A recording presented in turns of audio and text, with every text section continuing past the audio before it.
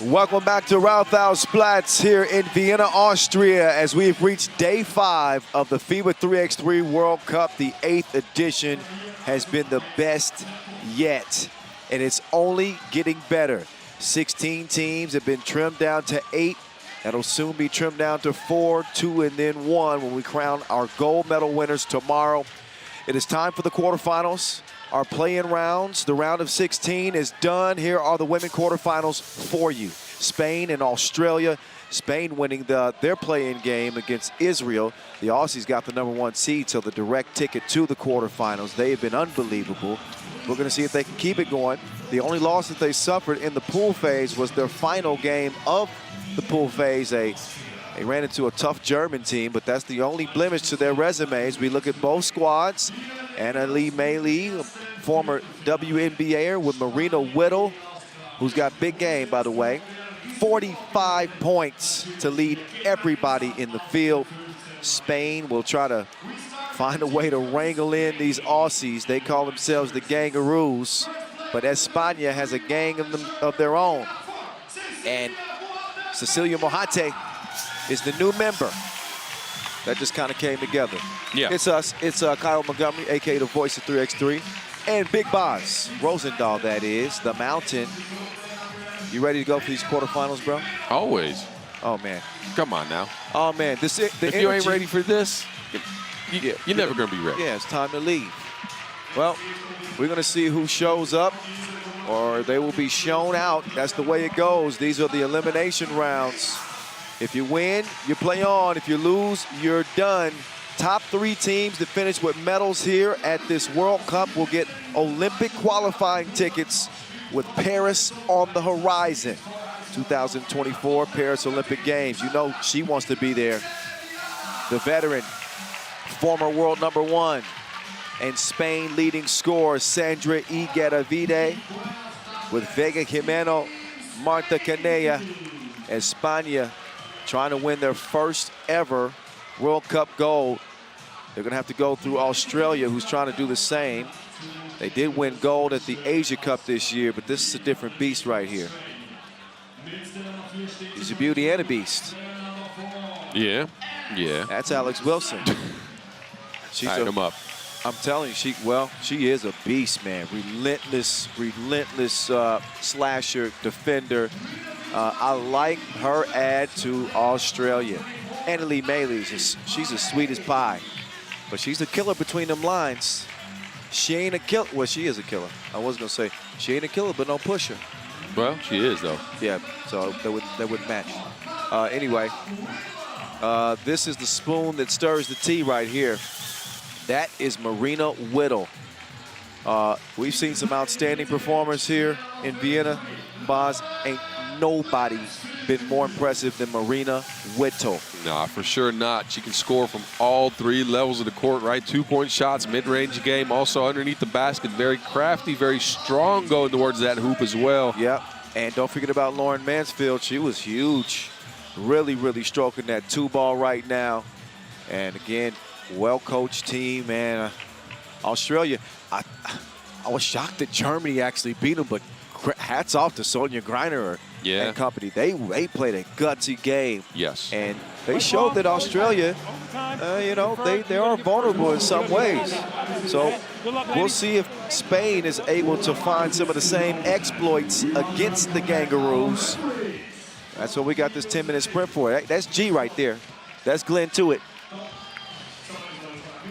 And Edmund Ho to Olympic officials.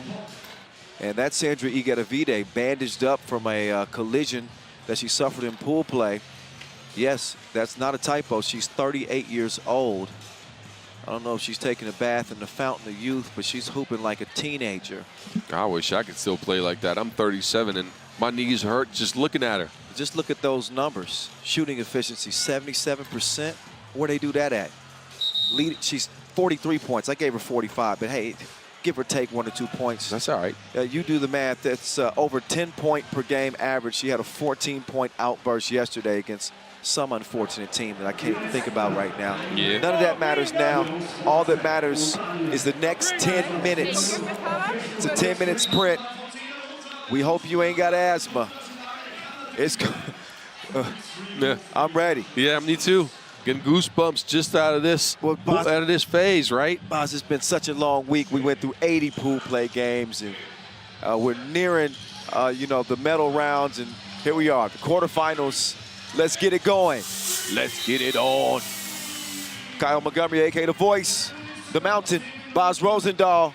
We all up in your ear. Australia and Spain all up in your eyeballs. You better keep an eyeball on her.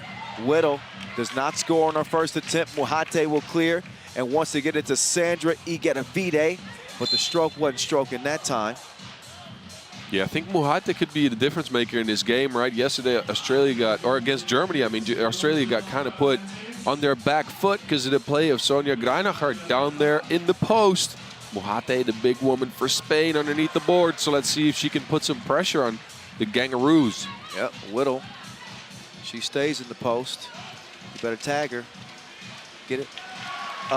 Thinking about that one. I'll show myself out. The Boz is going to talk. I put myself in timeout for a second. It took me a good minute to get that. I'm going to sit down because I need to think about what I'm saying. Igedavide, she's going to pull the trigger. She wish she didn't. That one's gone. Go. Whittle, though, she poses such a problem. I think she's I think you can call her a hybrid player. She's not a big, but you wouldn't exactly call her a guard. I think she stands about 6'1". Maybe, yeah, but look at this. Handling the balls. I mean, she might be classified as a slasher. I think that might be it. But anyways, she's everything. She can do everything, so it doesn't matter what you call her. She gets buckets. That is factual information. Oh, Kanea with a difficult shot, and Whittle continue to make things look easy. Vega Jimeno, no stroke right there. Igedavide, as I was saying earlier, team's leading scorer, 7 points per game. Normally that would be, those are great numbers. Not normally, those are great numbers, but Whittle with 10.8 per. They're going to feed her when she gets back in the game. Right now, it's Annalie Mailey. Annalie Mailey. Annalie Mailey, that's what you're trying to say, huh? Oh, thank you for the assist there, Boz. That was nice. Mohate, she will miss the shorty. Igedavide saying, wait a minute, that should be white ball. But the general says, no. Have a seat. Ball to green, but another look at Annalie Mailey.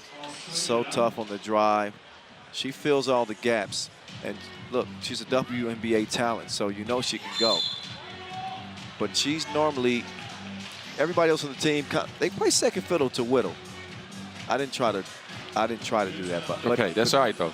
But they do, and it works when you have a unique talent like that. But they could very well set up their offense around Annalie Mailey. They could if they wanted to, but Whittle, this tournament, so far, best player on the Australian team. Look at this. She couldn't miss if she wanted to. Mid-range, drives, twos. Whittle just bringing everything. You know what? Put some respect on her name. It's Miss Whittle from here forward. Okay. You understand? Yes. You're right. It's like I call you Mr. Boss. Do you now? Well, not yet. I'm older than you. You got to show me respect. Well, I try to do that by laughing at your jokes. Couldn't get it out this time. Oh, look at that. See, he's fake laughing at my jokes. Y'all keep an eye on Boss. Anytime. Wilson got her ball. She swings it out. And by the time you blinked in this one, the Aussies, Gangaroos, are ganging up on Spain. Yeah, they almost got them cornered. It's an all-round performance with Whittle in the lead, but hitting some two-point shots as well. 6-point lead here for a very, very dominant-looking Australian team. Yeah, you wonder how España will figure it out, but they are having all types of glitches and malfunctions right now. So they're going to need to get together and figure some things out. Oh, it's a 6-point game, but This isn't how you want to start if you're Spain. Look at him. Oh, well, and Iguodavide is down. She's holding her ankle. Oh, man. You hate to see that. Iguodavide went down. And Jimeno went down, actually. Yeah, I'm sorry. Jimeno, sorry. Yeah, Vega Jimeno goes down immediately. Didn't really see a good shot from that angle, but it looked like she got hit inadvertently by one of the Australian players' foot right in the ankle as she was planting. And it doesn't look very good. She looks like she is in pain right now. She certainly, I know her to be a tough player. Covered Vega for a long time, and just, man, they've had some unfortunate strokes of bad luck. With, you see, Iguodavide's already out there bandaged with, what you say, 5 stitches in her forehead from the collision playing the Netherlands.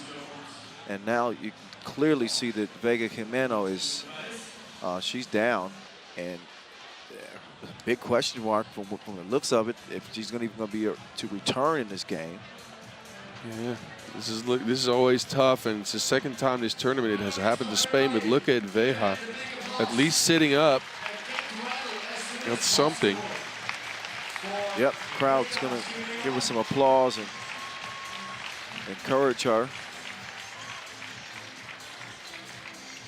Okay, let's see if she can put any weight on that ankle, but yep. And that sucks some of the air out of the building for sure. Yes. And she could put weight on it, but I'm not sure if you can return for something like that. No, and she's holding her head too. Yes. Okay. I thought it was because she was initially holding her ankle. Yeah, and then right? she was holding her head, so I'm curious what the problem actually is. They're still working on her foot, though. Okay, so timeout on the floor, and Jimeno is going to get some more medical attention. So España is going to have to play on. They're already in the hole, as you can see. Yeah, and then having to come back with 3 players is always very tough.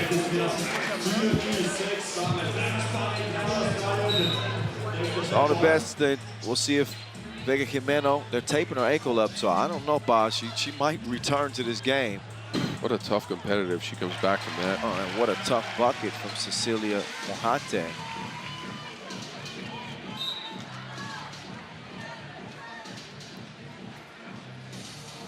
So 7-2 as we get a look back at Cecilia Mojate, the youngster on this Spain team. Trying to grow into a role on this national team without a veteran, I'm trying to say. Yes. You say Aitana Cuevas. Yeah. Yes. I'm also trying to give you your VIP band. Oh, thank you. There you go, Boz. I'm a happy kid now. Will you have any time to get in the VIP, though? I don't know, maybe. Appreciate you, Ignacio. Yes, thank you. And that's where we get all of our snacks and our tea from throughout the day. Oh, we can get some more tea. That's going to be nice. Lauren Mansfield swings it over to Annalie Maley. Oh, shoveled them feet a little bit on that pullback. She's trying to pivot around there, but couldn't make it happen. She traveled.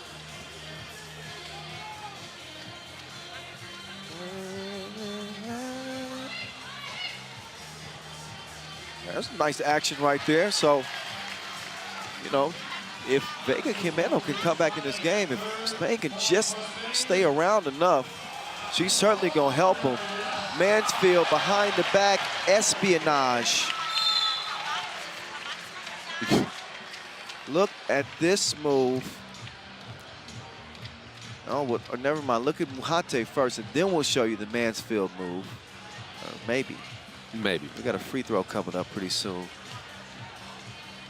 Oh, this is a Mojate highlight.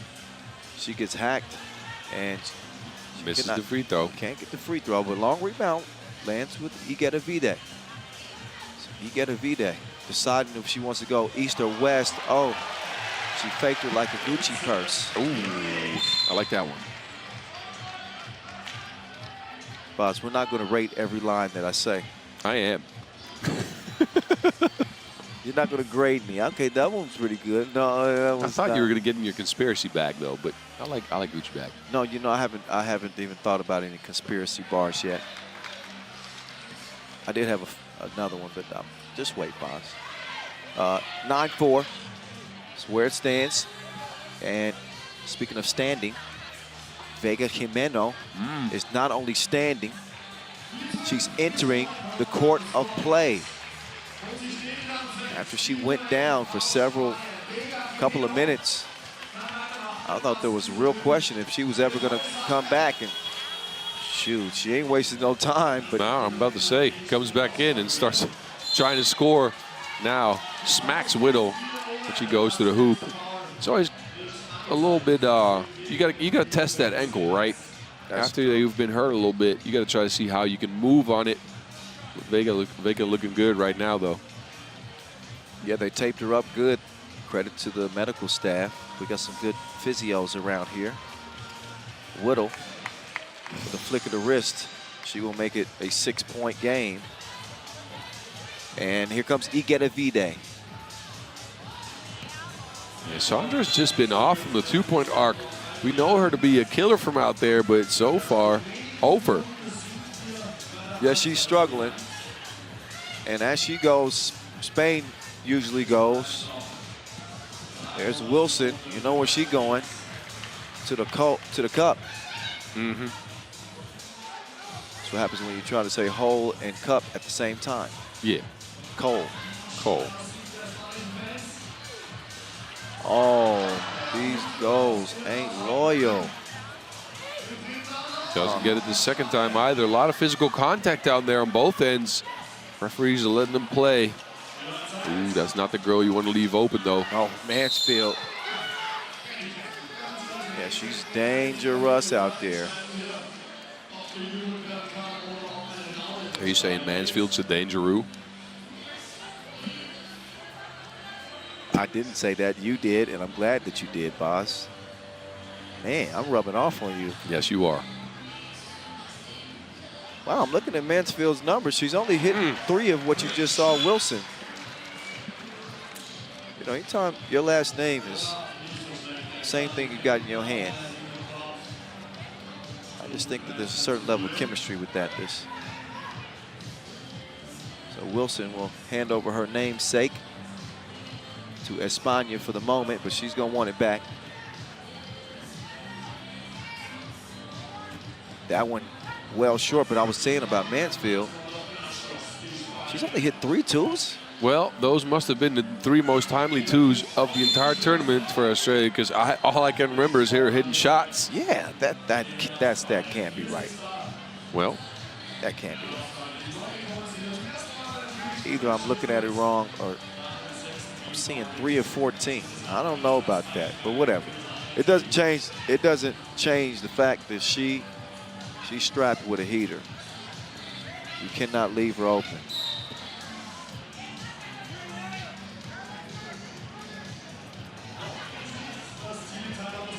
this is as far as energy goes, it's been a weird game so far.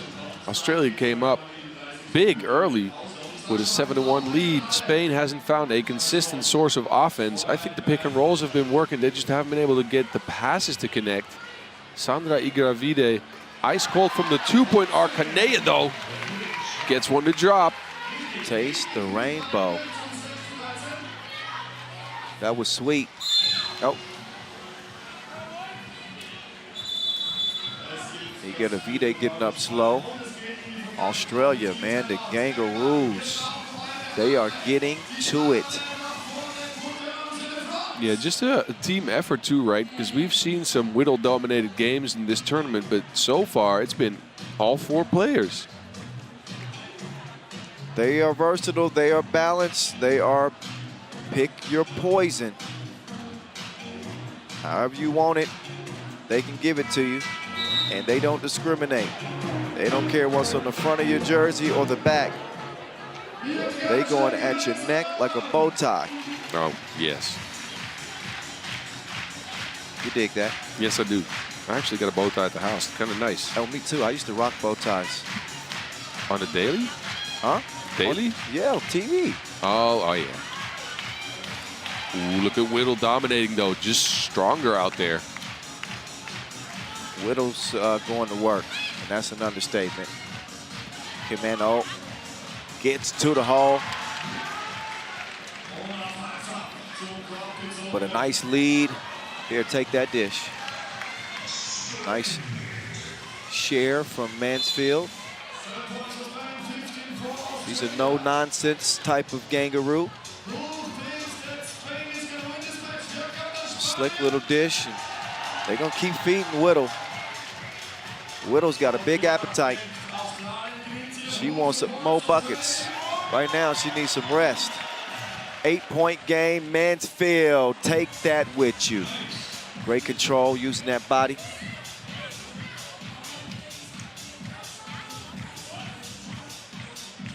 Oh, good Mano. She makes some difficult shots down there. She was active the first game as well. It's weird to say that, but a quiet game as far as scoring, you'd think. But I'm pretty sure she had more than 10 points last game. We'll have to check with our research staff, boss. I'll check. That means me or you. Oh, yeah. We are the research staff. That's what I said. I'll check. Mansfield's fouled by Jimeno. 9 points. Jimeno had 9 points in that game. And it was a quiet 9. You know what I'm saying? You wouldn't say she had 9, but then halfway through the game, I was like, who scored the most points? Oh, it's Veja Jimeno. Yeah, because when you said that, I got to be honest, I immediately questioned it in my mind. I didn't want to tell you that. Well, it's okay. But I've been wrong once or twice this tournament. It's all good.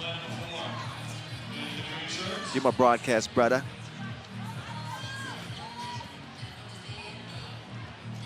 Oh, whoa, well, Wilson is down. That's just the product of two players hustling for the same rebound. But she's a tough cookie. She is up. Timeout Spain. But 17-9.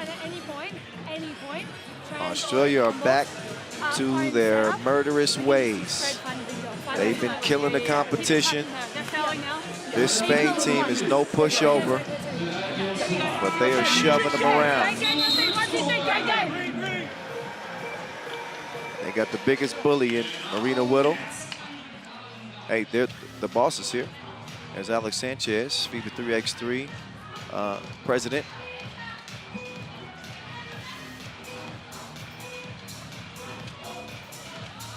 Mansfield. Oh, Wahate just inadvertently smacked Mansfield in the beak.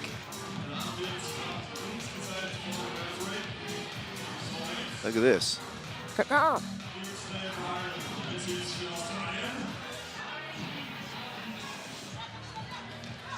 So Whittle getting some pressure from Kanea. Mansfield, that pass is broken up. Expect Vida to start chucking the deuces a bunch. Yeah, that's the only shot they have to get back into this game. Look, this is an 8-point lead with 1:33 to go. Hard to get back from that. You need some 2-point shots, and she has been ice cold from outside. Yeah, they need them. They need them in a hurry. And then they also have to stop the Australian offense. Oh yeah, yeah. That is a pretty deep hole. That's a tall order. That's a tall order. I don't think this one is a matter of if at this point, Boz. It's a matter of when. Yes.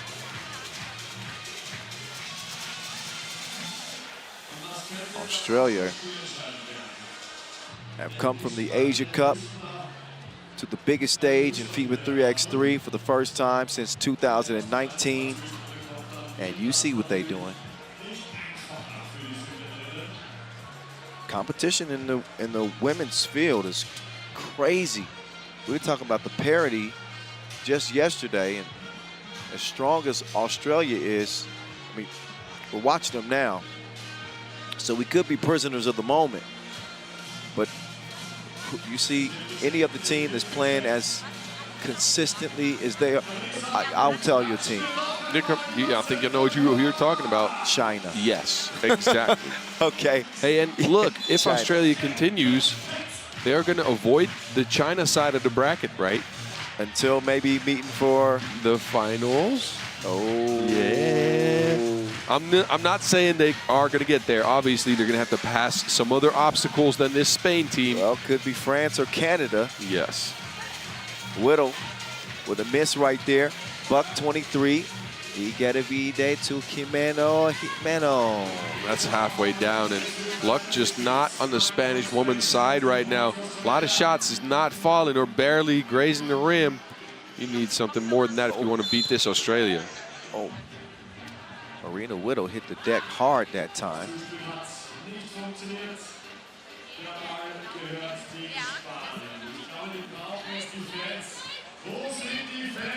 So Y get a V-Day. This will not be their day to move on. Under a minute to play. And Annalise Maley just looking to get out of here quickly. Quick turnaround for Australia, too. They just played yesterday. And you know how demanding these World Cups can be. Yes, definitely. And I like the fact that there is a separate finals day. We didn't get that back in my days. We used to just all play them in one day. Yeah, and it used to be a 5-day event. As Wilson misses it. And Bogdan, our director and executive producer, he says used to be 5 teams. Thanks, Bogdan. I give him several different titles. He always says, I'm not this or I'm not that. He runs the show, all right. He got a V-Day at the range, but no service. Naya with the foul, and you could see it written on Spain's face. We can't see it written on the scoreboards, though, because we seem to have some kind of malfunction, and they're reset. That was a quick turn. Lars, what did you do? I blinked.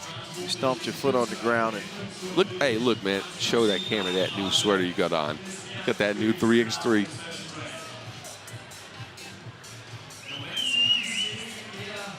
When are we ever going to see this footage of ourselves, boss? Never. This is going to be on right now. Hey, McLean, make sure my face is. Oh, yeah, you're right, you're right. Hey, we're good, though. Look at that sweater. Look at the gear. There we are.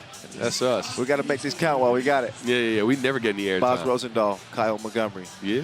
At 3x3 The Voice. We at BAZZ50 in Vienna. Rathausplatz right now. Make it bounce. Can you do that? Never mind. They switched it off. Somebody, they said they wanted to see you bounce. They bounce. switched it off. Going to talk to Bogdan about that. Boz, we're almost 40.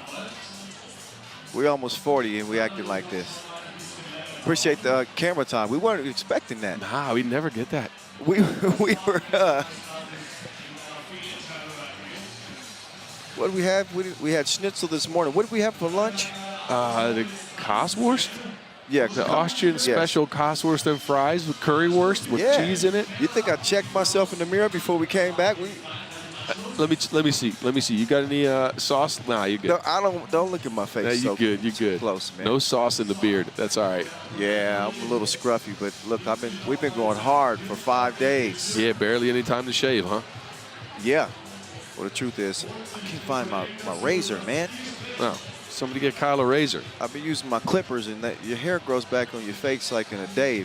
Yeah, we don't have the time to go to the supermarket, huh? These days are fun, but they are long.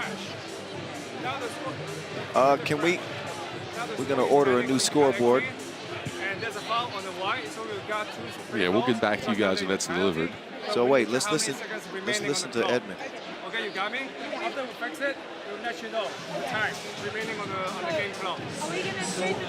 Yeah. We'll shoot the 2 after we fix everything. After you make 2, we're on 20. How much is going to work? Okay. Are we on first like 40 to 40? I think it's enough time.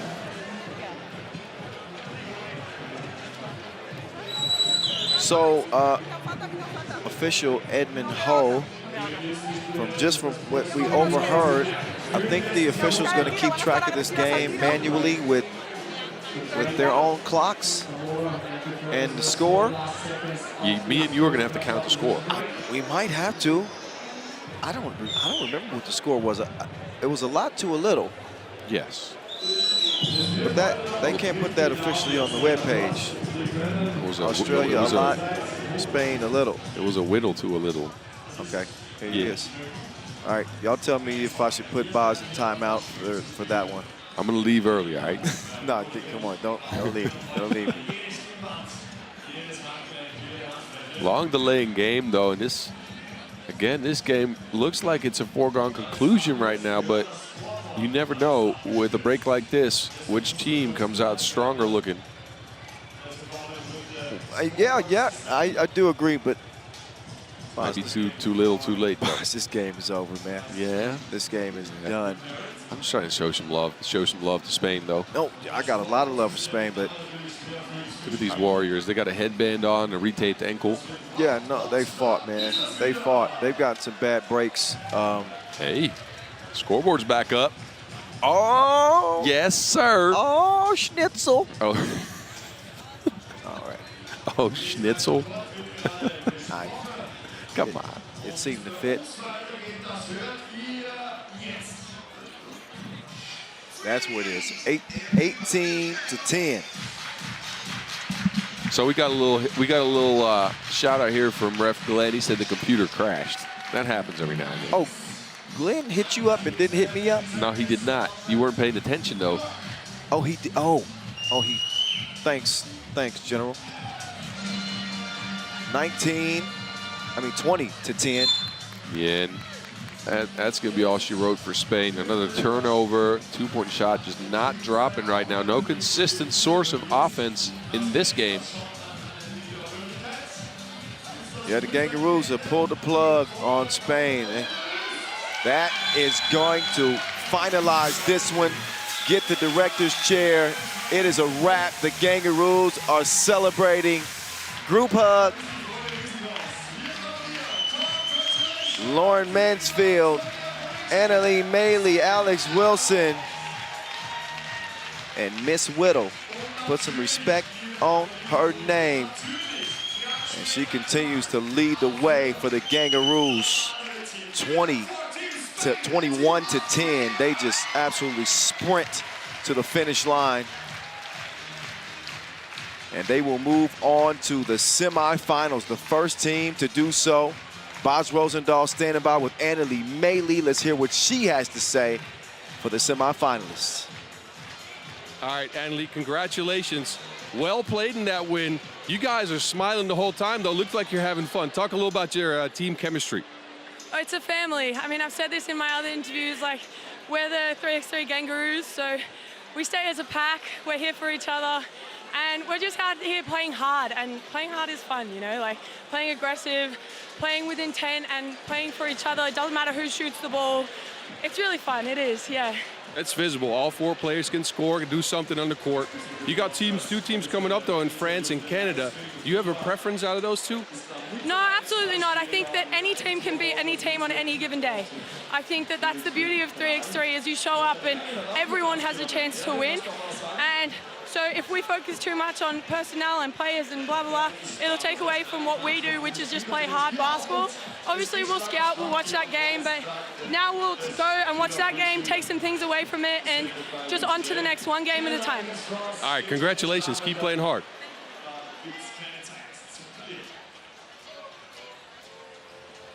Annalie Maley, that is a professional. An embrace with Marina and a little smooch. Mwah. Good job, babe. Gang, gang. This gang ain't playing no games. Australia, 21-10. I don't even have anything to say about it. Marina Whittle's been letting her gang do the talking. She's continuing to lead the scoring effort from everybody. I didn't get her full numbers, but I'm gonna assume it was another double-digit tangent from her. And she couldn't be stopped with a roadblock. Sandra Igatavide, Just not her day. Spain will stop in the quarters at this edition of the World Cup. So we have our first entry into the semis. Congratulations, Gangaroos. And we'll see you next time, Spain. They're not going anywhere. They are a perennial power. I'm sure they'll be coming back next edition, competitive. And they'll still be having their, keeping their Olympic dreams alive. But look at the Gangaroos dreaming. What a dreamy day. Yes, look at the beautiful back shot. The Rathaus in the background. Rathausplatz filled with that beautiful stadium, filled with a lot of people. Packed house here. But look at this, 2 new teams coming up. Canada and France. Ain't nothing new about these teams. Canada, but I get what you mean. Yeah, you're right. Those are your silver medalists from a year ago. This is Canada, who have had an interesting journey, I would say. Yeah. They split their first 2 games. They lost to the Czech Republic, and they had to do some soul searching. They had some come to Jesus moments, and when they picked it up day 2, then they started to look a lot more like the Canadian team that we expected, with MVP, reigning Women's Series MVP, reigning Women's Series champs, by the way. Team Canada with sister, Michelle and Catherine Plouffe, Paige, The Zone, Crozen, and Casey Bosch-Spice. Yeah, did you see that little item on Casey Bosch about the fact that last year she was in the World Cup, got elbowed on the head, was a little bloody, might have been the most iconic 3x3 picture of that year, and then this year came out, got another elbow to the forehead. Same thing happened. Yeah. Is that the type of consistency that you really want? Hey, she's at least 2 for 2 on bloody foreheads. Honestly, I would say, when she becomes a granny and she's telling all her grandkids about when she played for the national team and they did this, and she could show them how tough she was. She was like, yeah, see all that blood on my face? I didn't leave the game. Like, yeah. Oh, wow, that was cool. Show her a picture of the next year. This happened the next year. You see? You got to do it for the future. Well, here's France. This is a rematch of the gold medal game in the World Cup last year. Your defending champs, France. This is the same 4. There's the reigning MVP, Laetitia Guapo. We call her La Guapa. Hortense Limousin, Miriam Jekundade, Marie Page. So both Guapo and Page, Olympians. Both Jekundade and Limousin, under 23 champions. There's a 2-time Olympian, not 3x3, but 5-on-5, Michelle Plouffe. Sisters play for the national team as well. And our 2 officials, all smiles, Marcos Michaelides and Yu Yin Su. What it do? Curious to see who's going to come out sharper. Canada has kind of dipped in focus sometimes during this tournament, and their 2-point shot has not been dropping in this tournament. Right now, they are 8 for 45. Look at this. Michelle Plouffe, though, a buzz beater and 30 points. That's not a bad thing to come home with. No, she's averaging 7.5 points per game. Like I said, she's managed to pick it up. But she's capable of playing even better. I can tell you that right now. Yes. Big buzzer beater that she hit in pool play. The Canadians are starting to find their stride again. Averaging 19 points per game. They beat the United States. I was trying to delay in mentioning that because I'm from, the States. I was going to let you say it, but yet they beat the United States in their second pool play action. Then Mongolia got mangled. Then they ate up Hungary. And now they land here in the quarterfinals, a direct ticket to the quarters by virtue of their 1 seed from Pool C. Oh, Canada. And France, here we go. Kyle Montgomery, a.k.a. The Voice. Boz Rosendahl, the Mountain. This is the second quarterfinal. Limousin, she got locked up by Bosch Spice that time. Here comes Michelle and Kat. Oh, nice tat back over to Kat. Now Guapo using that quickness to get around. Limousin trying to save it, but She almost threw that ball to us. I was ready to shoot. You're always ready to shoot. I stay ready, that's right. Yeah, not ready to post up though, as we've seen earlier today. All right, Boz is already talking that nonsense. Oh, look at that cut. Nice pass. So the sisters are on the same page. Oh, she sent the zone to the O zone. Yes. You see that jab step? That is a mean jab. Floyd Mayweather's proud. Paige was out there floating somewhere. They ain't gonna show us that. That's okay. That's all right. You know, the play didn't really amount to anything. Anyway, so. But it was just a nice little technical basketball play. We can enjoy that being fans of the game. There's a lot of really sick crossovers. Sometimes people fall, but if the play isn't finished, then it's not a highlight. Doesn't count. Jay Kundade, your Europe Cup MVP.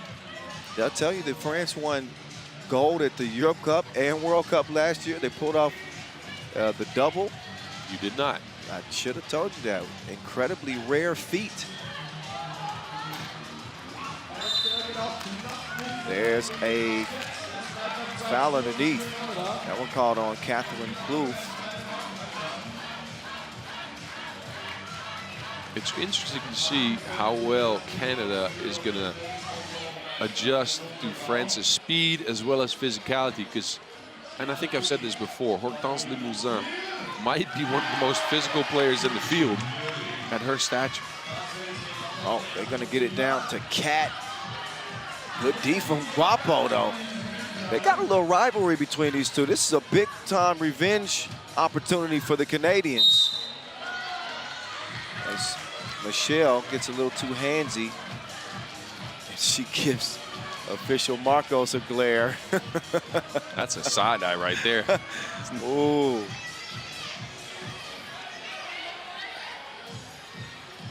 Two-1. La Guapa getting guap from long range. Guapa's money. Frozen. Score on the interior. Guapo, not that time. That ball will land in Michelle's lap. Michelle's got it cleared. Kat's got it underneath. And nothing working. Jake Kundade making it tough on them to score inside. Even though they're bigger, she's got longer arms and she can disrupt her shots. Yep, she's got the wingspan. This is why I absolutely love matchups like this. You trim the fat as the tournament goes on. The results are going to prove themselves. The best teams are going to move on. And you get to see a Miriam J. Kundade, who I've said is the best defensive player in the women's game, go up against the best player in Michelle Plouffe and have to deal with the size of Catherine Plouffe, too.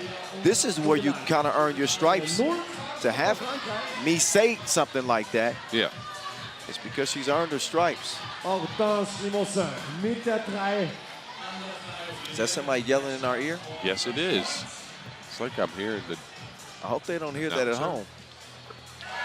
Limousin, sweet stroke.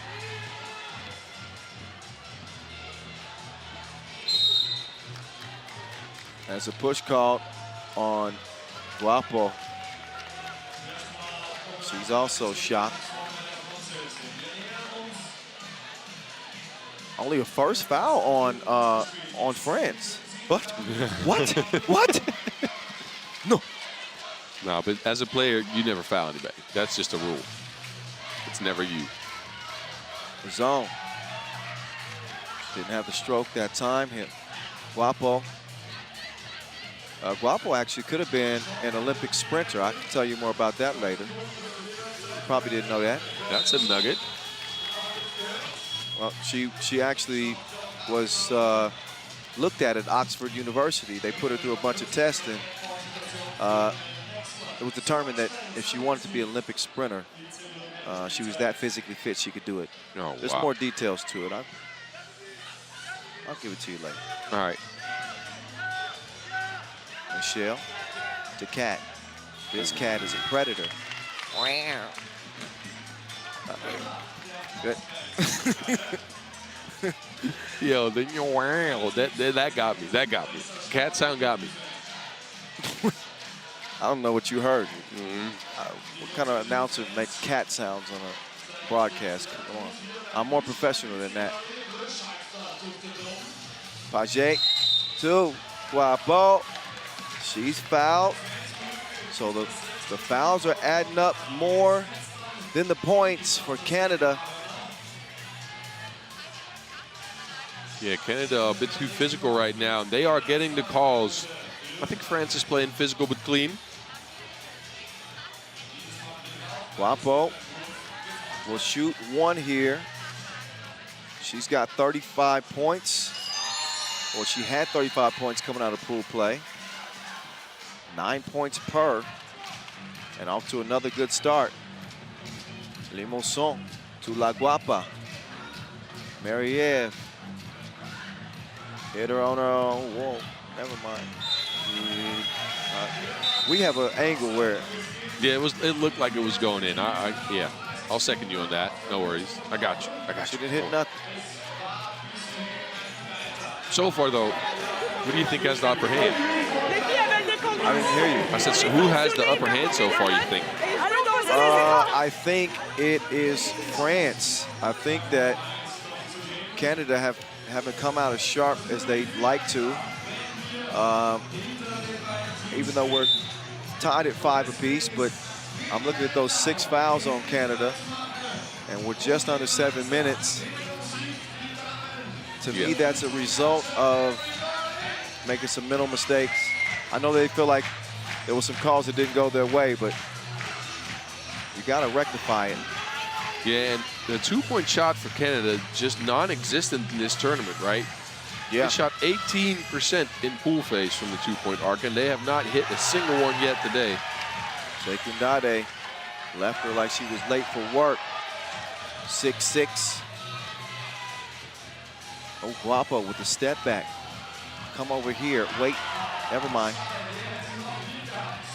Guapo missed the crib. MVP has the pass broken up. Guapo. A little long on that pass. Oh, Sekundade. No, I thought you saved it, but no, she did not. Just stepped out of bounds, and that was disjointed. It was a disjointed possession. Guapo and I think that was Catherine Plouffe. She was getting. Yeah, they were getting a little physical there. What was she trying to sell the foul? I don't know. I don't know. Ooh, Bosch hit her with the hezzy, but doesn't hit the layup.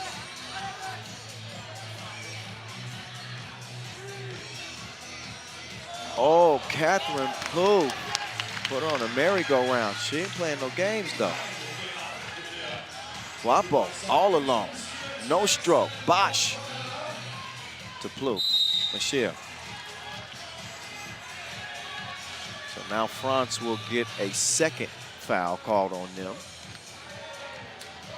Yeah, and I feel like Canada is finally starting to kind of play to their strengths, right? They have to outplay that physical matchup. They are so much taller, and right now they're trying to attack a one-on-one from the outside. Get a ball screen, get a post up. And it's funny that you said that, Bosch, because I was just thinking that.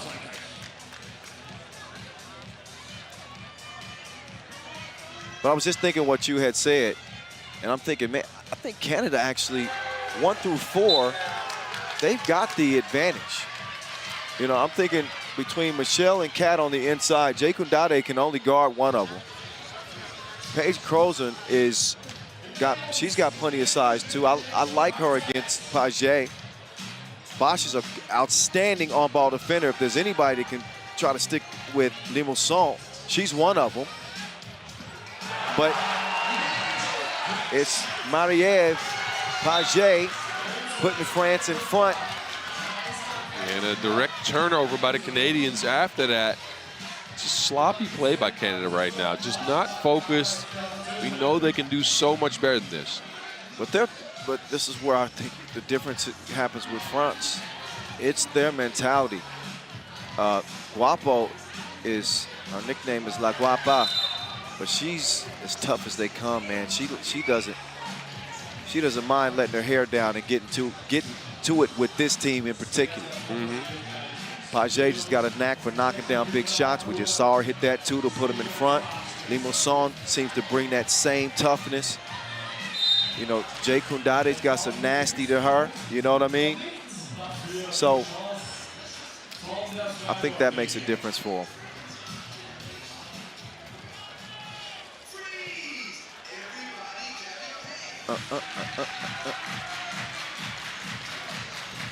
That one-point game is no longer the case. Oh, Bosch could not keep up with Guapo, but Guapa got right to the rim, and we've seen her miss a couple layups in this game. Just too fast, couldn't put on the brakes in time. And there's that defense from Jay Kundade, and she robs Cat.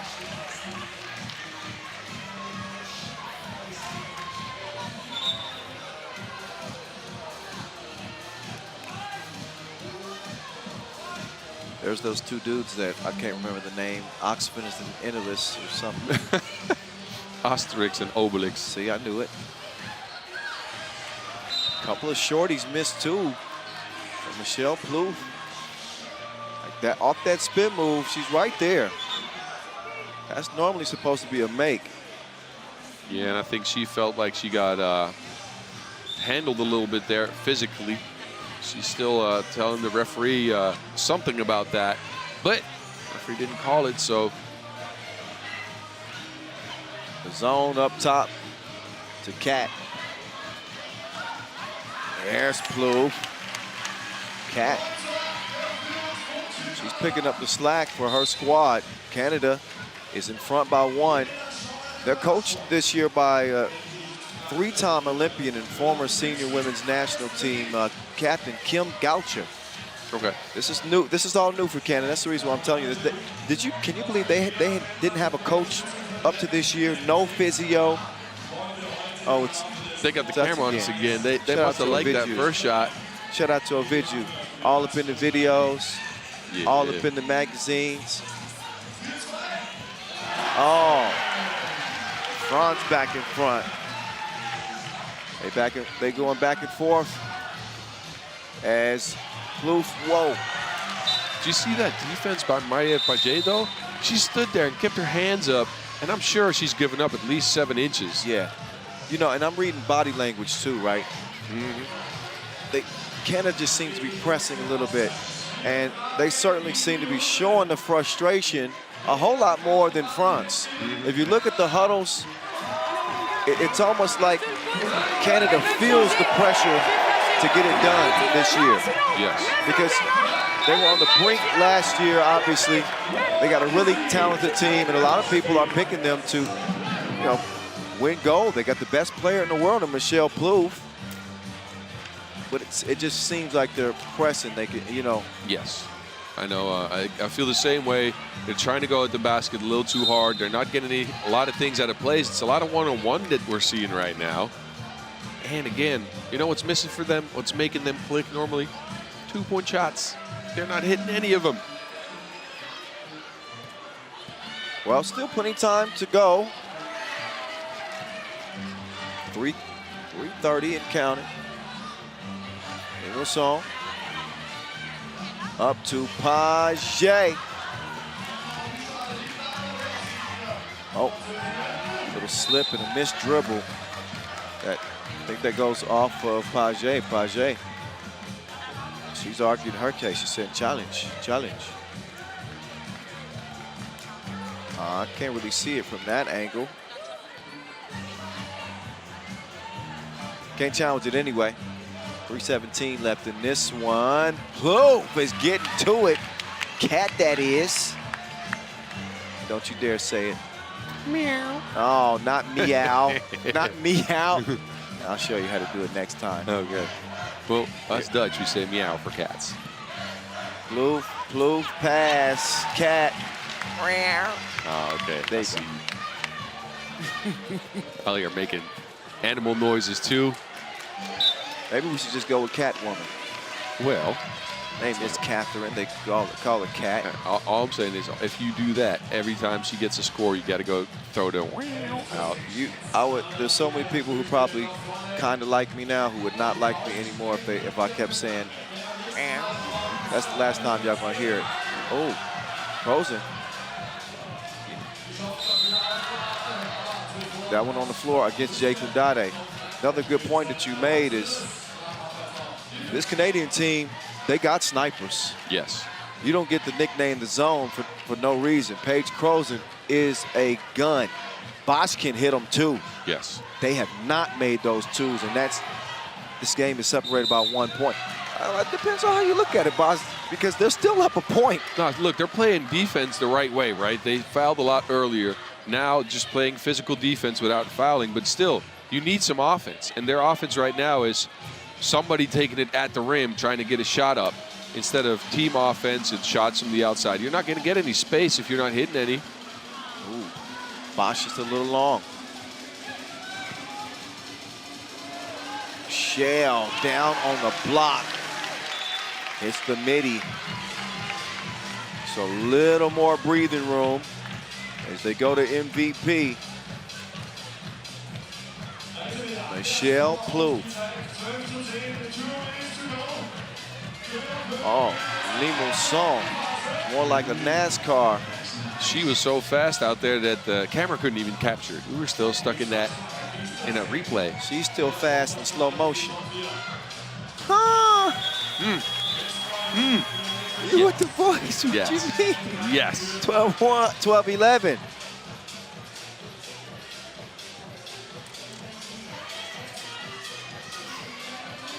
Mariev opens the possession, gets the screen from the Mermaid, and that's like a layup for Paget.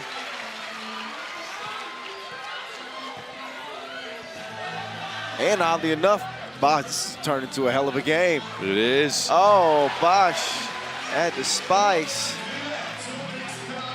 Canada assume it. Look at Lima Song. When she gets low like that, turns the corner. Oh. Lima Song. She is everywhere. People saw him. It's out here playing 3x3, but you could also put it on Le Mans Circuit. Le Mans Circuit. It's a circuit. A race circuit. You see, that's 24-hour race circuit. That's above my pay grade. It's all right, though. I should know that one. I'm actually thinking. Oh, Jake Undade. Wait, she's arguing. What is it, a block or not a block? Maybe a shot clock? I think it's a shot clock violation. Look at that. Ooh. She abused the Wilson.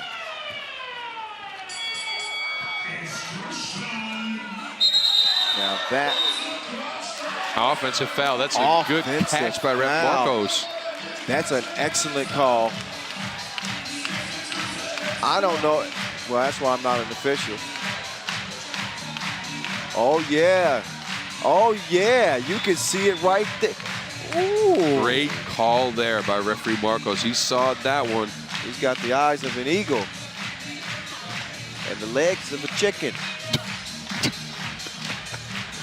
Marcos, me and Marcos are friends. Yeah, I know. I'm just joking. Marcos, I'm just playing. I'm the one with the chicken legs. Uh-oh. Whose leg did that go off of? Jake Undade. Referees are giving the ball to Canada. And look at this. We're under a minute. Both teams at 6 fouls. 13-12. Just a rock fight out here.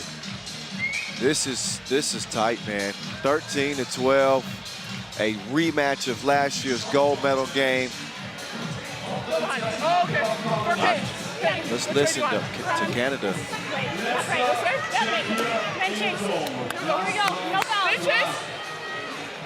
Keep scoring fast. Put it up. We got new shot clock. See, and they sound different now too. They're always smiling, very polite. The energy's normally good. Now that pressure seems like they've released a little bit. They let the shoulders down a little bit. Oh, they're matching up well, too. Look, Prozon just ran off and said, Casey, let's get on the court. You match up better with Limousin. That's the selflessness of this team. Guapo, man, this is the reason why she's the reigning MVP.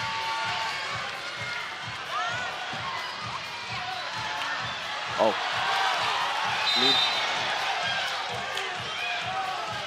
Did Limousin sell that?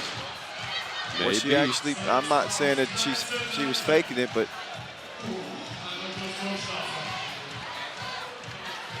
no, she did not. Marcos was not buying it. That's what I knew that one was going to be a close call. Camp Blue, Michelle. Oh, 3 seconds back to the bucket. That's that defense from Jay Kundade that I've been telling you about. This energy is different in this place. Both teams feeling confident. You see Jay Kundade using those long arms to get in. Look at the reaction from Jay Kundade and Page.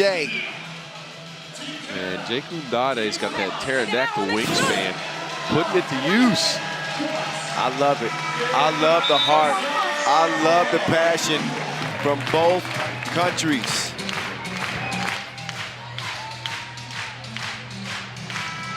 Yeah. Let's go. 23 seconds. We got a front row ticket to this, boss. All right, no. Jay Kundade, guarded by Catherine Blue. Bosch gets in there, steals it, and then gets tied up by Page. But they're gonna discuss the change of possession, and I knew that was gonna be contentious, and I think that France is very likely going to get this ball because Bosch got the steal. Yeah, but you know, she was on the ground. And she was bobbling the ball. So it is a question of whether she actually had possession or no. 2 hands on there right now. And as soon as both players grab the ball, see, this is when she gets the possession. So it is going to be a very tough one for the referees to determine. Because again, that's Canada ball. Bosch. I almost called you Bosch. Bars, yes. That's Canada ball, and I want to be clear. I thought that should have been Canada ball. I'm wrong. You're wrong. I'll have to look at that one again. I mean, the officials know a lot better than I do, so we'll trust that one. Page, I wanna rock with you. France is up, and France will stay up.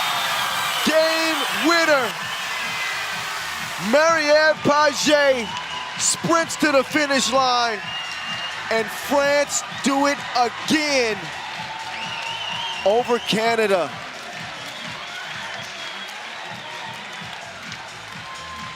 What a game, and a big disappointment for Canada.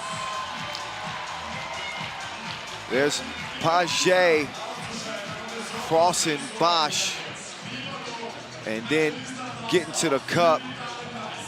She had her on her heels like stilettos. Maria Page, ice water in her veins. She seizes the opportunity, seizes the moment. That will be the shot that will send France to the semifinals.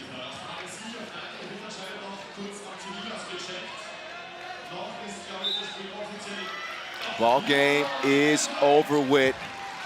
Les Bleus will move on.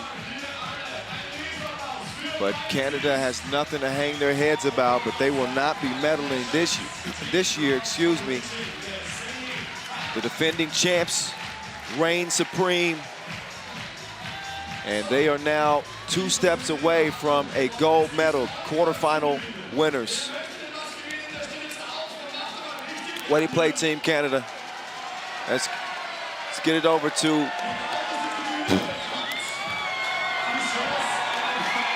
Bob Rosendahl. He's with Leticia Guapo right now. You're not going to be able to hear me with all this noise probably, but what a gritty win over this Canada team. Rematch of last year's World Cup final. Talk me through it. What a crazy game. Yeah, it was crazy with this crowd. And this game, we went with warrior spirit, and we won it. So it's the most important. I got to give you guys a lot of credit for your defense because you guys have locked up plenty of team this tournament, especially this huge Canada team with some very large players. Yo, what is your defensive game plan coming into this game? We knew that the Blue sisters are really hard, and we say if they have to score, they have to score, but the two others can't score.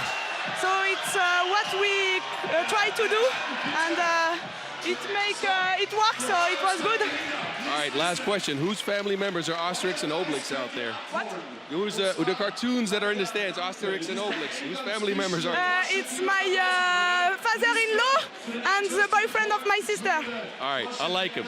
I used to read those cartoons. Good job. We'll see you tomorrow. Good research, Boz. We had to figure it out. Laetitia Guapo and France. That was as close as it gets. Close as twins, in fact. No pun intended. But they do top the twin sisters. Michelle and Kat Blue put their best foot forward. And this game would be decided in the final seconds. It had that type of feeling for the start of this game. Neither team could separate. It was contentious, it was hard fought. Both teams having to dig deep, having to have conversations in the huddle, gain composure, try to stay in front of outstanding talent on the other side. But only one side could win. That's France. So congratulations again.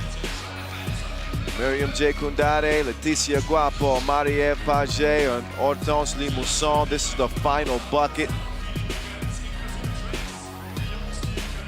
That double cross from Marie-Ève Paget was something serious. Yeah, that was mean. Well, sorry, not sorry. Crazy game. I still got sweaty palms, man. I almost slipped on the microphone just there. Great question, Boz. I'm trying. I just wanted to figure out whose family members they were and how she felt about it. You can always see that in somebody's face. She was happy with it, though. Did you see that? She was smiling. I did see that. I did see that. We got our semifinalists getting set. Oh, I like now this game. This quarterfinal right here. We haven't seen Poland because Poland earned the #1 spot. Earned the #1 spot out of their group with everybody tied with 2 wins apiece. One of the kind of weirdest groups that we've seen, but this team is really starting to hit now. They went through some early dysfunction, I guess you could say.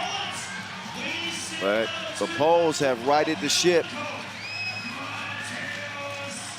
They got Mateusz Szlachetka. Oh, you like the pronunciation, don't you? Przemysław Zamoyski. Adrian the Giant Bogucki. And Szymon Arduk. Here's their body of work. Well, first they lost to Puerto Rico. And they were like, that's okay, we're gonna bounce back. And then they met Israel. And then Israel beat them 21-19. They said, dang, we 0-2, fellas. We gotta find a way. So they came out second day of pool play. They met with Lithuania, pushed them to overtime. That's where we saw the Giant go fee-fi-fo-fum. Then they met with Belgium in must-see TV, and they pulled the plug on him. That win secured their spot not only in the playoffs, not the play-in, by virtue of everybody going 2-2, they won the points tie, and they got the #1 spot. So they've had plenty of time to rest up. They've been watching the action. They most certainly have been keeping a close eye on Team Brazil, who Boz has been gushing about throughout the tournament, and I don't blame him. I don't blame him, because I like Brazil too. I think this team is dangerous, man. They are tall, they are physical, they got some shot-creating capabilities. And this man, the Rwander, The Rwander? The Rwander. Boss, I if you don't know. stop, This might be too much. Boss, if you don't stop it right now, I'm going to call security over here and make you sit that timeout shit. No, we're having fun. We're having fun. Yeah. No, but look, Ruan's been so good, as well as the shot-creating capabilities of Branquinho. He showing out right now, and look at this, the veteran, Melo, leading this team. Yeah, no, not just Melo. He's a tank. He is an absolute tank. Look at that. He might be, look at the stature, he might be the shortest guy on the team. He for sure is the most physical one, though. Yeah, that's a fact. That is true. But this is a physical team 1 through 4. They were looking really good in pool play until they met Serbia. Yes. Serbia was the only team, and they pushed Serbia. Serbia only beat them by 4. Then we saw Brazil earlier today in the play-in game against Japan, and they bullied the Japanese to a 3-point victory. Now they're here in the quarters. One more win, and they're one more step closer to maybe a gold medal. Yeah, and I like the matchup because these are two of the the tallest teams in the tournament, right? And on Polish side, you can see why Adrian the Giant out there, tallest guy in the tournament, but Brazil, on average, only a centimeter behind them. Top 3 in tallest countries out here. In the men's side, it will be a huge physical matchup underneath between Bogucki and Ruan. We just saw Leonardo Branquinho on screen. That's because he's noteworthy. The man's average is 7.3 points per game for Brazil, leading the way for him in scoring. He's hit 9 of his 19 two-point attempts. That's 47%. Boz already knew that because he's good with numbers. You missed one. What? Ruan just tried to do a windmill and almost got it down. Almost got it down. In the sense that he dunked it on the back rim. Oh. I want to see him yam on some. Oh. The battle of the bigs. Just what I'm saying. You didn't catch that? I said the matchup of Ruan, Melo, and Bogucki. Yeah, but you said 2 men against 1. I'm talking about 1-on-1. Yeah, Ruan on Ruan. Ruan on Adrian. Ruan on Adrian. The play on words is crazy. 23 points for Adrian the Giant. For Zebo, he's got the same, 23. Those two carrying the torch for this team. And Szlachetka picked up his game. Both he and Arduk come in with 17 points per.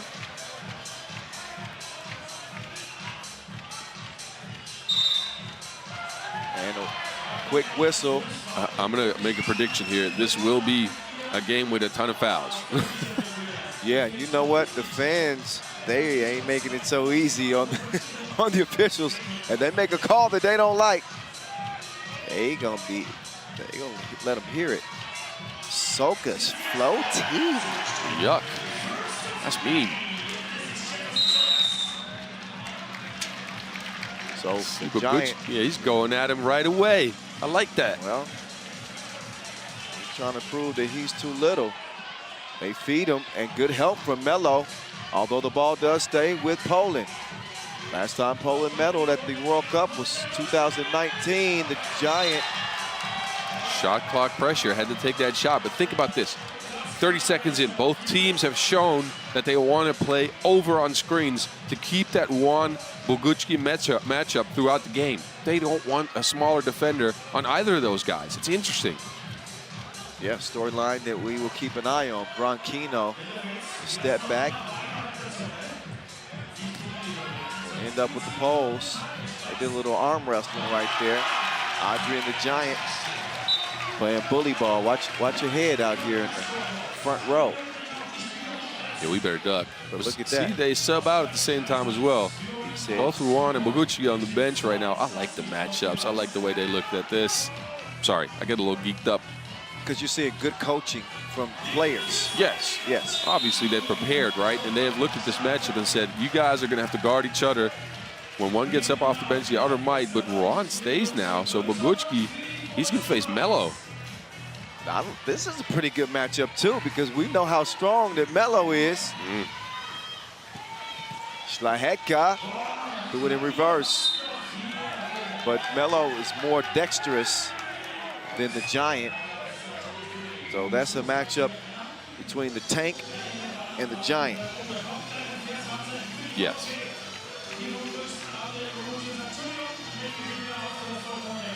Oh, Melo throws it away. Artur quickly down to the giant.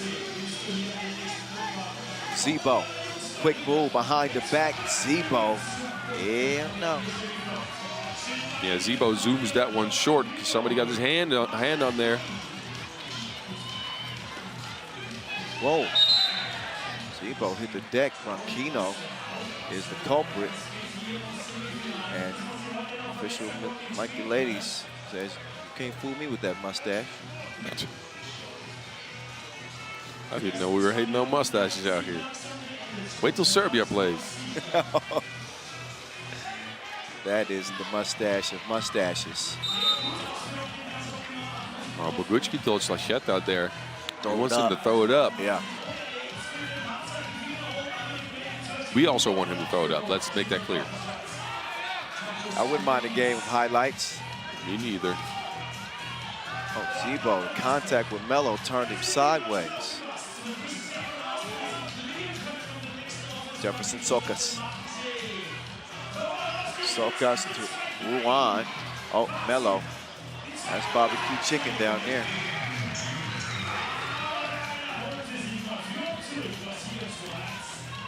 Now, Bogucki, you know, the one thing, though, as Zamoyski misfires from long range is that, you know, Bogucki, he's got to get to it quickly with that 3-second back to the bucket potential penalty. Melo can do that Yes. meantime. And I like, oh, Ruan with the quick hands. He wants to take the shot, but does not. Well, they haven't been falling, so the young fella might be struggling with confidence a little bit. Man, this dude has magic on the tip of his fingers. Oh my, that's a teardrop right there. Yeah, looks like he just bought that new Zelda. I know he knows nothing about that. That's all right though. There's some tears in there. Tears of the kingdom. That's what it's called. Just keep them coming, Bars. Oh, Zebo with the defense. Sokas is going to have to shoot that one. Touches nothing. And out of bounds it will go. Uh-oh. 5-1. What's wrong? Sokas is on the ground. Unsure what happened there. It looks like he might have caught a cramp or something. Hope it's not the knee. He's grabbing at his hamstring. Okay, let's see what. Oh, he looks like he's going to come down on. Oh, he did. He came down on Zamoyski's toe.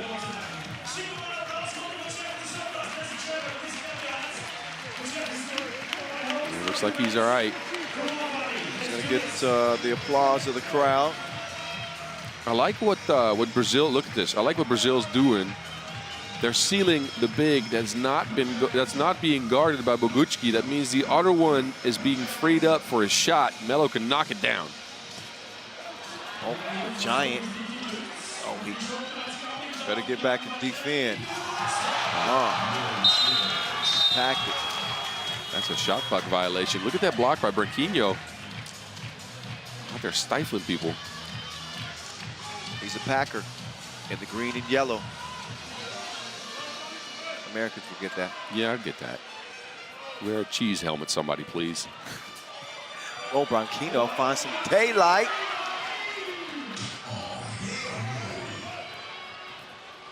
Artur with Zebo. Wait a minute. Zebo fires it. Ruan better watch those feet. That's a 3-second call. Yeah, Melo had been in there a little too long. Ruan couldn't get the pass to him, and that's when you get a 3-second call like this. Poland, though, looking for any form of offense right now because it is MIA. They don't have anybody to turn to at the moment. Slachette, he's slick with it. Yes, that was nice. He's gotten better and better each game, making his World Cup debut. Can't keep up with Sokas. And Ruan is arguing his case, but he's not going to win this one.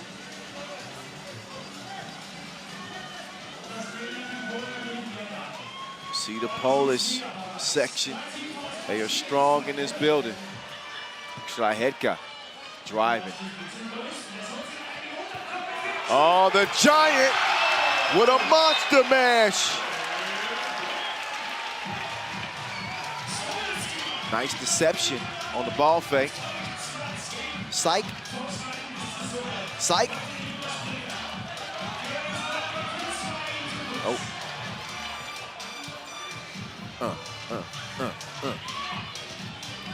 Arduk, who shot it really well from 2. And pool phased. Oh, he hit that one from Gdansk.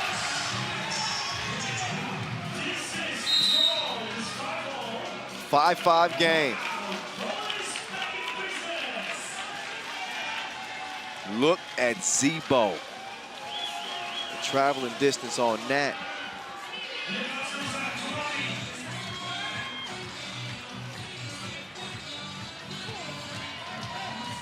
Socrates to Melo. Oh, he just could not squeeze it. Man, Melo barely mishandles that. That's good play, though. Attacking the drop coverage there. Getting Melo that basket.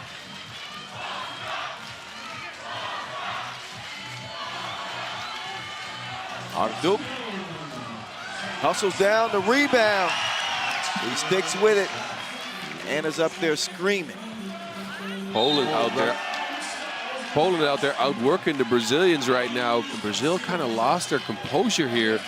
Low scoring affair. 5 minutes in, we're at 6-5. Yeah. You can see the frustration setting in with Brazil.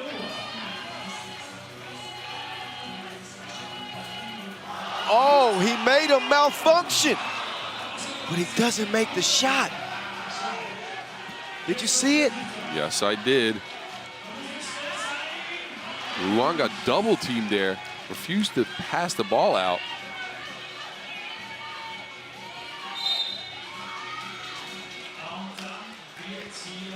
Under 5 minutes to play in another tight game, low score. Oh, Yep.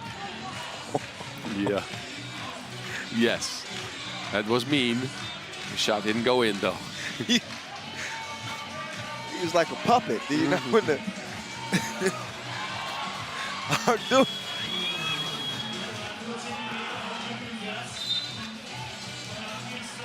They ain't gonna be mad at me if they see me at the hotel. Nah. Both teams are at a loss now right now though. Look at we're at 5.5 minutes in. It's 6-5. It is a straight up rock fight out here. No offense, all defense. Yeah. When's the offense gonna return? Right now. Right now. Ryan Keno takes the foul and says, "You take this."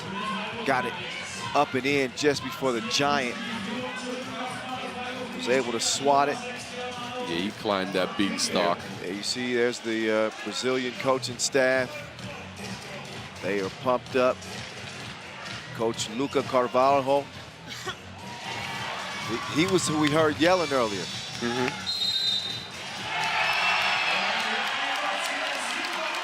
Well, foul on the other end. And one. Szlachetka will go to the free throw line for a chance at 2 points. Man, you say that so much better than me. I adjust. Szlachetka. Szlachetka. It's all right, though. That's a sound the All-Americans don't have, I think. Unless Kansas City's got a new dialect that I don't know about. No, we don't. Oh, Ron Keno. We're dead even at 8 apiece. And it stays that way after the miss from Zebo. Ron. That's a travel. Yes. Young fella, just a little too antsy.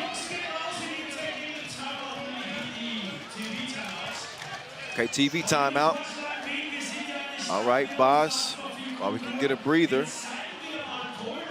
give me your thoughts on what's happened to this point, and well, how do you think the rest of it's going to play?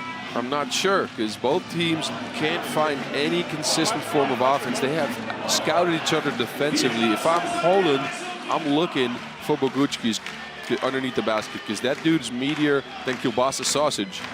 Now Brazil, they've been having some success in the pick and roll game. Yeah, you can give me that credit. That's all right. Don't you tell me how, right? 8-8. But I'm not going to discuss how meaty Bogucki is. Jeez Louise. Boz 8-8. Melo. Oh, that's going to ignite the crowd a little bit. Donatas Melo. Do not get in the way. Big punch from the big man as Brazil have a 1-point edge. Zebo trying to take what they got, but he gets nothing on the layup. Ruan, here we go. He'll give it up. We want the battle of the big so badly. Ooh, he thought about throwing it up. Branquinho. No.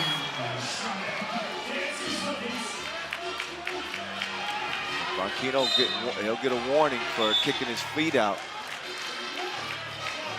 Official Michaelides is telling him now. And that's something that the officials are making a point of emphasis this year.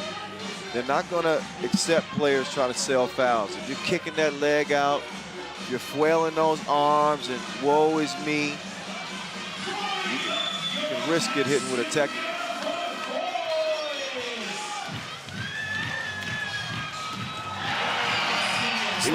Slaketka out there saucing people right now. With the quickness, Speaking of quickness, Sokas used the quickness for a good layup attempt, but he blew it. Now Bogucki, he will answer the call. Poland back in front. This is like a tug of war right now. Man, a couple of layups missed in the last 2 possessions. You can see that Jefferson Sokas is a little bit frustrated with himself. Slaketka, he's good on his layup attempts. Melo trying to make life difficult on the Giant.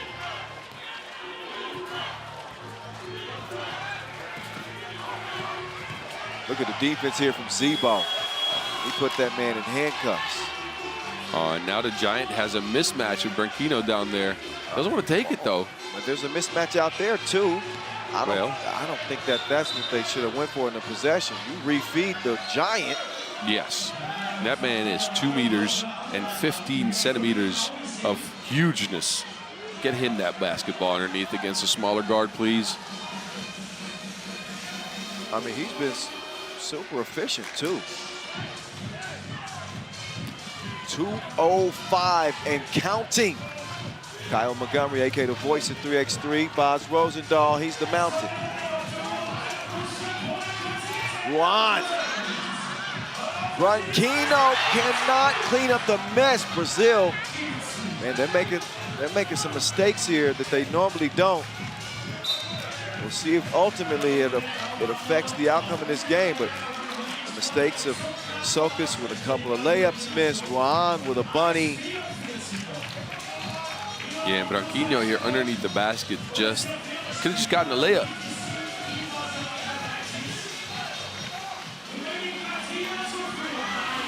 Zamoyski. Now he's got the Wilson in hand. Poland nursing a 1-point lead. Now they will let the Giant do what the Giant does. Turn around, though. It's a real far post up. He had to get that fadeaway out. I don't think that's where his strength is. Ron. Oh, no. One-handed rebound, one-handed shot. Arduc goes for 2. No. 10-10. Ruan has a mismatch, but Sokas out there mishandling that rock. So Poland are going to reset, slow it down. What a moment for both of these teams.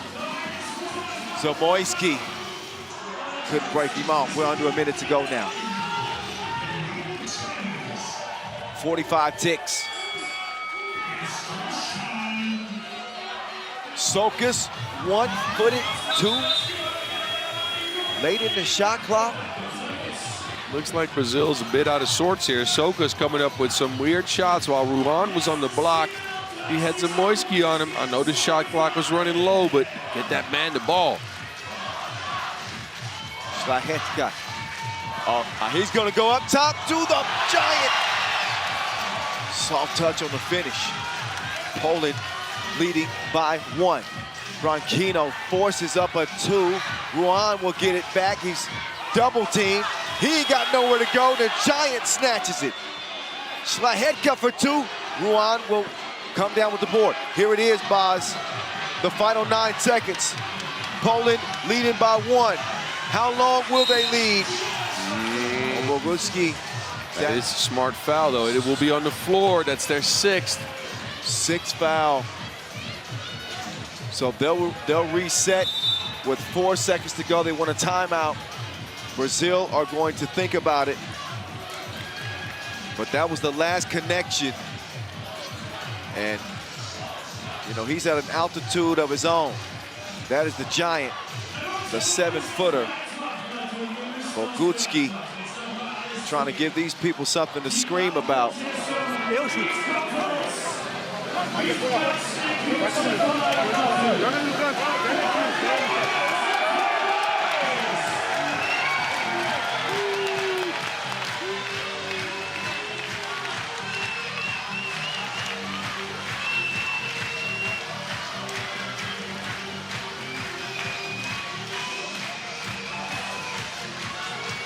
Melo to Branquinho. Branquinho! Game winner! It's fiesta time in Brazil! The carnival starts tonight! Branquinho! Leonardo Branquinho! What a play! 12-11, Brazil steal it.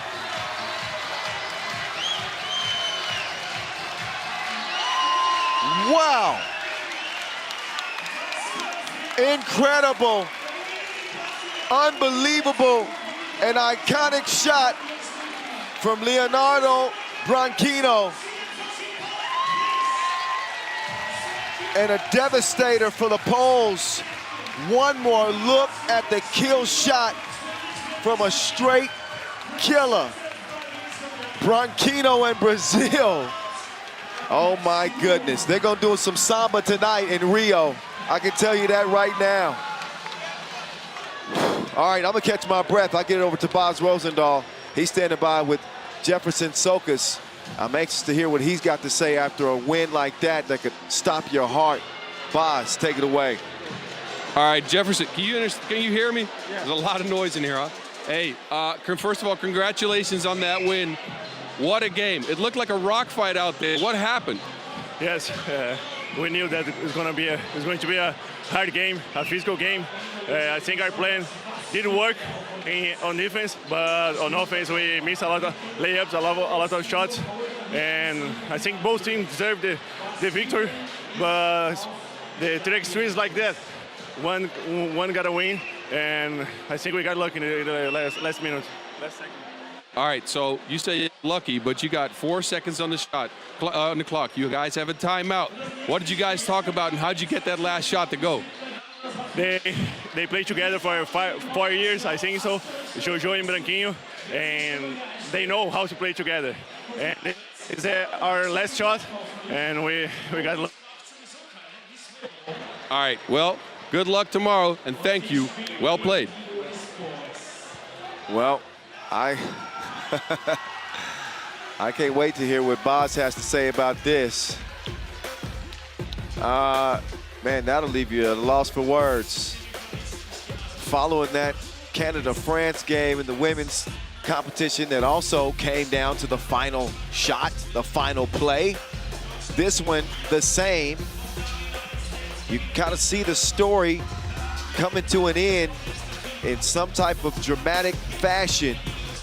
And right when you thought that Poland was gonna hold on, right in the back of the Giant, Brazil hit a giant shot. The tank taking it to the rim. This is the shot that they'll be talking about across Brazil for at least another 24 hours, maybe days to come, maybe weeks to come, years to come, depending on how far they go. Man, but that was legendary right there. The favelas in Rio are going to be lit tonight. Oh, tell you what, this was some shot. Did you hear him talking about how his teammates played together for so long that they knew how to get that, though? I think the microphone might have broken up a little bit. Yeah, I guess so. Oh yeah, it did. We lost. Right. We lost some of that. Yeah. You care to share? Yeah, let me elaborate on that. So he said they had been playing together for 6 years. They knew how to get a shot together. They said in the timeout, "We are going to handle it," and they just hit a shot. That's crazy. That was crazy. That was bonkers. Oh man, I was trying to preserve my voice for tomorrow. And we just think about it, the ending of France, Canada, and then the ending that we just saw right there. What is this one going to bring? Well, the USA men's team brings a new roster this year, featuring former NBAer Jimmer Fredette. We'll talk about them in a bit, but we'll get back to France. Can they match the effort of the women's team? As the French men took a bronze last year, can they take this team to the semifinals? Curious to see this team here. They have not shown out the best basketball just yet. I think they can do well, though. Think about it. Do you think they've played well until now? And I'm not trying to get down on them. No. I think they can play a lot better. That's all I'm saying. No, I agree with you. I was laughing, but because you were being nice. That's what I was saying. But you're right. They know they haven't played consistent. They haven't played well. Again, this is a 1-3 team coming out of group play. But they still here, and they still got a chance.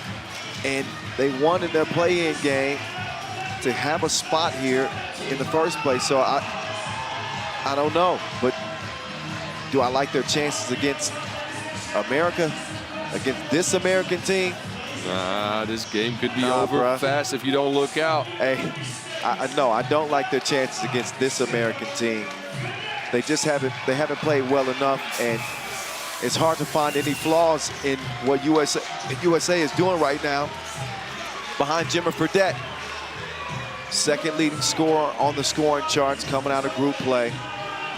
This dude has hit 48% of his two-point shots. 3 Maddox, leads the entire field in block shots, doing exactly what they need from the madman. There's Cameron Brink's parents getting loose. Hey, I see you. She don't even know I'm looking up there. That's doing the ducky. USA have been confident. Yes, they have. I like that Jimmer seems to be embracing the villain role. He's not exactly trying to make friends. He's barking at the crowd. He's beating on his chest. You know what? I like that. You know who else I like? I like Dylan Travis. That man is working his behind off. He is doing everything they've asked of him and like 10 times more things. He's gotten rebounds. He's gotten steals. He's screamed. He's sacrificed his body. Remember that cut yesterday? Yes. That dude is all over the court. He can play a lot more offense than we've seen him play, but I want to give him credits for the way he's doing all the little things right now. I respect that analysis, and it's not all about points. The points are sexy, right? The block shots, the dunks are sexy.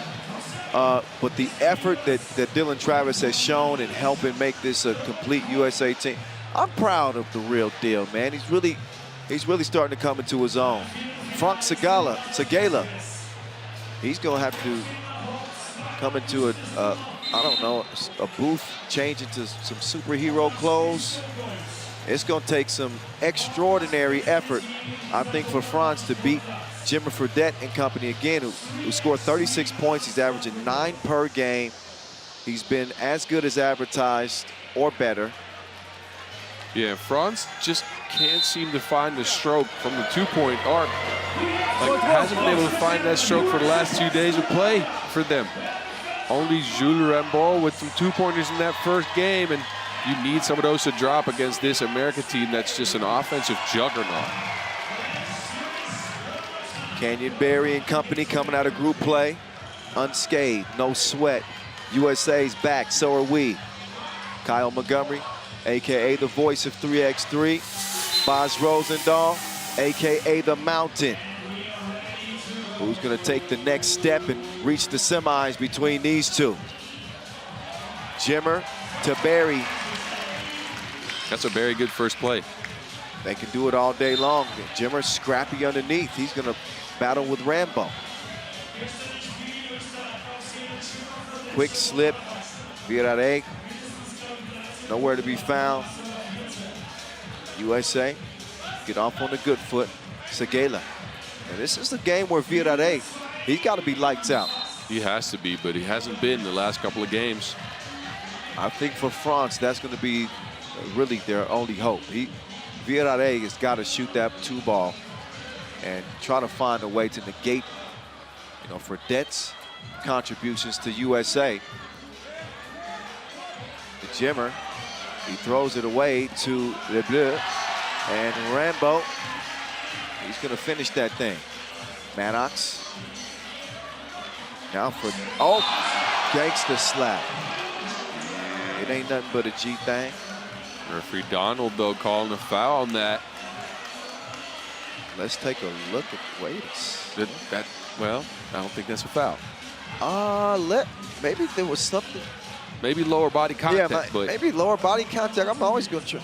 But man, up top. That was clean up top. Yeah, that was a mean slap. Travis, he's going to get it to trickle in. Virare. Set up shop. And in case you didn't know, USA men, they have not fared well at the AmeriCup since 2019. Did not medal at the previous edition. They've made some changes to the roster, as you can see. They're retooling. Jay Demings, USA Basketball's 3x3 director, is working his magic, and he's got a good-looking squad this year, all up in his face. Virare, great stroke. Yeah, hitting that from Bordeaux, and that's what they need. They need Virare to get going. He can cook. 3-2. Well, he's starting to get his ingredients out right now. He's turning on the stove. Ready to get some of that coq au vin going. You know what you know about that chicken stew from France? I know nothing of that. Well, Coco mango. Coq au vin. Coq au vin. So it's chicken and wine. Or chicken in wine. But it's good. Never mind. Let's get back to it. Boz, you can't be confusing me with dishes that I ain't never heard of. Well, if we ever get out to France, let's say maybe 2024-ish. Yeah, we can go get some. There. I see what you did there. Yeah. That's good work. Of course, Paris, the site of the 2024 Olympics. Each one of these teams is going for gold here. You win a gold medal, silver medal, or bronze medal here at this World Cup, you will go to the Olympic qualifying tournament, which is one step before the Olympics. Beautiful pass. Is Jimmer going to end it with a make? They got 2 seconds to shoot. The real deal. No. Franck Segela down low to Rambo. Rambo to Fauché. Fauché's been quiet today. And 3 in the key is the call from official Yasmina Uris. And Donald Quinn handling this thing. The French fans are trying to give their team some energy. Even the American fans a little bit quiet to this point. Oh, Fredette. Oh, and a collision. But the foul is called that will put Fredette on the line. If you don't know Jimmer Fredette, number one, where you been at? Number two, I'll tell you a little bit. Last played in the NBA 2019 for the Phoenix Suns. He's also been a CBA International MVP in 16 and 17. Dude averaged 38 points per game. But most people remember him from his BYU days. Led them to their first ever Sweet 16 in 2011. So he brings that NBA pedigree to this team. Kenyon Berry, G Leaguer. He's got some NBA pedigree himself. Fredette, he got places to go and buckets to get. Yeah, Jimmer out there showing off the speed as well as the ball handling capabilities. France can't keep up with him. Oh, Vienna took him on the test drive. He said, I want to see what this Jimmer's about. 1 point game. Yeah. 2.5 minutes in. But there's the move, and I guess that nobody want no smoke. Nah.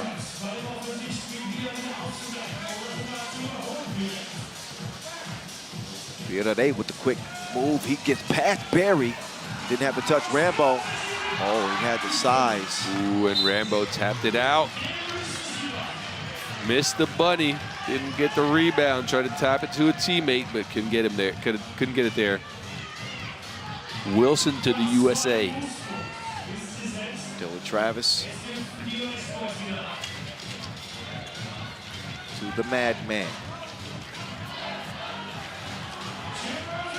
Jimmer. What a rare miss right there. He's going to up fake. Kick it out to the Madman. High arc. All net, all wet. Look at Maddox out there wetter than Mr. Wilson. Mr. Wilson. You remember that from that movie? Right. Tom Hanks? Oh, I was thinking about a different movie, boss. Oh, no. You remember Tom Hanks was on that island stuck somewhere? Yes, and that was Castaway. Castaway. And he was Mr. Wilson. No, he had that ball with the handprint on it. Now you got it, huh? And that ball he found in the water, so that ball was pretty wet. So look, this reference was out there. That was so hard. Where's the explosion emojis? Whoa. You tied that together. Yeah. It was a stretch, but it was impressive. I had to give it. Oh, thank you. I like that. USA pretty impressive too. In the first 3+ minutes, Vienna with a wild shot. Marie Maddox and Berry will swing it over to Dylan Travis. He wants some more movement. He's going to get it. Maddox with Segala in front. And he does just enough to throw that shot off.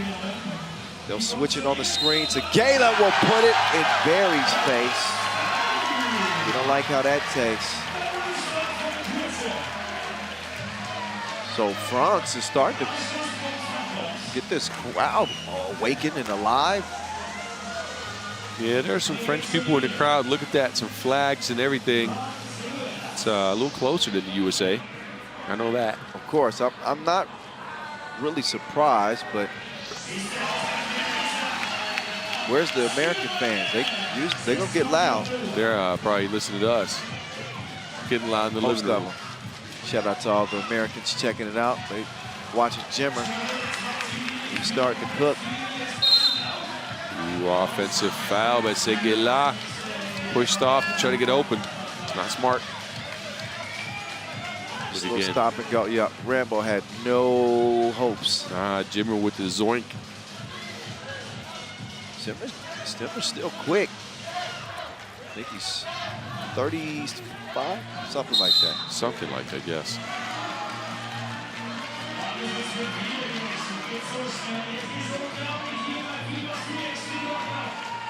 (8-7) USA.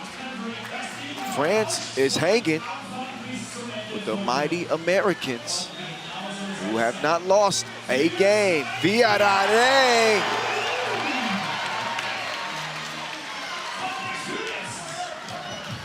And Berry answer back. He does. Ooh. Oh. Risky pass. Yeah, he wasn't paying attention. Jules Hit 2 in the earlier game today, but can't get that to go. Man, Back to Jimmer. Can you imagine this place? If he had hit that, nice setup from Jimmer to Maddox. Viadale start. He's firing at will. Segala's telling him to move the ball a little bit more. Good defense on Jimmer. Barry continuing to get to the cup. So Canyon's been a catalyst for this American team. And a 2-point early advantage. Foul, shooting foul? I don't know. Couldn't see. Referee Yasmina Uris right in front of us, so she got in the way of that. I couldn't quite catch that. All right. Yeah, not a crisp switch there. Easy money for Barry, though. And this is the play at. That's, yeah. Jimmer was reaching in the cookie jar. He gets Wilson for the shooting foul. He said that if France was going to contend in this game, it was going to have to be Viadale. And here he is. He's answering the call. There's Fredette. That one will fall, as does Maddox and Viadale. Yeah, Viadale is down. It looks like he's hurt a little bit. Look at that Jimmer fade, though. He's more faded than a frat boy on the weekend. Jimmer, I like it. That's okay. You don't have to tell me. No. Oh, yeah, okay, fine. but if you want to, I'm here. I mean, everybody know how frat boys get down on the weekend. There's a lot of fades. I wouldn't exclude the weekdays. Viadale. He's going to get a rest.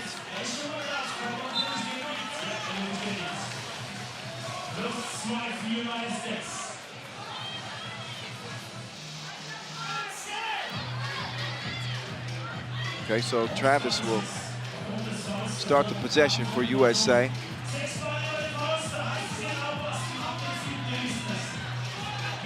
There's Fredette. He says you can keep your French fries. 13-10. Oh, no. Now he gets abused. That was some bully ball. Travis, no. Oh, Barry was trying to get the jump ball, but that's the right call. I think that was a foul. Good hustle. Yeah. But there's Jimmer, though. That's crafty. Did you see why he swung his arms out, though? He was trying to catch contact and then finish the shot. Now, that is expert shot-creating ability right there. That's a man that's played at a high level before. He's pretty good at putting the round thing in the round thing. Yes.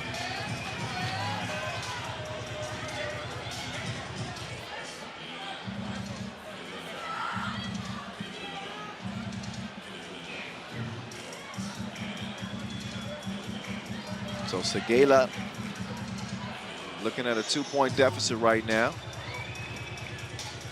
Has 2 big free throws here.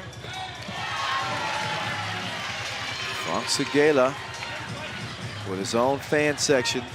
She's so nervous she can hardly watch.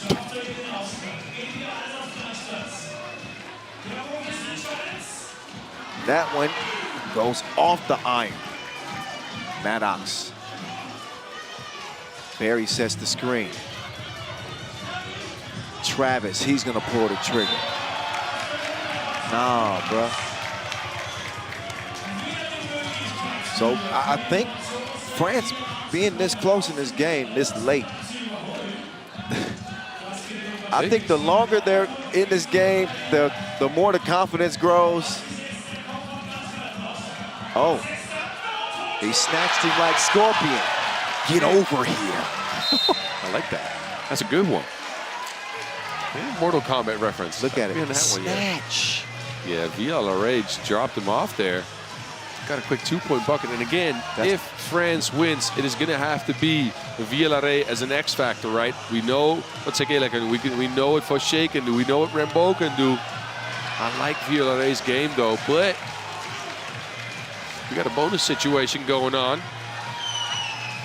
Seventh foul. So, look, that move's not going to move Barry, if you know what I mean.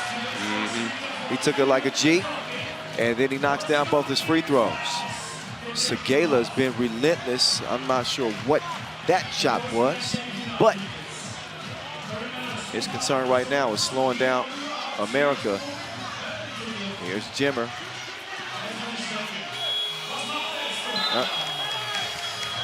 Forced to put up a crazy one late in the shot clock. And Jimmer's got a few words for the French team. Jimmer's out here playing a villain, dude. I mean, come on. This is a good kid from BYU. Remember when he got to the NBA, everybody was like, look, this is Jimmer, the nicest kid ever. And now he's out here talking smack. Well, it doesn't mean you're not a nice dude. It's just because you talk smack. No, I'm not saying he's not a nice dude, but he is talking smack, though, and I've never seen him do that. But, again, I haven't seen him play in a while. I like the warrior spirit. I think it brings a different edge to this American team, and obviously with the skill set, I like it. 1-point game. Oh, Vienna. It was a full pirouette. Oh, they just left Travis alone. He didn't mind the solitude. USA will take a 2-point advantage with 3:21. Yeah, look at this. Dylan Travis looking like Macaulay Culkin out there. That's what hard work looks like. That's what Dylan Travis looks like to me. Oh, Rambo. Jimmer. What's Jimmer? Jimmer's going to give it up.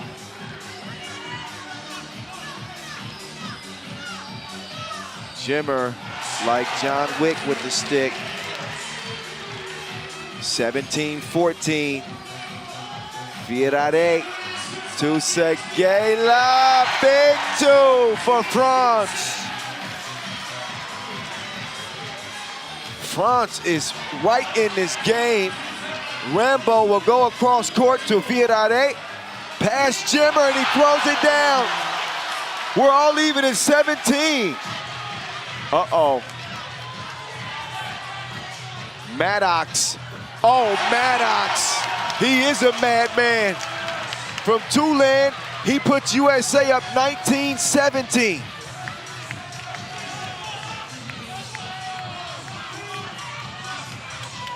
Virale. Wait a second. Wait a, okay. Okay, there's, what's up, Sam? Jay.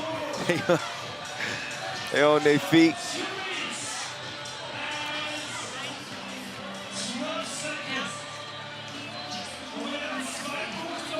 Wow. What an ending to this game. Another tight one. Every game today has been a tightly fought out contest so far. Yeah, these quarterfinals have been unbelievable, Bars. Yes. Unbelievable. So France want a timeout. They want to talk it over. Who are they trying to get a shot here? I mean, they got a couple of good options. Segala's been hot, but Virade as well. A 2-point game. I think actually American USA ball, right? It is a shot clock violation, so France are going to have to get a stop. And then depending on what transition gives them, either have Virade create his own shot, because I think he's the best guy out there to do that, or Frank Segala off a kick.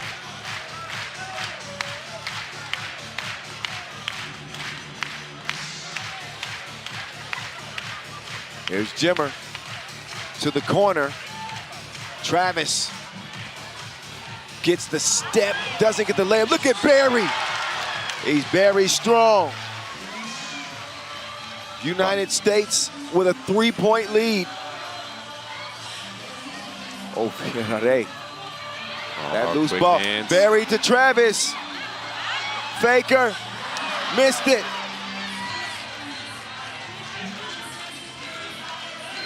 A minute 38.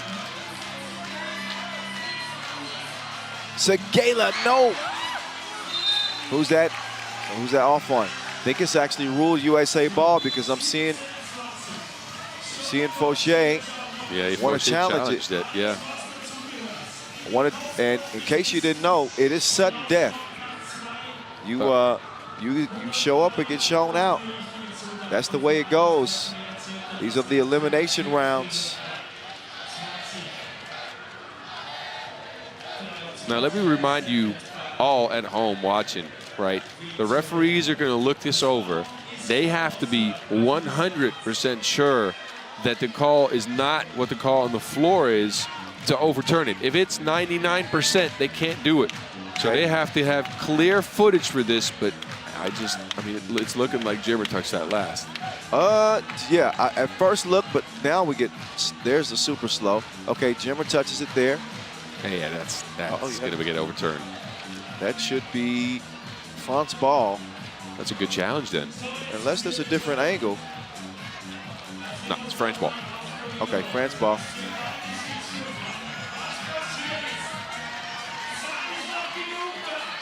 Minute 30. So there's still plenty of time. They obviously have to stop USA. Rambo. Oh, he back irons that too. Oh, another challenge. This one given to France. Jimmer challenged on the spot. Okay, so we get to do this all over again. Yep. Now let me remind you fellas at home. Oh, no, never mind. I just did that. Right. And Jimmer's the one that's mixing it up. This dude's like an alley cat, man. He's just... Take a look. Now you make the decision. Nah, that's off. That's going to be French ball. That's off of Jimmer. And also, if you lose the challenge, you will not have the right to challenge again. That's why it's important to be very decisive and judicious when you do decide to do so. Semifinals going down here in Vienna, Austria.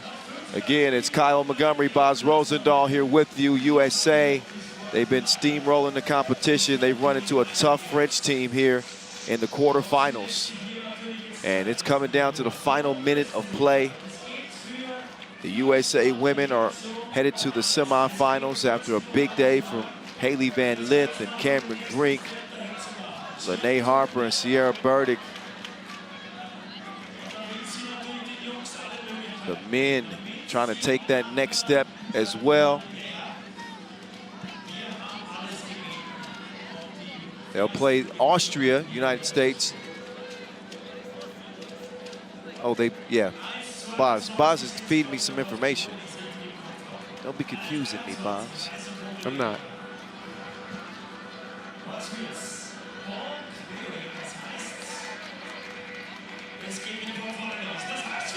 So the ball clearing challenge is going to be France ball, which we predicted. Off of Jimmer and over to Le Bleu.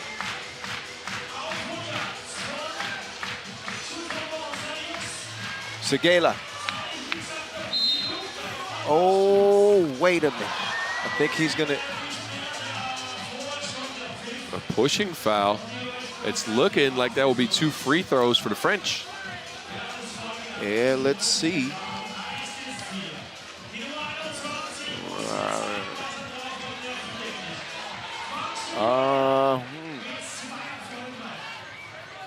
Okay. Segela shooting 2. France it's got an eerie feeling here, Boz. Segela with a free throw made here. Gets France within 1.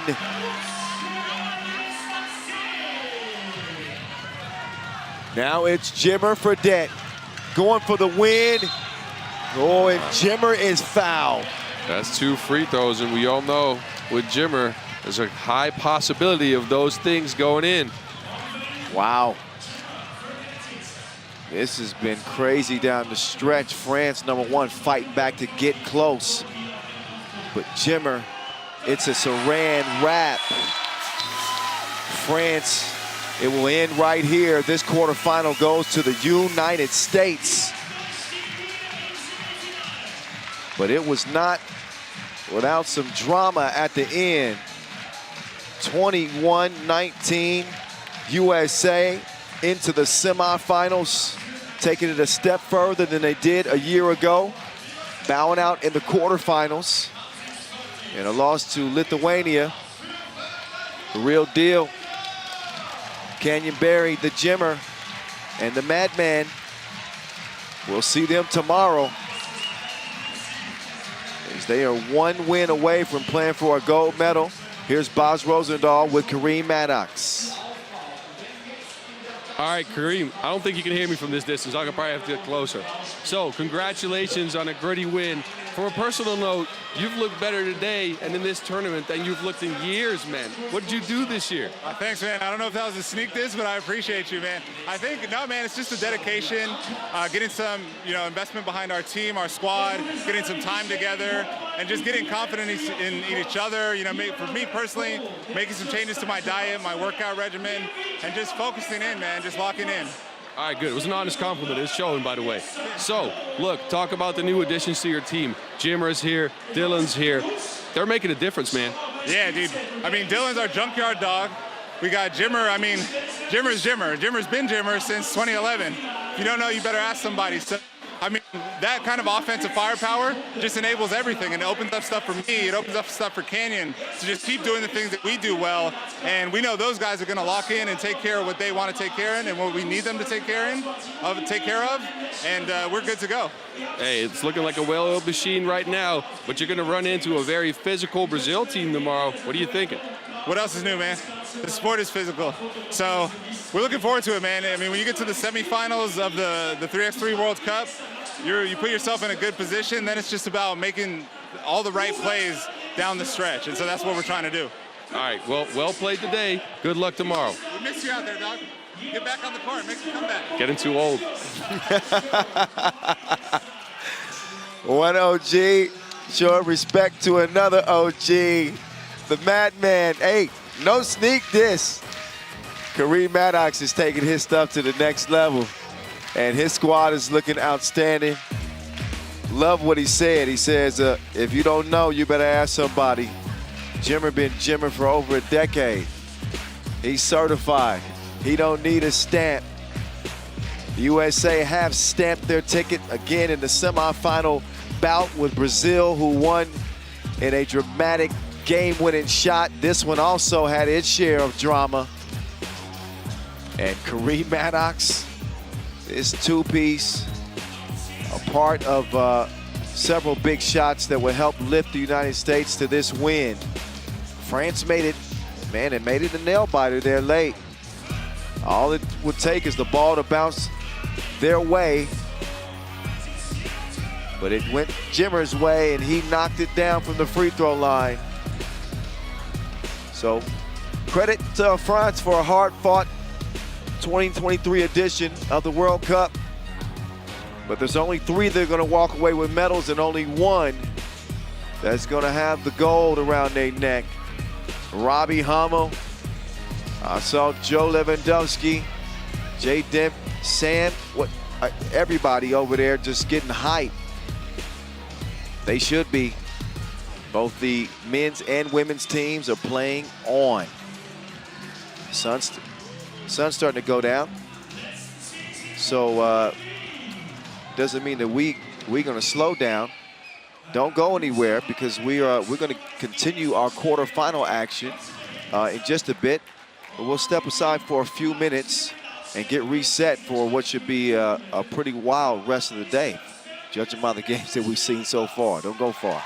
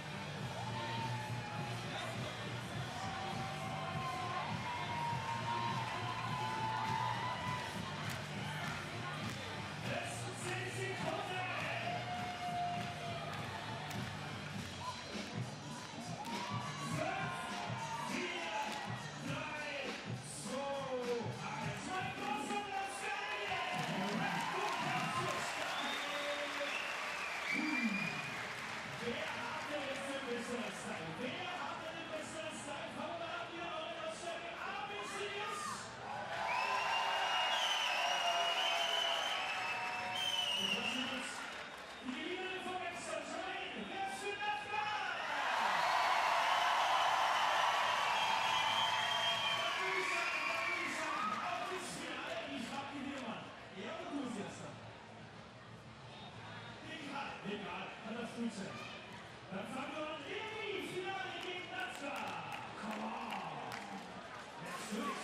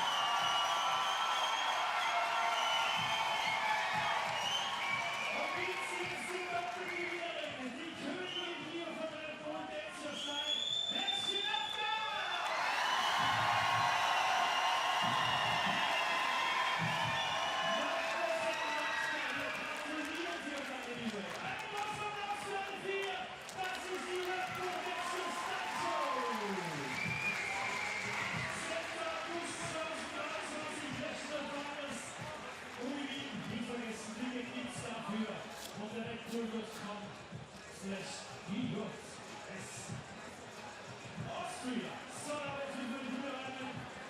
André, unser Kollege von der FIBA, zeigt uns 60 seconds to go. Ja, wenn er Lust bekommen hat, er auch noch tanzen. Heute die offizielle Free-Spiele in Aftermarkt im Rahmen von Super-Disco im O-Club. Wo ist der O-Club? In der Rückenwerksfrage oder einfach hier zum Ring unter die Wiener Staatsoper. FIBA 3x3 World Cup 2023 Vienna, Austria. Ball is presented by Ring today. Willkommen zu den Teams von Europa gegen Asien. Wir starten in Schwarz, Rot, Gold, Deutschland.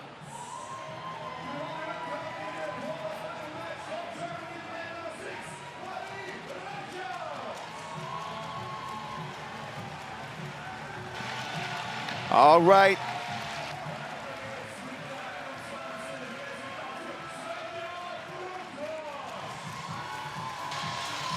Okay, it's time to get to the next game. As Germany, they'll look to continue their Cinderella run, I guess you could say. Although they aren't exactly a dark horse, they are a powerhouse, and they've looked just like that. And what they've shown us out here in Vienna, are they going to be able to take their game to the next day? Only quarterfinals today. Of course, started with the round of 16. And Germany was able to emerge from that without much of an issue. They are hitting on all cylinders. They beat the Czech Republic 19-16 in the play-in game. Svenja Brunkhorst has been incredible from beyond the arc. But China has been one of the most impressive powers that we've seen here. They didn't lose a game in pool play. They come out with 2 Olympians on this team, and their 2 new additions are absolutely spectacular. This is a 1 through 4 pick your poison type team. When you look at China, I mean, Jiating Zhang and Li Wang are going to be the go-to gals in this one. But don't sleep on Juan down in the post, as well as the small jack. So Jiwan Wan, Jiating Zhang, Yi Zhang, and Li Wang. Here's the Great Wall right here. China winning gold in 2019, the same year that the American men did it. They got eyes on gold yet again. China with a 21-4 win over Israel. Followed that with a 17-7 win over Lithuania. Then they beat up on Romania. Then they edged Italy by 3. And that's how they emerged to the quarterfinals with the first round bye. And we'll see them for the first time here today. Donald Quinn, Marek Matuszewski. This game will be well officiated. Sonia Greiner, call her Sunny G. She's rising up the scoring charts. You hear that little play there, Boz? Trying to wake Boz up. No, I'm awake. Come on now. Of course. How can you not be? Well, you left me here by myself for a long time. You got. Sometimes you just have to go to the bathroom. Sometimes you just have to go to the bathroom. We have so many cool games, and I kind of forgot. That's all right. 29 points.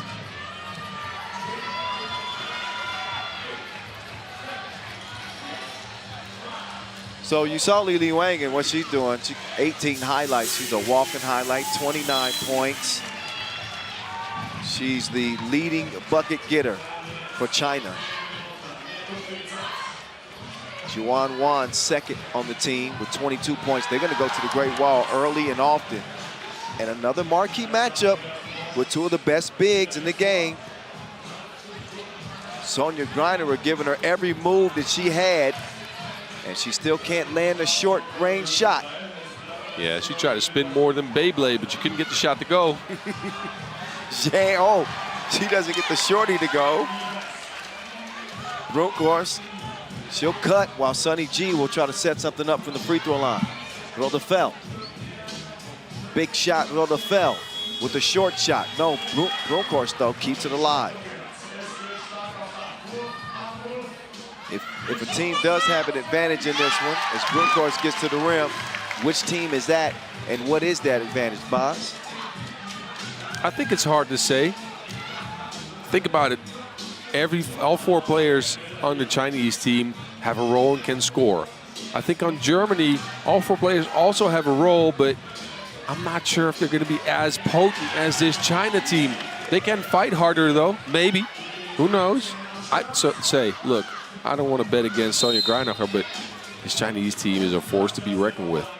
That's kind of what I said at the beginning of this game. We also said the same thing against Australia yesterday to close the action, and we saw what happened there. Yeah, and in that game, Sonia kind of went nuclear at some point. Looked like she had a sip of that magic potion. Yeah, it certainly looked like it. She wasn't missing too much. Bronckhorst, though, misses everything but backboard. And China will now start their downhill attack. Zhang assessing Greiner. That ball is broken up. Greiner will clear it. Sunny G. She wants to let Bronckhorst go to work. I think Bronckhorst has got a significant advantage against Zhang down there in the post. We've seen her take it right at her early in this game. And Bronckhorst has been spectacular on this German team. I think they're making a point out of attacking this small Zhang, which I think that might be the only mismatch in the game right now. Yep, I wouldn't disagree with that. Greiner, though, gets a step on the Great Wall. It's the first step of many then, probably. Ketchup and mustard. The voice in the mouth. Yeah, we're out here.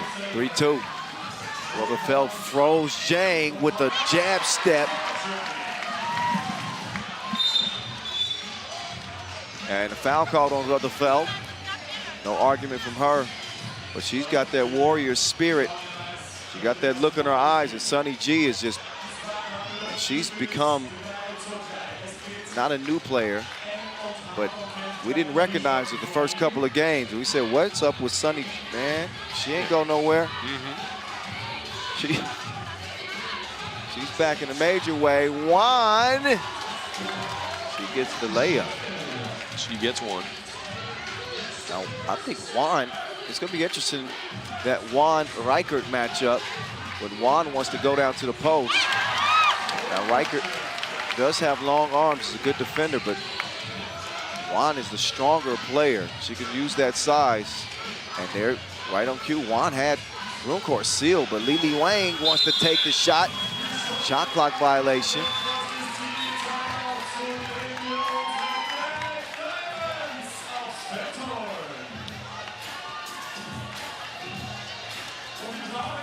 We get it to our first TV timeout. Quarterfinals to close the day. Here, day 5. Let's listen in.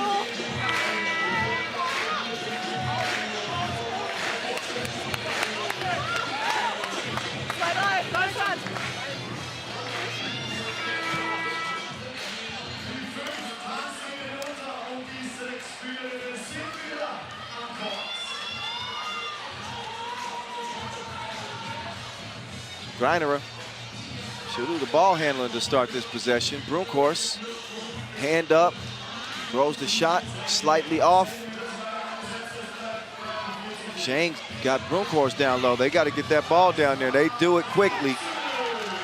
And that's easy money.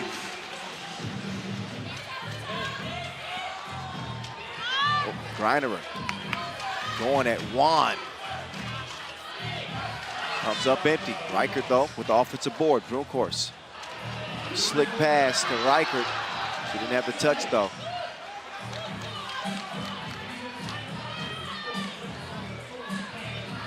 There's the long arms of Sunny G, making that entry pass difficult. Reichert, she wants to get it to Sunny G right now.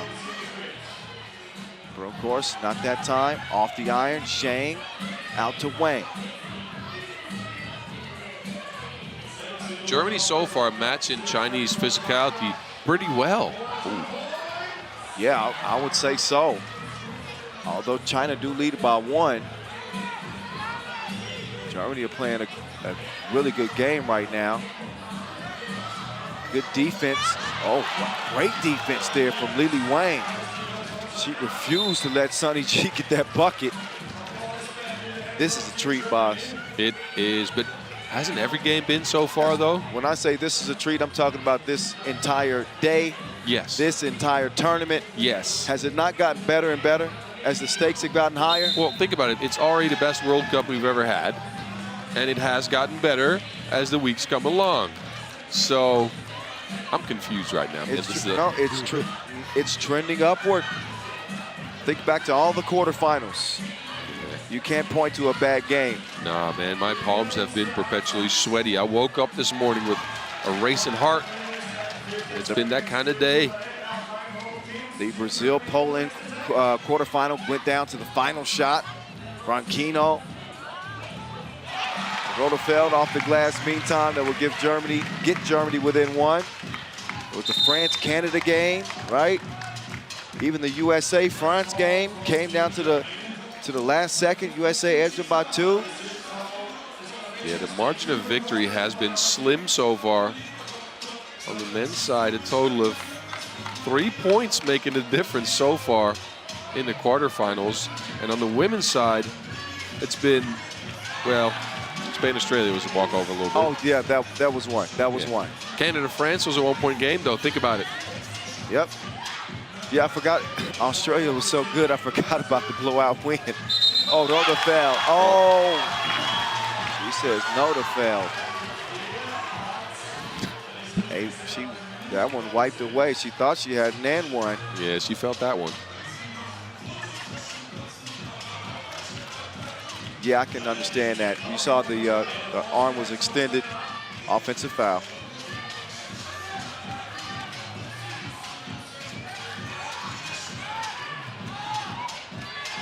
Shanks to the side. Not the most high percentage shot. Sonny G through course with a save. Rotherfeld out of nowhere. She caught that pass like a receiver. And somehow it works out. That's a hustle play, but China is unfazed. Look at Juan scream, all that emotion. You don't see that all too often from the Chinese teams, and she is out here fired up. She should be. So China doing a great job extinguishing these little bursts that Germany is having. You think about that hustle play that leads to the Rotherfeld layup. Those are momentum type plays. And China just, bam, they answer right back. And we're right at a three-point game. We'll see what the Germans do. Reichert. See that pass by Svenja, though? Yeah. That's a great pass. But of course, he's dropping some dimes out here. See the wrap around. Yep. Lily Wang can't get to it. She wrapped that gift. Ooh. And Reichert delivered it. The teamwork has got the Germans back within two. This place has been loud all day. The fans are in it, 3,000 strong in the building.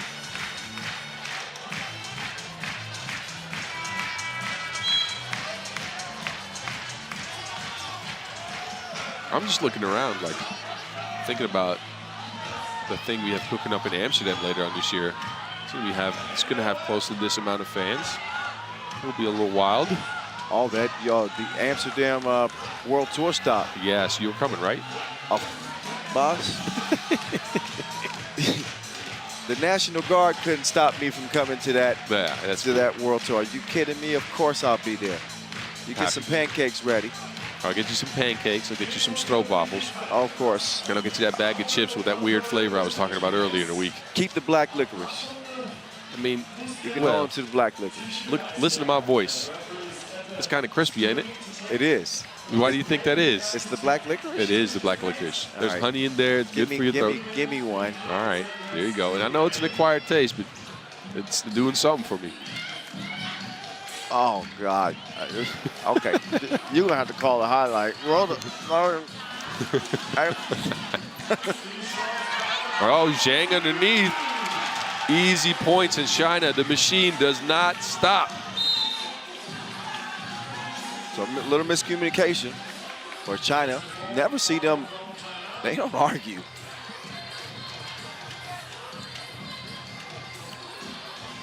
Zhang with the easy bucket. But Germany is still hanging around. Oh, that pass from Grunkorst just out of reach that time.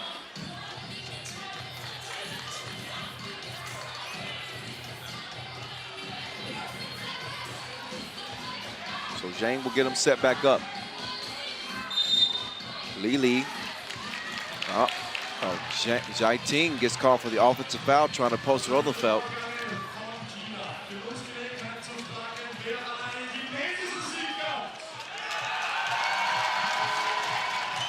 Three and a half to go. Sonny G. Rotherfeld waiting on the left wing. They're going to clear some space for Greinerer. She's tough. She's so tough.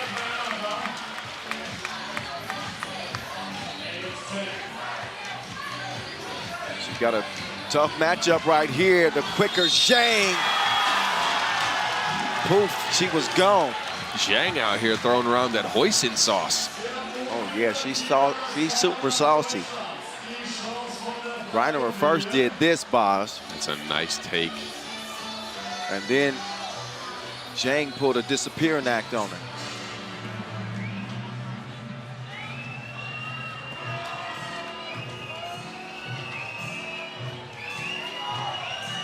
That will give China a 4-point lead. Greiner directing traffic. Offensive foul called on Reichert.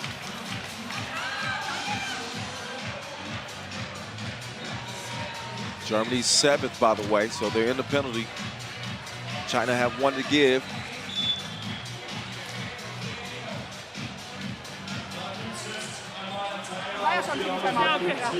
Hey, wir dürfen nicht zu viel versuchen zu forcen. Elbow durchlaufen, denn die nächste Aktion wird mich frei machen, nicht den Ball zu früh aufnehmen, ruhig machen. Wir müssen jetzt aber Aktionen finden. Wir sind -4, keine doofen Fouls, aber wir müssen schnell zum Korb machen, okay? Wer aufpasst, hier, Freier. Weiter, weiter.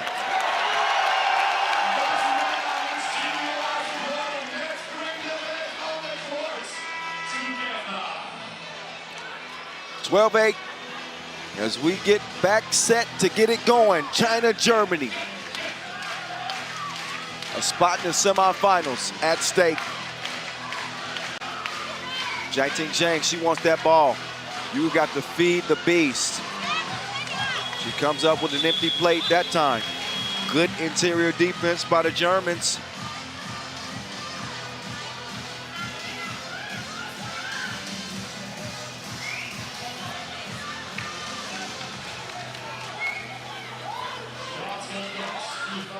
So this 2-woman game between Greiner and Rodefeld, or Brunkhorst, take your pick,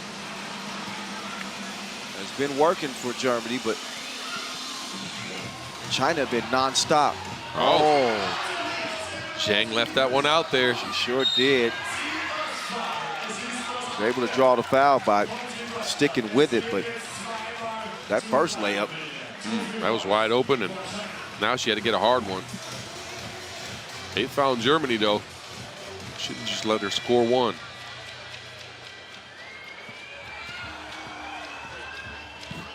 Boz has such a variety of looks. Right? you look like Superman. You used to call me that, don't yes. you? Yeah. Because you used to wear. You had the little curl. Yeah. That, I don't have that anymore. You've grown up. Yeah. I still have the glasses though, but. Brunkhorst. Oh, with the move, what great. What was Juan doing defensively? She wasn't trying to foul. That's all I know. She was just giving her a 1-point shot. But China's only had 5 fouls, but I guess they'd rather keep one. Juan, sideways launch. Well, yeah, China with a 5-point lead here. 2 minutes to go.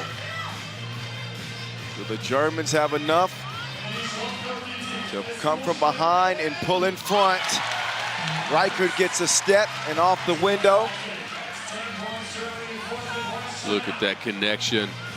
That's the Great Wall of China right there. Yeah, they connect better than the Silk Route.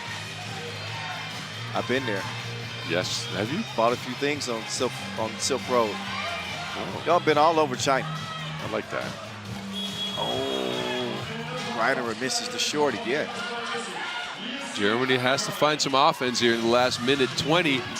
They had to make up for a 5-point deficit. Need somebody to start hitting some shots from the outside. Greiner, whoa. Well.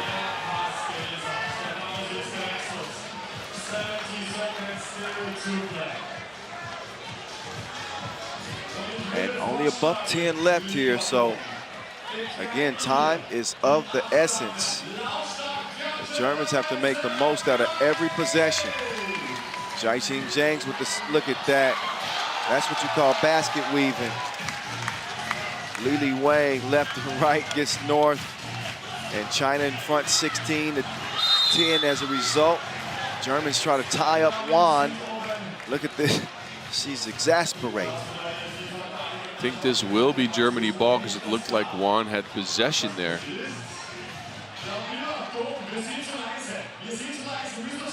Yeah, I would say so.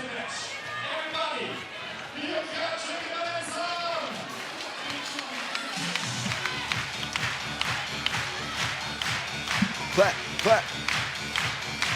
53 seconds remaining. in this quarterfinal. You said clap, clap, and it made me think about where Vince Royer is at. Clap your hands. Yes. Yes, to the beat. What's up, Vincent? Clap, clap, clap, clap. Clap your hands to the beat. That's my guy. Oh, Rodefeld with the putback. Difference still 5 points, though. Can they make up 5 points in 35 seconds? Well, it's 3x3. So, yes, but they're going to have to start hitting some shots from the outside instead of getting layups. They got to hope for some misses from China. Brunkhorst spinning on that's Wang. the 7th foul. That will help. Stop the clock, get 2 free throws. That's exactly what they want. Uh-oh. Svenja Brunkhorst, 2 important free throws here. She can knock him down. She can pull them within 3.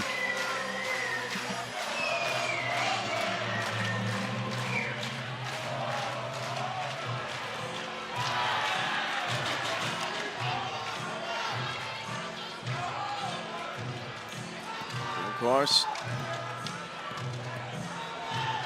His team's landed on the line, and she will do enough to get Germany within 4. But 20 seconds remain in this game. And China are, oh no, they aren't. That's a miss from Juan. Got to get a shot up quickly if you're Germany. Oh, and that one rolls off the rim. Boz, this one's going to be done. Yes. And Zhang is going to put the finishing touch on it. China will outlast Germany. A foul here in the final second, and I think that they're going to call it eventually. That foul happened in the last tick, and this one, it'll be inconsequential. It might have some effect. They're going to put 1 second on the clock. Yeah, it will have some effect on the seeding, but that will be all. It won't help Germany continue on this tournament. That will be all she wrote for the Germans, who started out kind of slow. At least Greinacher did. But they had a good tournament, I say. Not an exceptional one. No, I thought that they played great. Yeah, but you run into this China team, you can play as great as you want. That is a tough game. I thought they played really well, especially against Australia. That was a signature win. They really showed, the heart from this team, and Sonny G still right up there amongst the best in the world. But this will not be the one for the Germans. China, they are a force to be reckoned with. 17-14, China advanced to the semifinals. What's new? Bronze medal 2022. They're aiming at a gold this year. So they're one step closer. China getting through this test. I don't know, would you call China the favorite? That's tough. I mean, I like the way they play, but also their offense kind of stagnated at some points during this game. I think when it comes to chemistry, offense, and the way they click, I would still maybe put my money on Australia. Even with the one loss to Germany? Yes, dark horse candidate to me, but they have played so well up to now. And the route is to France. China's route is going to have to go through the United States. Both of those will be clashes of the Titans, but I like Australia's chances against France, actually, thinking about it. And I don't know, just out of pocket here. This is gut feeling. I haven't done my research. I haven't done anything. I don't disagree with you. And France and Australia semifinal is going to be entertaining. But I still don't see. Oh well, this is where we see Jay Kundade against Whittle. Yes, that's going to be interesting. We'll get to that when we get to that. Yeah, I spoke too fast, by the way. Think about it. China's road doesn't just go through the United States. It's either the United States or Austria, because that's the game we got coming up next. I was a little hasty there. Yes, that is true. And the United States win earlier over Japan. That was the round of 16. The United States is getting ready to lace them up against Austria in the quarterfinals and try to duplicate what the men's team did, which is lock down a spot Cameron Brink, Haley Van Lith, Lene Harper, Sierra Burdick, Sigrid Koizar, Sarah Sagerter, Camila Newman, and Anja Fuchs-Robertson representing for the Austrians.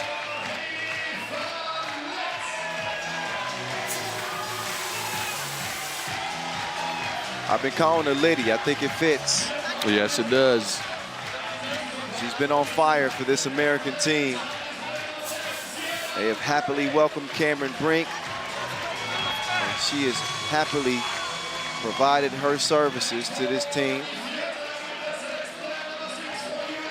Sierra Burdick stepped beneath the spotlight, and Lene Harper. One more win for these gals, and they'll be in the semifinals tomorrow. Same for these here, and they got the crowd. Almost all 3,000 standing behind them. Team Austria.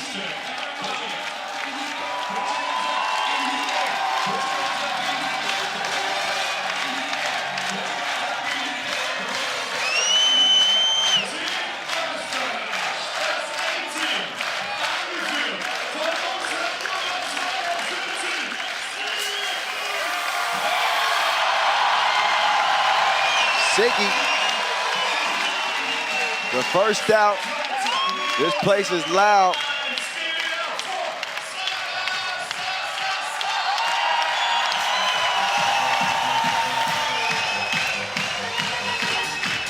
Sagerter next out. An impressive run for Camila Newman. Millie.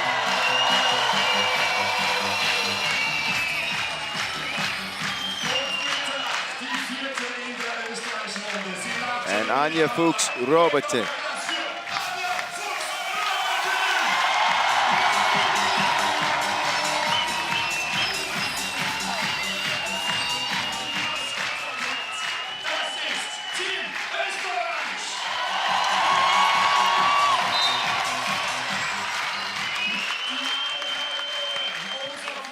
And I'm feeling the vibe already. I think the American team boasts more talent, but Austria is going to play with so much heart in front of this crowd. Yeah, this crowd has really pushed them to some gritty wins. I think it's going to be a crazy game. I can't even say, because you don't want to bet against the hometown team, especially with a crowd like this. Ladies only. Cecilia Talk and Yasmina Uris to officiate this quarterfinal, a big one. Here from Raufausplatz. Boz told me to lose the square because Platz means square. Yes. Thank you.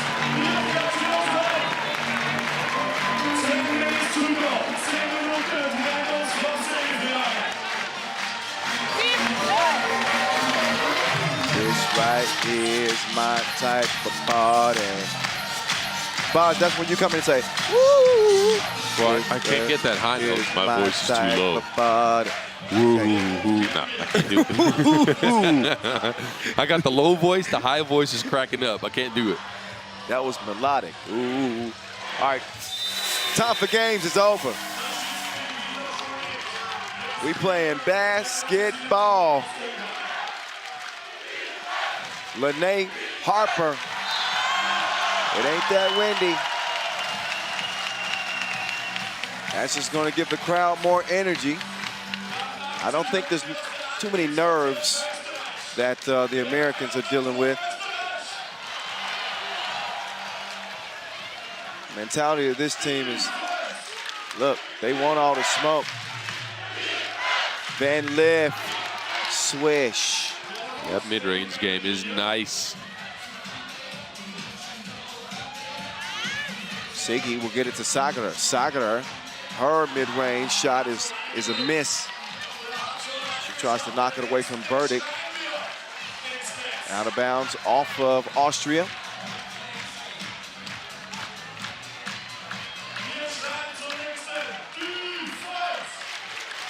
USA women coming in off a 22-17 play-in game win over Japan.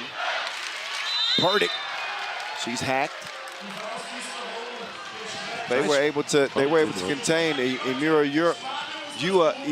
early. It was so long ago, Boz. That was yesterday, wasn't it? No, it was the early session today. Oh, my. Early session today. Oh, it's been a long day. Yeah, play-in game. Full of memorable moments. Yes, they've been waiting for a long time, but here they are back again. And Cameron Brink will come away with the Wilson.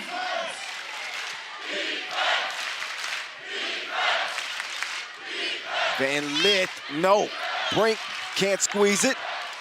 Van Lith off the window. That's the third big rebound that Camerly Brink has grabbed.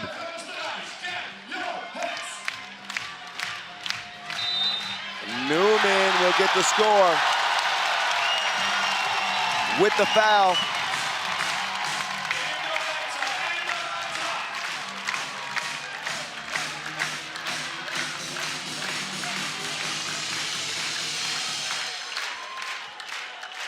Millie at the stripe.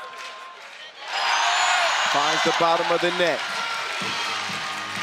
How long can the Austrians hang with this USA team? Ain't nothing but strings right there. Lene Harper. Out there playing the harp strings, is that what you'd say? Oh, the harp strings stolen. Consider it stolen.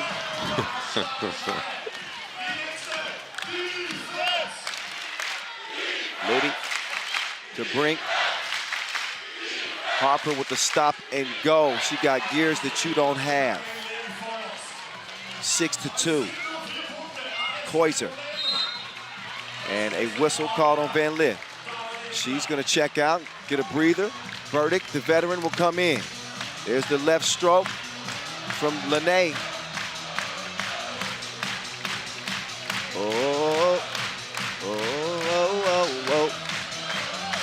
You're getting well versed in this European music, my guy. Boz, I don't know why you keep singing. Oh, Siggy smoked them. See what I did there? Yeah, I like that. Brink, that won't matter because that basket is waved up. But what a finish from Siggy. Can you feel the energy at home? Oh, if only you could be here where we are right now. They can't do nothing with Haley Van Lith. Nothing. Siggy. She fires one up from long range.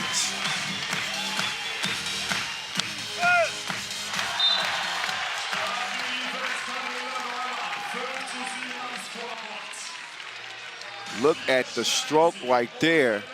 Koizar is balling too. Great guard play.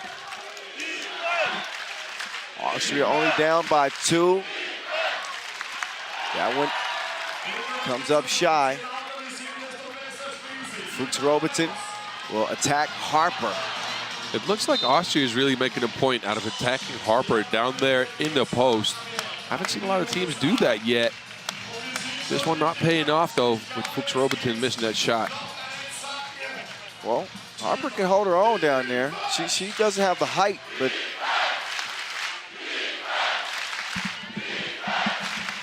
Van Lith is money. She ain't been broke in a minute.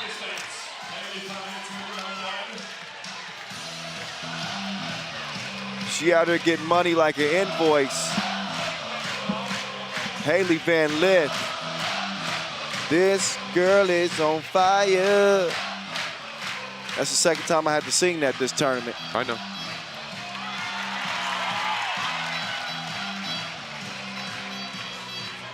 Millie gets through the D, but not without contact. She is fouled.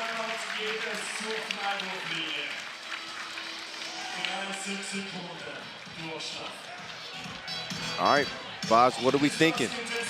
Austria, can they actually get back in this and pull this out? I'd like them to get Sara Sagar more involved. She has been so good this tournament, and this game is maybe a little too physical for her. The United States have the length to deal with her. She hasn't been all that good, and I know she can do better. I'm not shocked at the score, but I do think Austria is hanging in this game. They can get some two-point shots to go down. Uh-oh, uh-oh. She's waking up again. Cameron Brink. Cameron Brink hype. Backed up the truck, delivered the goods. Hand to one, as Carlos Boozer would say. Come on, you don't remember that? Carlos Boozer would just always scream, "N to one," after he got a N1. No? All right, don't let myself out. Bye, people. I want it. I can't do this guy. It's 11-6. Meantime, back here in the real world where we're all at, Boz isn't. What is he talking about? You look that up. I will. And one. Saganer. Not that time. Burdick is going to fly to get the rebound. Oh, good seal by Burdick. Pass just a little bit off, but I like the action. Yep. I like the accountability, though. Haley Van Lith, you saw her say, "My bad." Really, she just put too much sauce on that.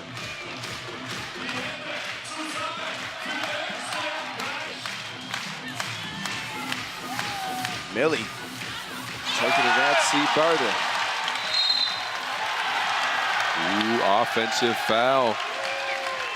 Brink just a little bit too much on that transition play. Well, maybe not just a little bit. Hey, Brink got some swag now. Yeah, she does.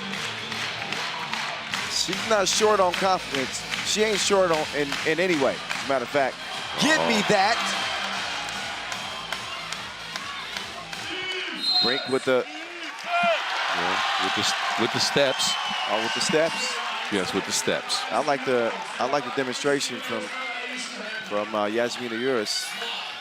Yeah, Yasmina Uris is out there doing the 2-3 step. It's like the river dance. Yeah.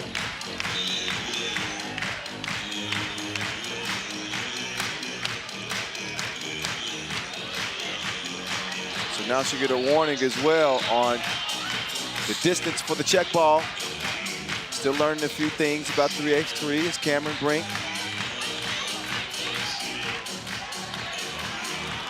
That one lands right in Brink's hand. She says, "Get out of here." She gives it up to Lene. Lene, cross, no sauce. Burdick can't get the rebound. Austria is not far out of this. Make no mistake about it. It's a two-possession game. Fuchs Robertson.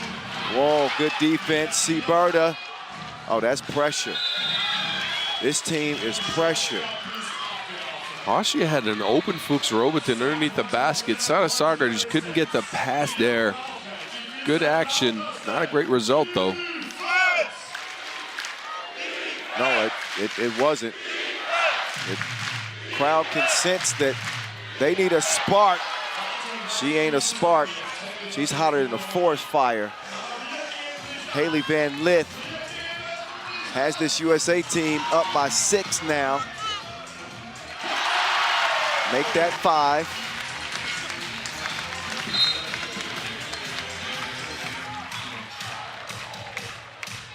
Five fouls on the USA, 4 on Austria, but Haley Van Lith, she's a problem, man. She might be an unsolvable equation. She's got the ball in hand. She'll feed it to Brink. Oh, that's easy money.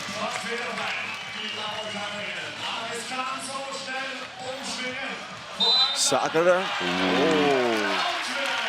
Saganer drew the foul on Brink. It was already a well-defended shot. Brink went out there and tried to block that. That's not a smart contest. Just let her shoot that off balance, too. Sara Saganer.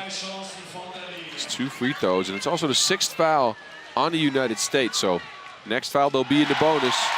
Every foul after will be, or every foul after this one will be 2 free throws.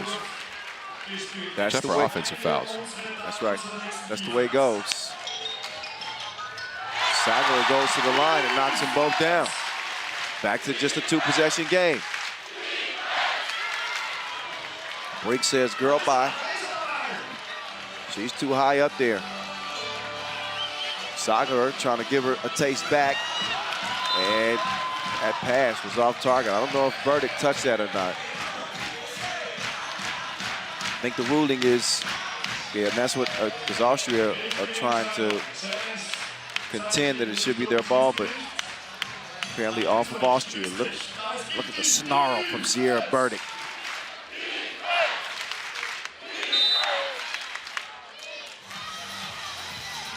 Yeah, fouls on the floor. U.S. with a little bit of a gap here in the game. 5-point lead. Austria need to find a consistent source of offense. I think the pick and roll could work. Siggy, we haven't seen much of her lately. No, she got off to such a good start.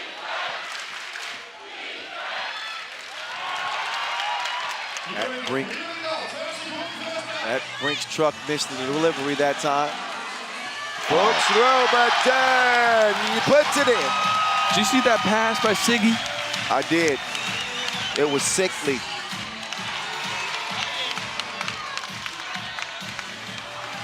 Fuchs Robertson again. Hold up. Wait a minute. Austria within 2. They got the home cooking. It smells like schnitzel around here.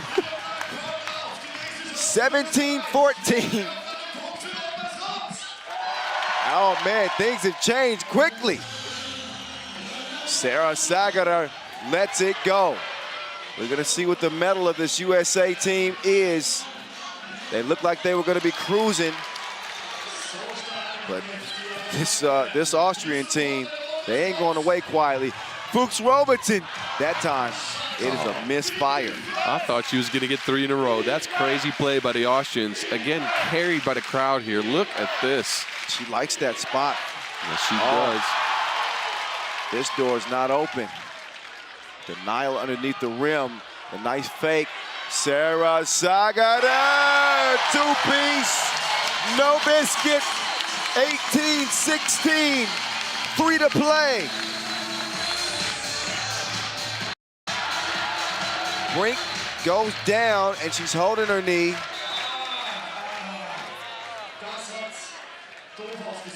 Just a grimace on her face, but I'll show you the replay of Fuchs Robertson's 2-ball.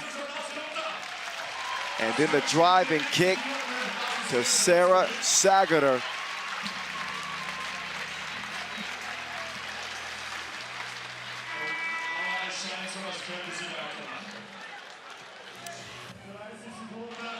Brink is up, so at least she looks like she's going to be okay. Just a little bit of a scare.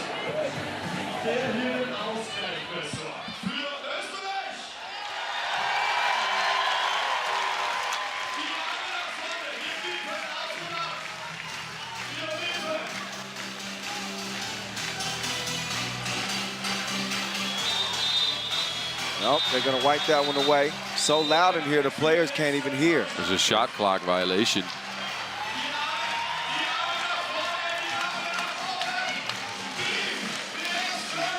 Van Lith then telling her teammates no fouls. 21 years old, but she's already a leader. Being vocal with her squad. Sagar, nah.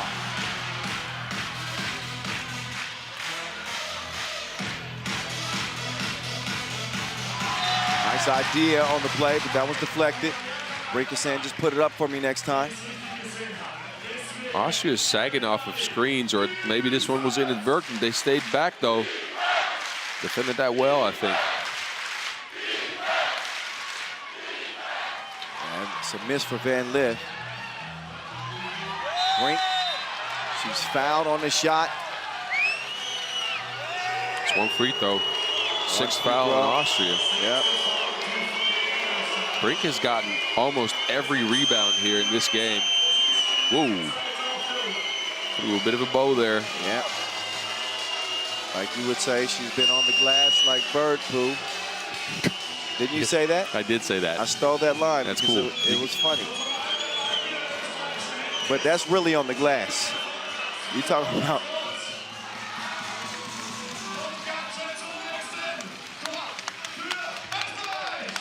All right, Siggy Oh, yeah, Siggy. Good feel. United States right on the brink. Uh-oh. Uh-oh, might be right. Siggy.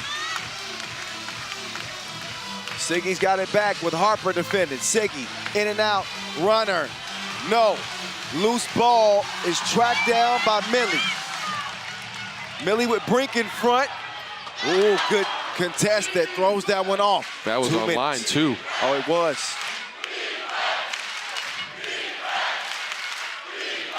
Van Lith. Oh, man. She pressed pause and then fast forward. She's going to give USA game point. Lene Harper is going to go. No, it's going to be Camyon Brink that's going to give USA the win. That will send them to the semifinals. They get 2 huge wins today. First in the play-in game over Japan. And the American women are going to head to the semifinals and have a chance to potentially advance to play for gold. And their first gold medal in 8 years. Still unfinished business. The semifinals will be a tough stage as things only get tougher as we move throughout this tournament. Austria certainly put them to the test. But 21-17 is how that one will end. USA continue to roll. Show you the highlights in this one. You knew early on that Austria was not going to be a walk in the park. It was not going to be a cakewalk for USA, even with the talent that they had, which is a lot of it. Haley Van Lith, she was the catalyst. She came out and set the tone for her squad. Off the glass, her mid-range game has been on point. But what they didn't account for was Siggy Koizer. She was hooping for her squad to start things off. They hit a little bit of a lull, and the United States never really slowed. Here's Siggy on the baseline. Austria performed well in their own backyard. They got nothing to hang their heads about, really. But a group effort for the Americans again. Lene Harper also an early catalyst. When she knocked down a 2 to spark the red, white, and blue, and they're all smiles. Let's get it over to Boz Rosendahl, who's standing by with Haley Van Lith. All right, Haley, I know the atmosphere is a little loud, so get a little closer so you can hear me. First of all, congratulations on a good win against this Austrian team. You came out on fire. Talk about the start of the game and what your mindset was going into it. Yeah, you know, we knew that offensively, we just had to keep it simple, take what they were giving us, and they gave me the open space for a shot, and I was able to knock them down today. All right. Look, you guys put out a real team effort here, beating this Austrian team in front of this crazy home crowd. How is the atmosphere out on the court? It's amazing, you know. It's great for the game of basketball. It's great for women's basketball. So I appreciate all the fans coming out, being loud, and I was glad we could get the win today. All right, good luck in the rest of the tournament. Thank you. So the Americans leading scorer, hoping to lead them to a gold medal. She's a U18 champion, but she's never won the World Cup. She's gonna go take some pictures with a few fans as her star continues to rise, and she continues to prove just why so many people are followers of Haley Van Lith.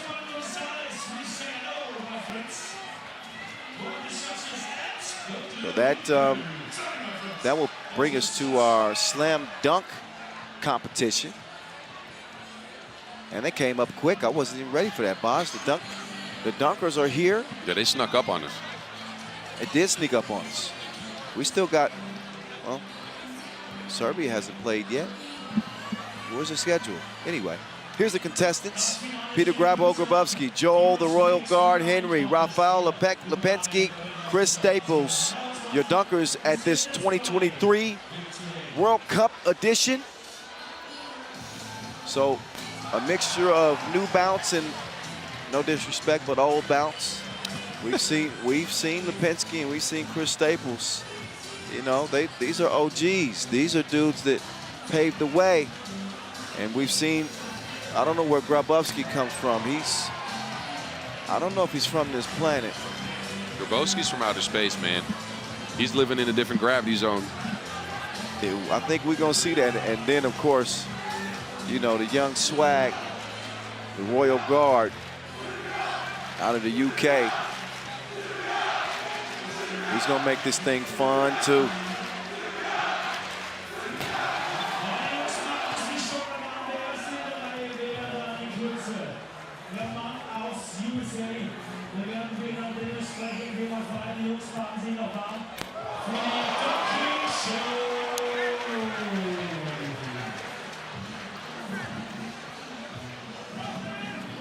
They're gonna get warmed up, and you guys can enjoy that. In case you want to know what's going on, each dunker is going to get 2 dunks in the first round, and the top 2 dunkers will move on to the final, the dunk final. In the dunk final, you get 3 rounds of dunks. The first 2 rounds are timed. The third round is not timed. But the 2 collective scores through the first couple of dunks will advance you to the final. These 4 guys emerged from 6 that we saw yesterday. Shout out to Brody Stevens.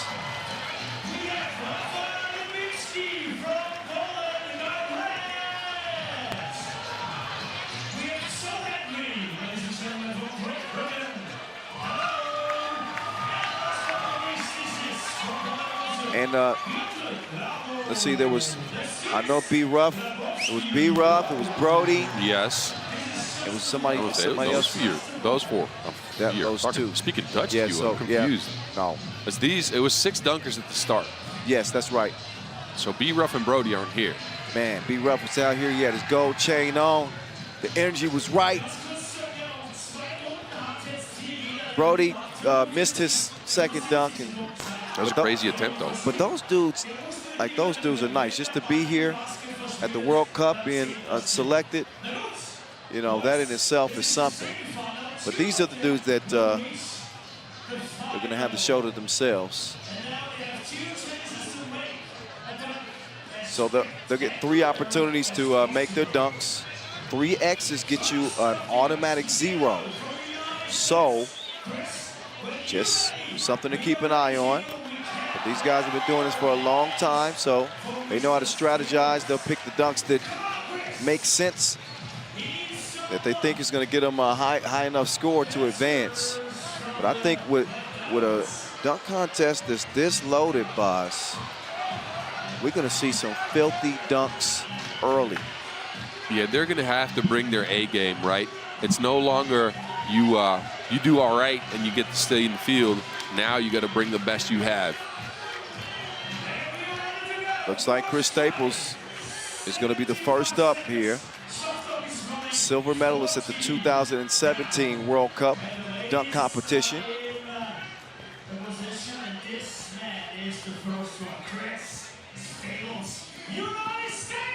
Chris Staples.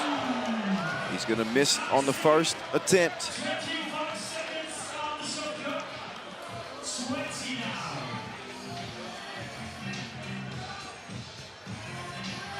So 2 more attempts for Staples. Uh-oh. Staples 9 getting seconds. Close, but he has 9 seconds. Yep. He just got to put this one down. And that he does. Right before the horn. Not exactly what Staples wanted. Not the way he wanted to start off. But again, it's about strategizing. You never know. If another dunker runs into some trouble, and they have to kind of reroute. So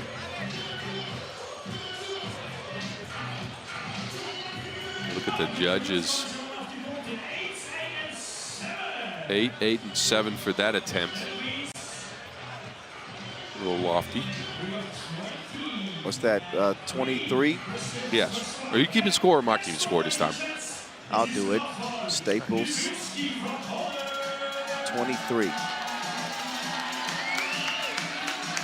All right. Lipinski yesterday had a really crafty dunk in the qualifier. As you might remember, oh, he broke a chair. That's 1-1. I broke one, he broke one, and you actually broke one as well. I did. But I broke it at the top. You broke it at the bottom. Yeah. It's different. There's levels to this. Yeah, you're right. But look, Lipik, he had a dunk in the qualifier where he touched his head on the rim, and the crowd didn't react because they didn't see it. But he touched his head on the rim. Now, I don't even need to tell you, but for the people at home, that is ridiculous. Yeah, me and you were looking at each other like, did they not fully see what happened? I might need to give these people my chair because this chair looks like it might not hold. This is a dunk with some extra degrees of danger right now. It's a dangerous job, but somebody got to do it. Rafal Lipinski.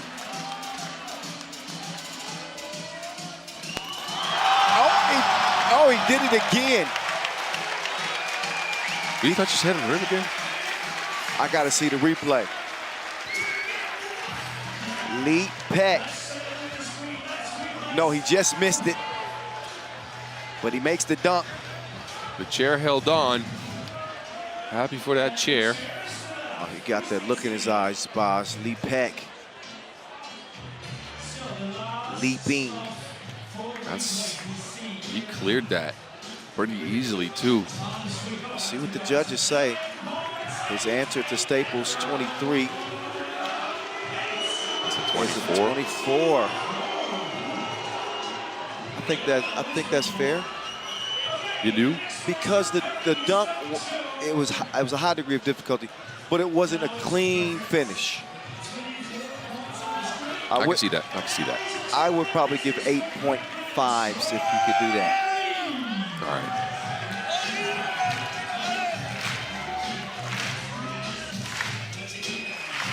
All right, now it's the Royal Guard's turn. Joel Henry. Joel Henry. Watch the man spin like a propeller.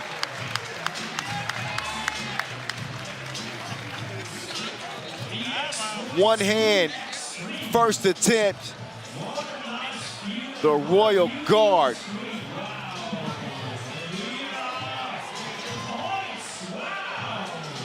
Give me a few looks at that. That's going to bring the highest score.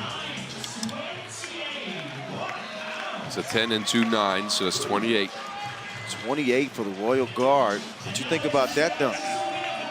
I like that. I like the Royal Guard, though. He's explosive. You can say that about all the guys here, though. I don't know. This man, though, he might be born on the moon. Ooh. Yeah, he's certainly been winning a lot recently. I'm gonna say what I want to say about him, but I agree with you, Boz. Even on the attempts, you see how high he's getting. The dude is explosive. It's like a rocket taking off.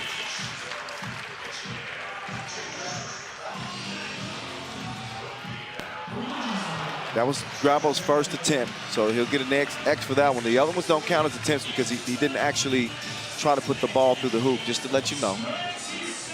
You've done a lot of these, so I'm happy you know the rules. A lot of...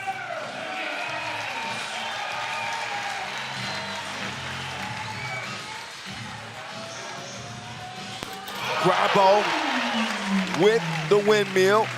Not exactly what he wanted. But a clean dunk nonetheless, Boz. Clean dunk, high vert, power, and an easy clear. I like this. Although it's not the dunk you wanted. And that's going to affect the referees. Oh, look at how, oh. He's like a fighter jet. Look at, see how dynamic he is in the air? Did you say he's a space shuttle going to zero gravity? That's good. Don't drop Boss. I gotta ask sometimes. You gotta save these bars for when they do the dunk. I'm gonna let you take control in a second. You have that. I don't have that screaming voice in me. Oh, come on. I'll try at some point.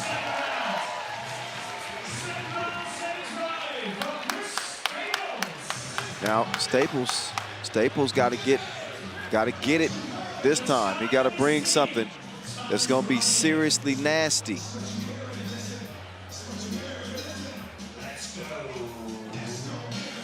Oh, I think that was seriously nasty. Staples, who started with a 23, he knew he needed a big score. Joel Henry, he says, okay, y'all like that? Wait till you see what I do. Chris Staples, over 5 volunteers. Man, he was. I gotta hop off. Oh, you do? I think Joe Hendry needs me. Oh, he does. Oh, Boz is gonna come out as a volunteer. Chris Staples, all 10s. All 10s, like a top model. Chris Staples bounces back majorly with a dunk that comes through for one of the GOATs. He needed that, yeah, 5. Lead back, you sick individual, you. Lee Peck said, hold on. You're not gonna forget about me. Lee Peck 360, tucked it between his kneecaps and then flushed it filthily. Look at this dunk from Rafael Lipinski. He ain't going nowhere, like that annoying neighbor. He's gonna get 10s too. Oh man, that makes things interesting here. Now the pressure shifts to Henry and Grabo. So Lee Peck is in the lead as we speak with 54. Chris Staples with 53 points. And Boz Rosendahl is out to help the Royal Guard. He's got a ball on his head. That ball's got to be 8 foot in the air.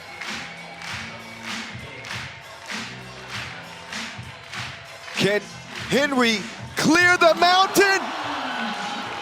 He's on the mountaintop.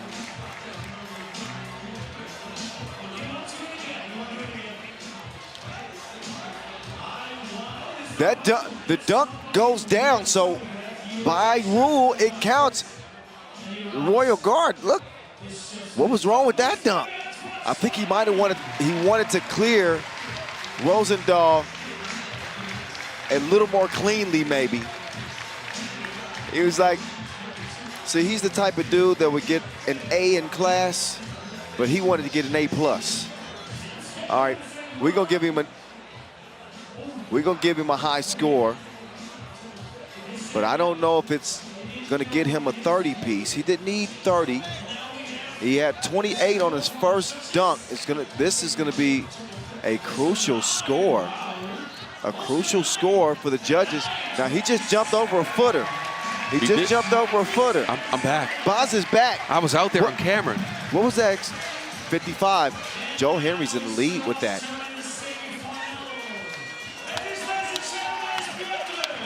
So Henry, Lee Peck, Staples. Oh, Grabo though. And wait a Grabo's coming out with something crazy. He's wasting no time to try to get this one up. I like that about Grabo, right? He gets his first dunk out of the way right at the beginning of the clock, so he has a lot of time. Yes. Smart decision. He's got 46 seconds and he's cleared for takeoff. Grabowski tucked it under his thighs and demolished the rim. I can't even. He's powering up or something. Who is this man? He was stretching in the air. Did you see that? I'm just amazed, His hamstrings are out. This guy's just at a different level of gravity. Oh, man. Unbelievable. So, Piotr, the astronaut Grabowski, that's going to get that man 10s. And that is going to get him 54 points, which ties him with Lipek. Now, by rule, Lipek and Grabo should have a dunk off for that second spot because they're tied. Staples finishes with 53, so he won't be moving on.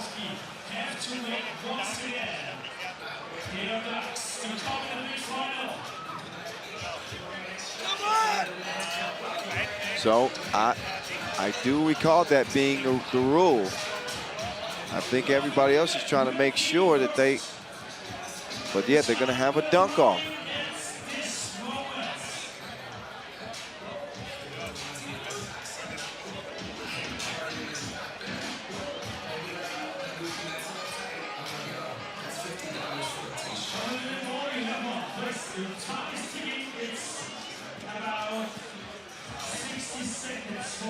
Lipek, he's on the clock. He's saying, hurry up, I'm on the clock. Oh, he get set up. I need you here. All right, you get here. I'm about to dazzle the crowd. I've done this a long time. Oh, no way. What is he going to do here?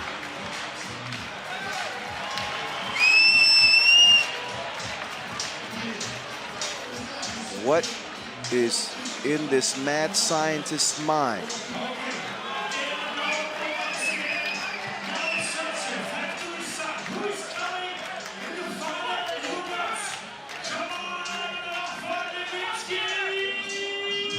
Oh, that's what you call backwash.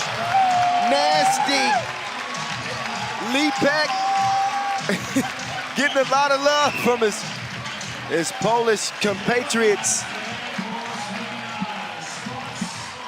He makes it on the first attempt.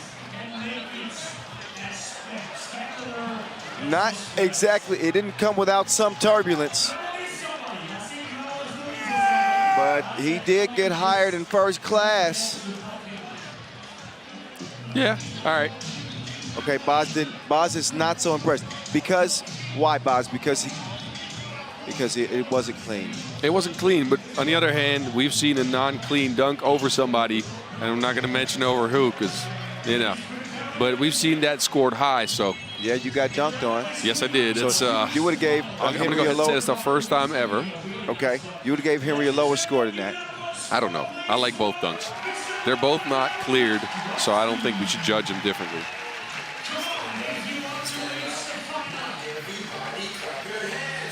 Now it's Grabo's turn. Grabo, he honey dipped it. And I think the rim might need some repair. That's the man of steel on the iron. And he's already saying it's over. Not yet, you're gonna have to go to the next round. Look at the explosive takeoff from Grabowski. And he was so high he could duck it with his armpit. He settles for his elbow. Incredible. This man has been practicing this dunk all week. You remember how he got in here every day during the break in session and just looked at the rim, looked at the height of the ball, tried to see if he could get it. Pure professional. Look at that. That's nuts. He got the rim in a headlock, man. Yo. He got the rim in a headlock, man. Yes. Just crazy. I give a dunk like that a 10. I don't even.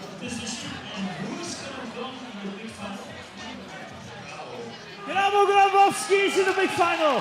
They, give it up also for Grabo's dunk So, will get him to the final.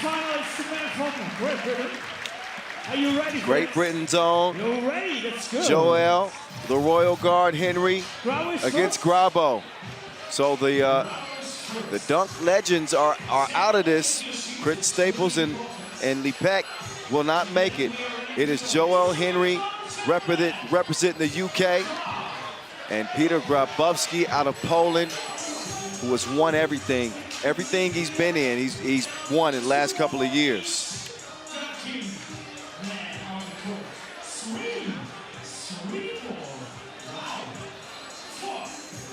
All right. Grabo's going to have to dunk twice in a row here. I don't know if that's an advantage or not.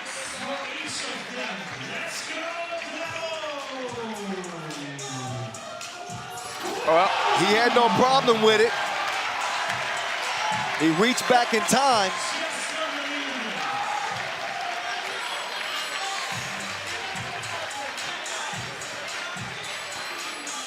Another look at the takeoff from Grabo. Look, better yet, no look. The scorpion dunk. This guy just jumps so incredibly high. I'm just amazed at this. Look at the clear on that. He is at least a foot over. It's not even close. It's ridiculous. 30 for Grabo. It's a strong start. That's a strong man. Yes, it is. All right, let's see what the Royal Guard has in store. Self-bounce. Ooh. Ooh. I love the confidence from this kid. I love the confidence from this kid, man.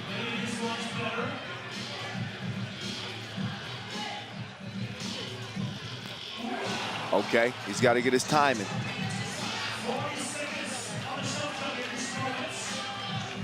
He's trying 3 different dunks in 3 tries.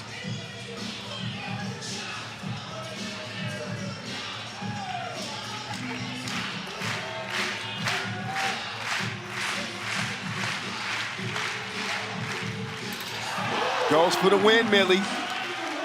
I don't think he's expecting a 30 on that. But a solid dunk nonetheless. He was trying to show the ref how high up he dunked it. He just dunked it with his hand, though. Right. We've already seen a man dunk that with his elbow. Yes. Over the top of a dude. Yes. So, dunk 1 is going to go to Grabo, who got a 30, and a 24 is what Joel Henry will end up with.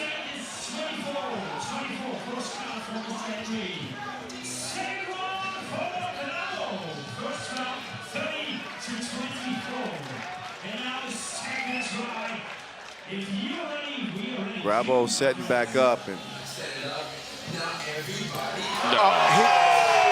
who gonna stop him? Grabowski is out here putting on an absolute show, like it's halftime at the Super Bowl. That man is on lunar gravity. I have yet to see a lot of people jump that high. Ridiculous. Look again at Grabo. He is different. You understand? He is different. Hey, be rough out here in your shoes. You see? Grabo, though. Yeah, that's second 30 in a row for Grabo, who's at 60 points right now. What is Grabo reading right now? What is he looking at? He might have a cheat card. Yeah, he might have a cheat card of stuff he can still do. He's the cheat code. Ain't that your shoes on B-Rough, though? Huh? Ain't that your shoes on B-Rough? Oh, shout out to B-Rough. Oh, yeah. B-Rough, you been in my room? No, you told me you got those. Oh, that was ill, too. He might call out sick tomorrow, boss. Joel Henry, the Royal Guard. Bruv. He's lit out here. That's a tough He's one, lit too. out here, bro. He's lit. Turned midair. Dunked it with his oh my left hand, too. He's a contortionist. From the, yeah, that's a hard degree of dunk right there. Oh, look. Oh, exactly. I thought he deserved it. Yes, that's he a did. 30 dunk right there. A 30 dunk.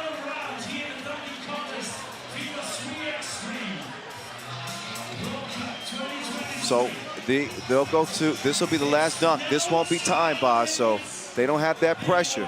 Now it's just, you just do what you do. That chair is looking like it might not hold. There's already a crack in the bottom. These aren't the most durable seats.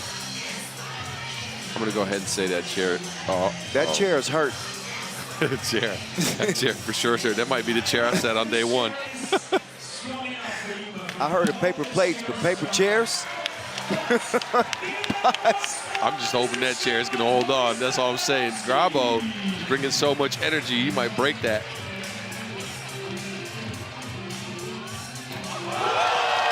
Yuck. I ain't gonna say nothing.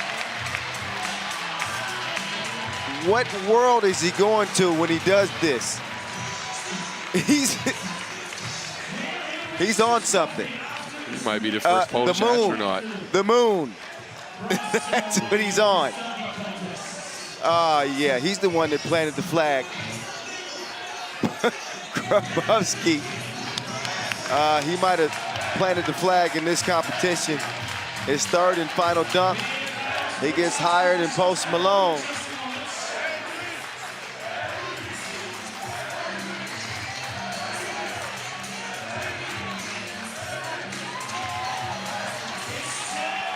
He's got the crowd on his side.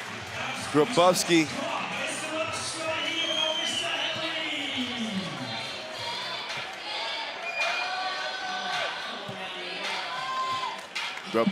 Grabowski's got his eyes on goal.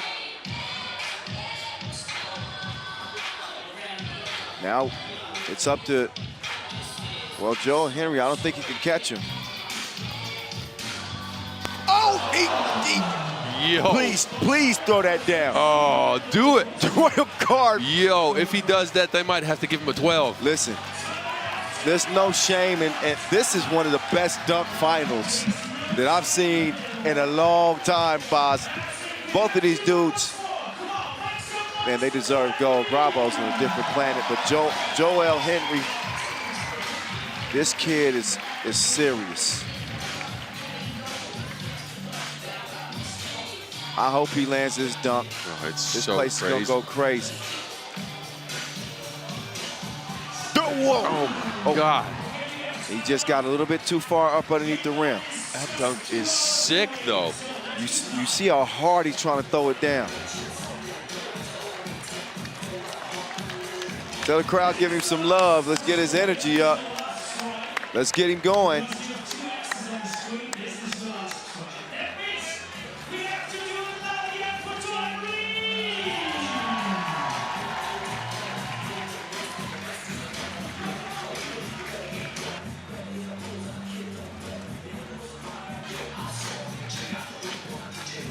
All right, Royal Guard.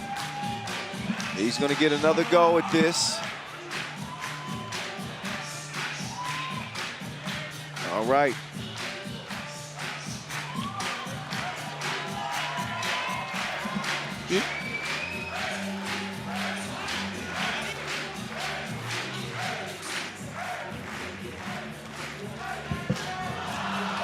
Oh,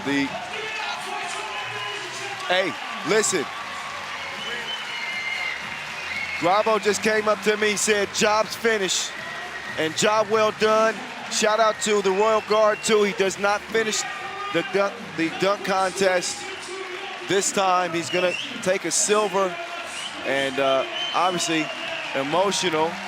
Joel Henry out of the UK, stand up one time. What a final.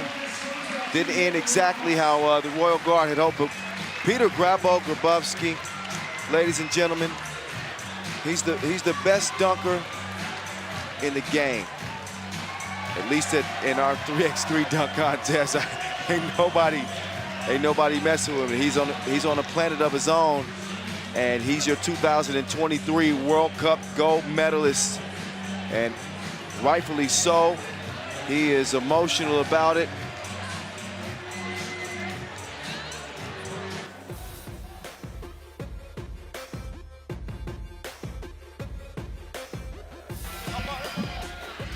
That gets set up.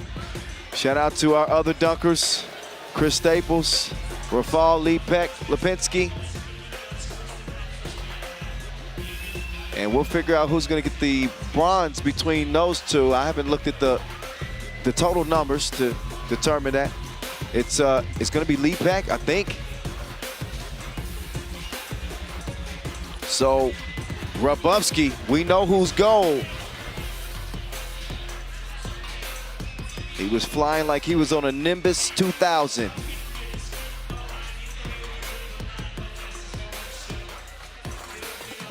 Look at Peter Grabowski. Each dunk is unbelievable. Boz Rosendahl talking with the dunk champ here at the World Cup 23. Bravo, Boz. Bravo, you can hear me right on the distance. Let me show your forearm, man, because that thing is looking beat up. Somebody look at that. Normal day in the office, guys. It's normal. All right, look, we can all see how much this means to you, but talk us through it, man. Man, I was waiting for this moment like 25 years. It was my dream. A year ago, I won a gold medal, but the other guys wasn't really good. But this time, I proved, but not prove others. I proved myself that I really champion. Yes, hey, look, we saw you in here all week trying to test the rim, looking at the distance, looking at the height. Talk about the professionalism that goes into your brand of dunking. It's really hard because I prepared as a first dunk behind the back. I missed probably 3 times, and I had to change my dunk really quick. But in my mind, I said, Grabo, never give up. Let's go, let's go, let's go. Never give up. I hit safe dunk, and it's history. Last thing, man, I know you got people at home watching right now. What do you want to tell them? Guys, let's say it's not over until I win. Polska górą! Tak, zrobiłem to, kurwa, zrobiłem to! Congratulations, man. Thank you.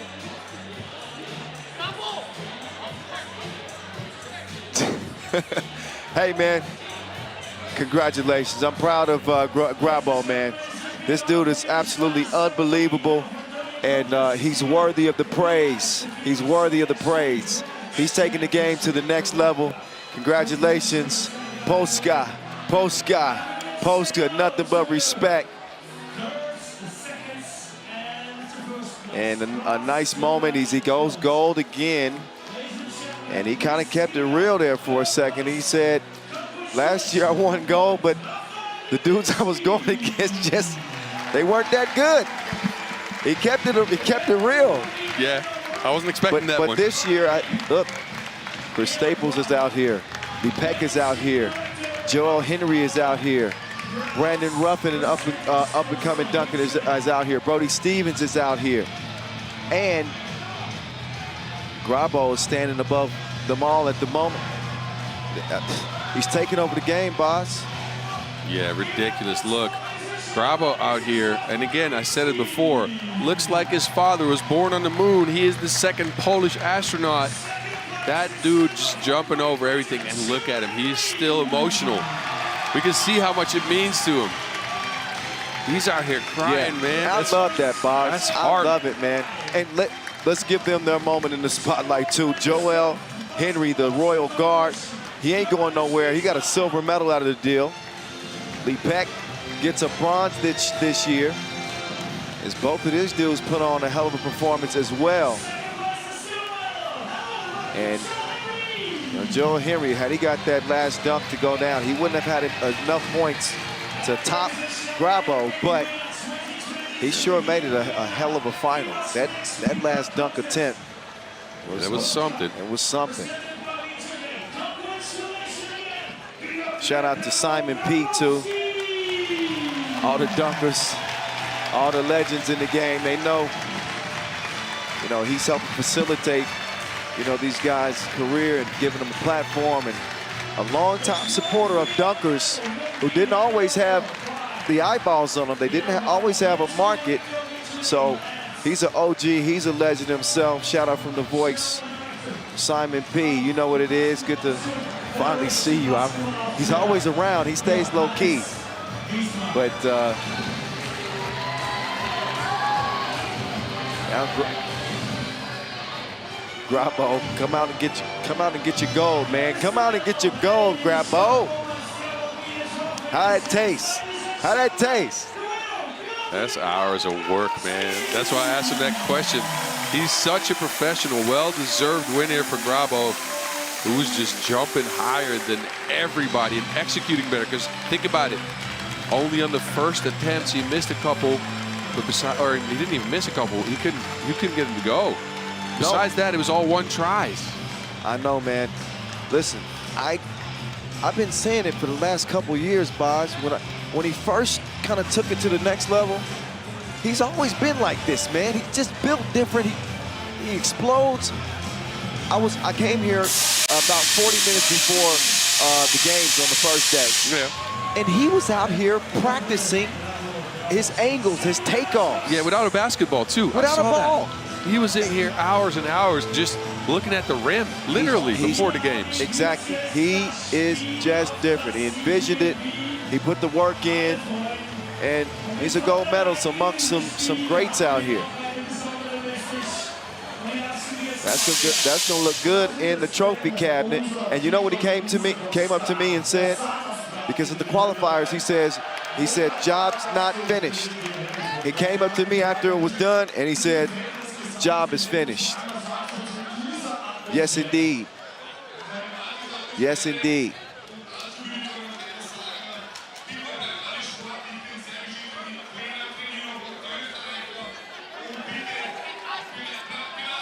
All right, they got to move him off the court.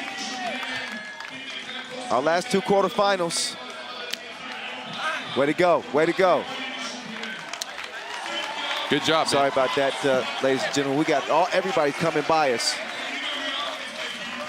Simon P. Simon P. All right, we got more business to handle here. But all the dunkers wanted to come over and say peace out to me and Boz, so we had to show our respect. Excuse us. Yes. We got to get focused back for this one, Boz. Look who's coming. Uh-oh. Look who's on the way. Uh-oh. It's Serbia. It is Serbia. Who's look better?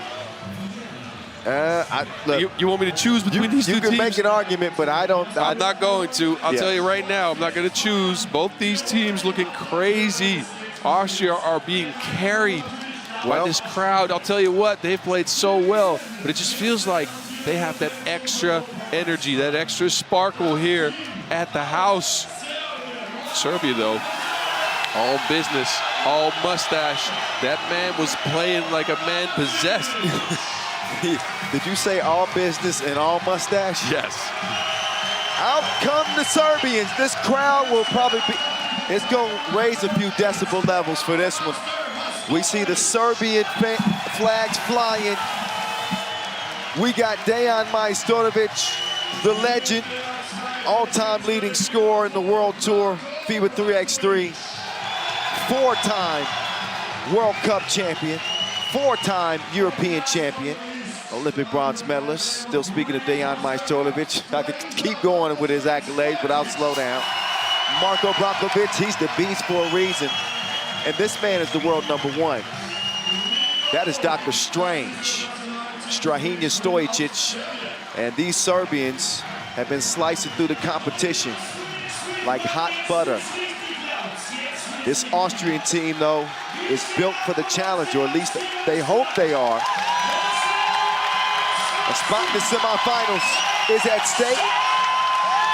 As this place is reaching a fever pitch. Think about it. It's both Serbian fans out there as well as Austrian fans. So I think this is a packed house for both teams. Oh, man. I think this is the game of the day. This is the most marquee matchup of the day. Yes, although I have one more game that I'm ready to look at. And which one is that? Well, the Netherlands are playing, man. Netherlands, Latvia. Yeah, but this is Austria. That was going to be lit. We got that. That's just for me, though. This game is definitely one of the games of the day, especially with this crowd. Look at these people. I have never seen anything like this. Yeah, this is live. I've been at plenty of event in 3x3. I've been in the crowd. I've been on the court. This is something else. We have yet to see this. This is for a spot in the semifinals. Of course, Serbia's been waiting all day to play. They got a direct ticket to the quarters with the 1 seed. They are the #1 overall seed in the tournament, but they got the 1 seed out of Pool A. Kyle Montgomery, a.k.a. The Voice. Boz Rosendahl, a.k.a. The Mountain. Edmund Ho and Marek Mataszewski will officiate this quarterfinal bout between the homestanding Austrians and the Serbians. Dr. Strange, 30 points coming into this contest. You know he's going to be bringing the heat. You know he's going to be bringing the heat. He didn't bring a razor, but he's going to be bringing the heat. We love the mustache. You know we. Yeah, we do. We do. It's iconic. That's what it is. It has grown, though. I mean, that's for some reason. But I literally, this time, it's so loud I couldn't hear you. I said the mustache has grown. It's gotten mustachier. Somebody tell Boz I still can't hear him. Boz, you got to wait until this music turns down. I'll use sign language. No worries. I got you. Look, though, there is one clear favorite in this game, and that is Serbia. I'm looking for Austria maybe to come out here and shock the world. That's all I'm looking for. Shock the world on the back of their play for their day and for the week. Shock the world on the back of these fans. I'm ready to see it. We shall see. The Beast way off target on the first 2 attempts. The Hammer getting down low, and he's going to snatch that from Dr. Strange. Got to get it to somebody. Oh, Strahinja gets called for the foul. He's going to check out. He knew that he got a little frisky there. Oh, well, yeah. He said he had, so he said he had ball too. Well, I disagree. Matthias Lenortner, who has been shooting the lights out. He's got Kramer. Was apparently three in the key. That's the call from official Matic. That will give the ball back over to the Serbians, who first beat Madagascar, then they beat France, then they beat Germany, then they beat Brazil. Will Austria be the team that gets it done? Dejan Majstorovic on the run. He drops it off to the Manimal off the miss. That'll go out of bounds. Talking about all the fans in the stands. Obviously, the players' families are traveling here. Dejan Majstorovic has got his folks here. Stanko Majstorovic, Vladimir Rusmir, and Milos Milutinovic. So those, I'm giving them a shout out.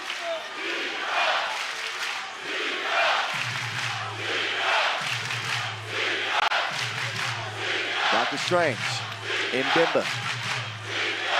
All he's got to do is check the world #1.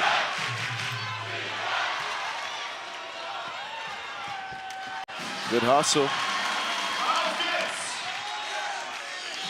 And Bimba. Oh, he likes this matchup. No, he doesn't. Strange has got those octopus-like tentacles that are just in the way for Mbemba. Oh, offensive foul. Oh. Offensive foul. That's the call up top. No buckets as of yet.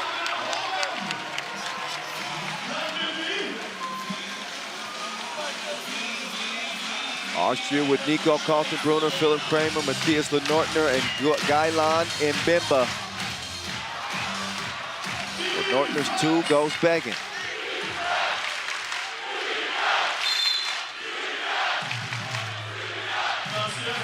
Now a foul on Austria, their first. Austria beat Lithuania earlier today, this afternoon. Oh, that one spit out. They beat Lithuania in the play-in game and earned their ticket here. Both teams are playing strong defense right now. Shots aren't going in. Brankovic here on the line. Out of bounds, Austria ball.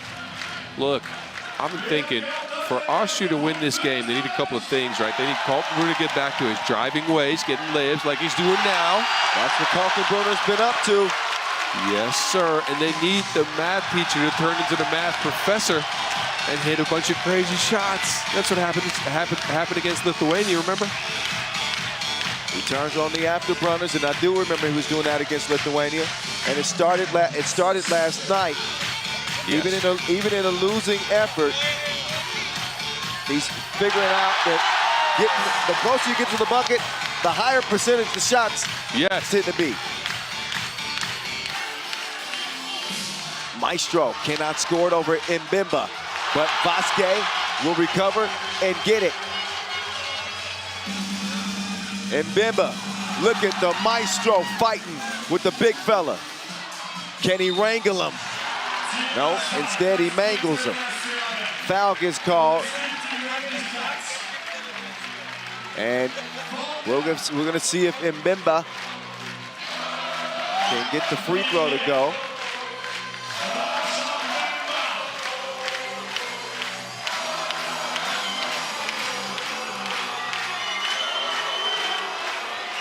And he can do just that. Boz, I don't know if you're on to something. Oh. Dr. Strange! That man craves. That's ridiculous. Oh, offensive foul. To look at Dr. Strange, just jumped up, split his legs, and tossed it up there. He's not from this world. He's not. Strahinja Stojicic with an unbelievable 2-make. Nico Kaltenbrunner, that 2 won't even matter because of the whistle prior to. We're knotted at 3 apiece. Strahinja up fake. This is what they do. Dr. Strange performing at a high level. He put his sling ring on. He just dropped him off like the Metro stop. And Mbemba with a big 2-piece. My bad, Boz, didn't mean to cut you off. No worries. This is a crazy game, and I'm going too slow. You're going too fast. That's the experience, man. Boz, man. Welcome to my world. Yeah. Now you see how I get with it. It's almost like I'm playing. I know. It's just like it's always on, huh? It has to be. What a game, what an experience, what an event.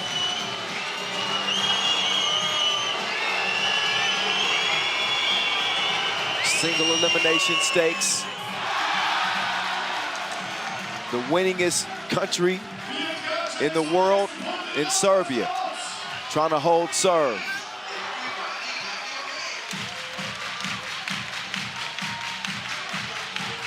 An animal, he's gonna go to work in the body shot, but wait a second. A shove in the back called on Lenortner. Not much of an argument from Lenortner on this either. No, he just threw his elbow out there to try to cut off that baseline spin. A little bit too much contact in that, but look at this. A 5-5 game at the first TV timeout. Crazy so far. Cross screen. Pass to dir. Ich hol mal einen Ball mit mir. Geh mal, hey, wir sind auf der Defense. Hey, keine Spielpause, keine Spielpause zu sehen. Rot. Look at this place. Air Wind is flapping his wings. People are clapping their hands. Just a frenzy. Maestro with some string music. 7-5. Kaltenbrunner. That was going to graze the iron. Vasic will track it down. And Brankovic will go to work with the Maestro. Majstorovic uses the screen. Brankovic thought about the 2 and said he's going to drive the beast with the leg.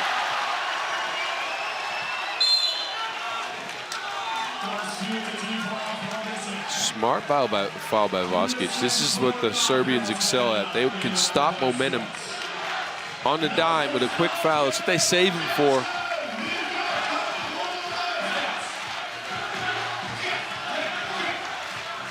(8-5). I got a feeling tonight's gonna be a good night. It's a great night. An outstanding game so far through almost 4 minutes of play. Austria pull within 1 with the double dip from Philip the Hammer Kramer. So the Hammer, he nails one from deep, and he's playing a lot better than normal. Yes, he has. Look, these Austrians are really picking up that one extra level due to the crowd and the atmosphere here, I'll tell you that. Looking crisp.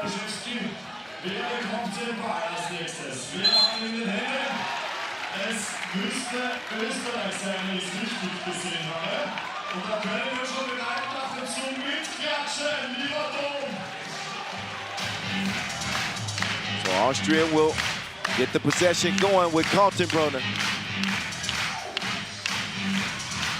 Kaltenbrunner trailed by the Maestro. And Matthias can't score. Hey, it is hammer time. He brought his toolbox. And he's getting to work. Maestro's looking like, yeah, right.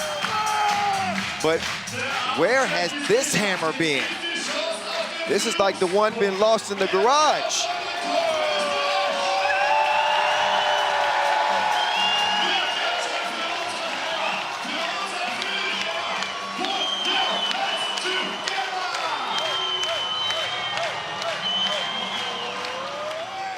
Too strong. Can't nail the free throw. Yeah, but he's been playing great. Another one? Oh my. Oh my goodness, what a play to keep it alive. Look at Kramer, he wants the ball. He looked like he had no lift day one, and this guy's out Oh, here. Nailing shots left and right. What's going on? Offensive foul too. Oh, maybe a push. Oh, Philip Kramer. This hammer, this ain't the average hammer. He's an anvil right now. He might have turned into a jackhammer. And he is knocking the Serbians on top of the head from 2 range. Austria lead it by 2. Majstorovic gets the no. So it'll stay where it's at. There's no team better than Serbia when it comes to weathering storms, though. I will say that. But I don't think they could have accounted for the type of start that we're seeing from Philip Kramer. Nah. Offensive foul, Majstorovic. But yeah, you're right, Kramer so far kind of quiet in this tournament, right? He was doing some nice things, but he was resorting to fadeaways. He was getting a couple of rebounds, but it looks like his lift wasn't there. Now, though, all of a sudden, turning back the clock, turning into the hammer. This is quite the environment. We're approaching the 5-minute mark. Nobody home for Dito Kaltenbrunner. Did he dunk it? Yes, he did.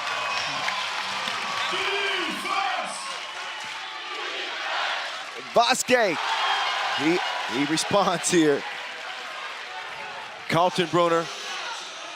And Bimba, he's got Strahinja on him. Kaltenbrunner, he misfires the 2. Oh, Lenortner took a shot. Obviously that, I don't think that Strahinja tried to do that. That was just an unfortunate, oh wait. Well, he was trying to get free, I think, but that don't look good. I'm gonna be honest. On video, it doesn't. No, it does not. I think the referee, Edmund Ho, is looking at this. So we're going to have to figure out if we can see what he sees or either what his decision's going to be. Yeah. Big decision in this game. Boz, I think that they're going to have to upgrade this foul. I think that this is going to be unsportsmanlike. Just because when you get a little careless swinging your arms through, whether you're intending to connect with somebody, wait, yep, they're going to upgrade it. I knew it. Yep. It's 2 or 3 free throws. I'm not sure. So he said he did something with the 3. Anyways, so the math. Well, man. I can't see the fouls for Serbia as of yet. Let's see. Okay, well, no, it's a couple free throws coming up. Serbia in the bonus too. You don't see that very often. Well, certainly not with 5 minutes left. Nortner, though, will try to make good on his second attempt.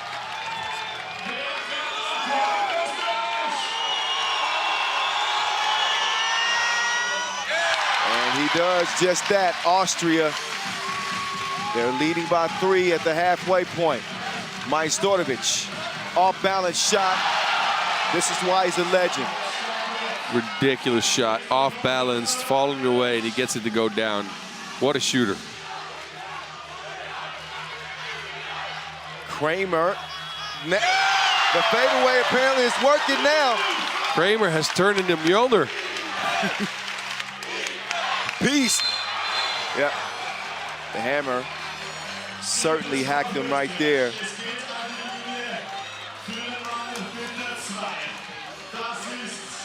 Look at that ridiculous shot by Majstorovic, though. That is not normal. You can't hit that. That's crazy. He's falling away. That's why we call him the maestro. He always composing string music. Brankovic will pull Serbia within 1.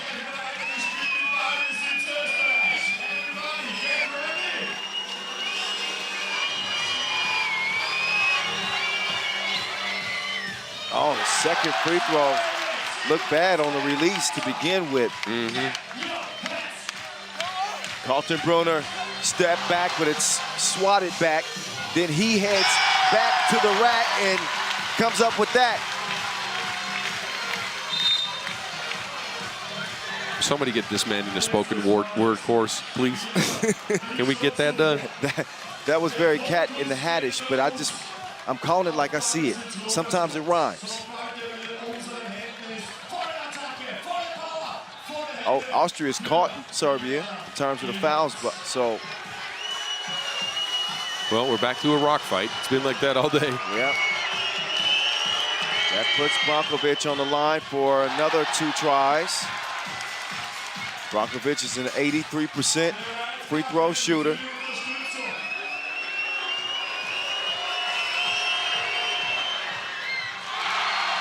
And Bronkila takes care of business at the line. The hammer coming downhill. The hammer's gonna clean up his own mess.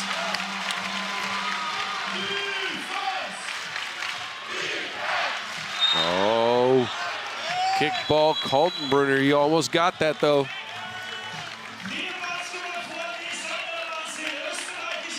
This game is ridiculous. I don't know about you, but I'm sitting here with sweaty hands. Look at this. The hammer just wants it more. Gets it up there. He has turned into Mjolnir this game. This man is possessed. Where has this been? He saved his best for last. We've been talking about how Kramer was struggling initially. He was going to the fadeaway a lot. He seemed to be shying away from the contact. You know, he didn't look like he had lift. No. Now all of a sudden he looks like he can jump out of the arena. He went to the lab. Yeah, he got himself some new legs. He went to Stark Industries or something. Majstorovic. Not that time. That's a 9th foul on the Austrians. He's going to put Serbia back at the line, and they're back in this game because of that. This game is very likely going to be won at the free throw line. Looking like it, yes. The tough defense, I don't think, it's not going to stop. They got to play hard. The whistle's gonna be blown. It's gonna come down to who connects on the free throws.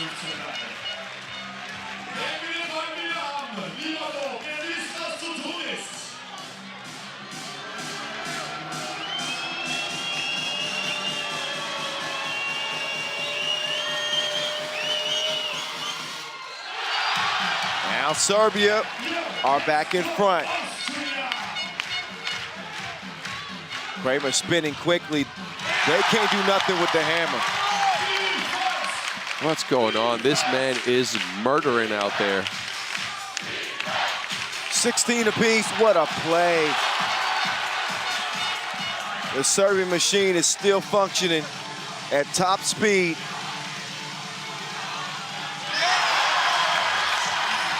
And people are just shaking their head around the arena.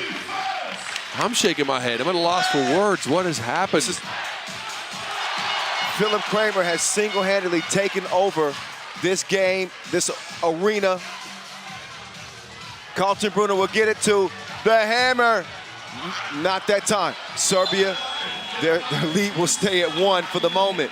Maybe a bit of a heat check there. I don't even blame him. I don't even blame him.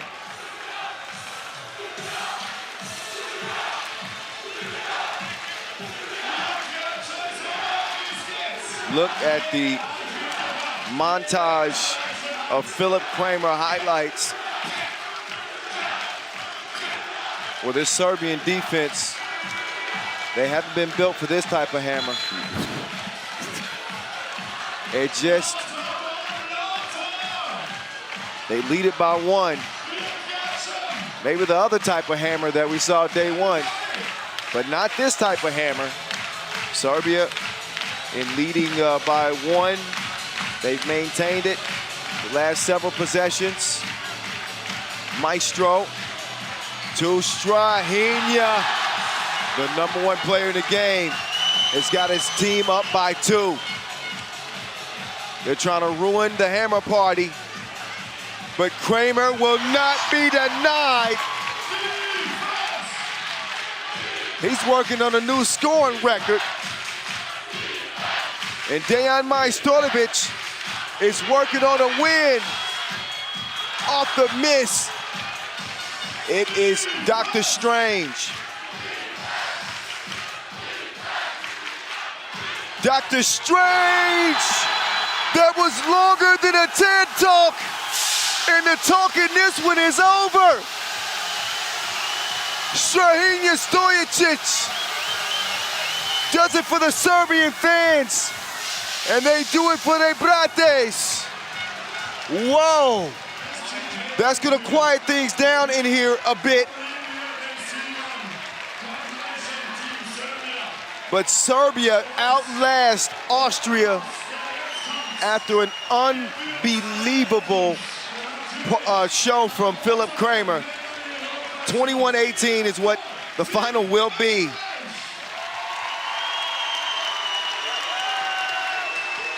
And the Serbians are pumped up.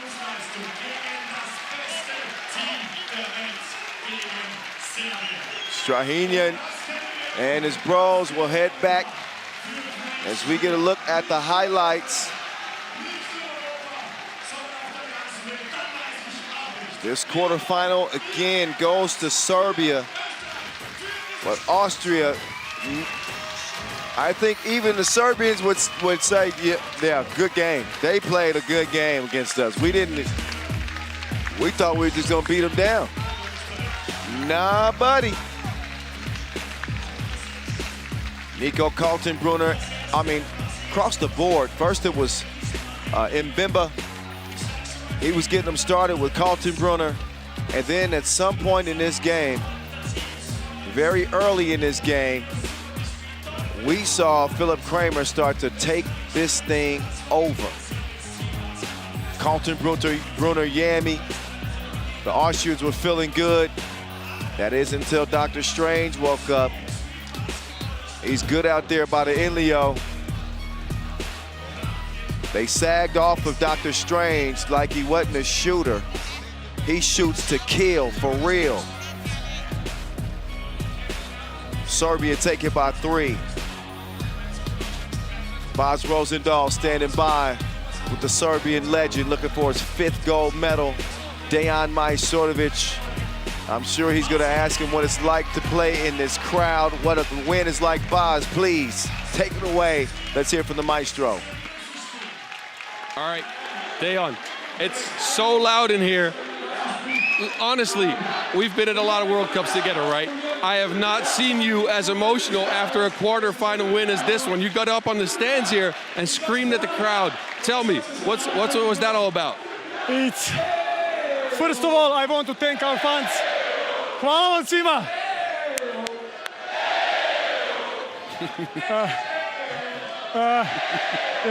It's a lot of emotion in me because we know this is going to be the big game, because we know the team Austria, they are real street ballers. They know how to play this game. We practiced for them last 2 years. We know how physically strong they are, and they make some shots. We have a lot of problems on this game, and that's why, because we want more on the end of the game, show character, show who we are, and that we know how to finish this important game. And that's why a lot of emotion in me, because this was very important game. For me, first game on the tournament and the quarterfinal, always the most important. All right, again, you've been here a lot. You brought your family this time, didn't you? Man, my whole family is here. I don't talk with them the whole tournament, so I just talk with my son and that's it. All right, man, go. Yeah, thank them to come to support me. Hey, go see your son, man. Good luck. Dejan Majstorovic, yeah, Bas right on the money with that. I've covered a lot of tournaments and World Cups in particular. I've never seen them this emotional after a quarterfinal win, but Dejan says the quarterfinals are the most important, and his team, they managed to get that done, 21-18, but all love to Austria, who gave it their best shot. But Serbia was able to dispel them. And after this next contest, which will be our last quarterfinal, semifinals will be officially set. And we can close the day out. And this one will be closing out with a bang.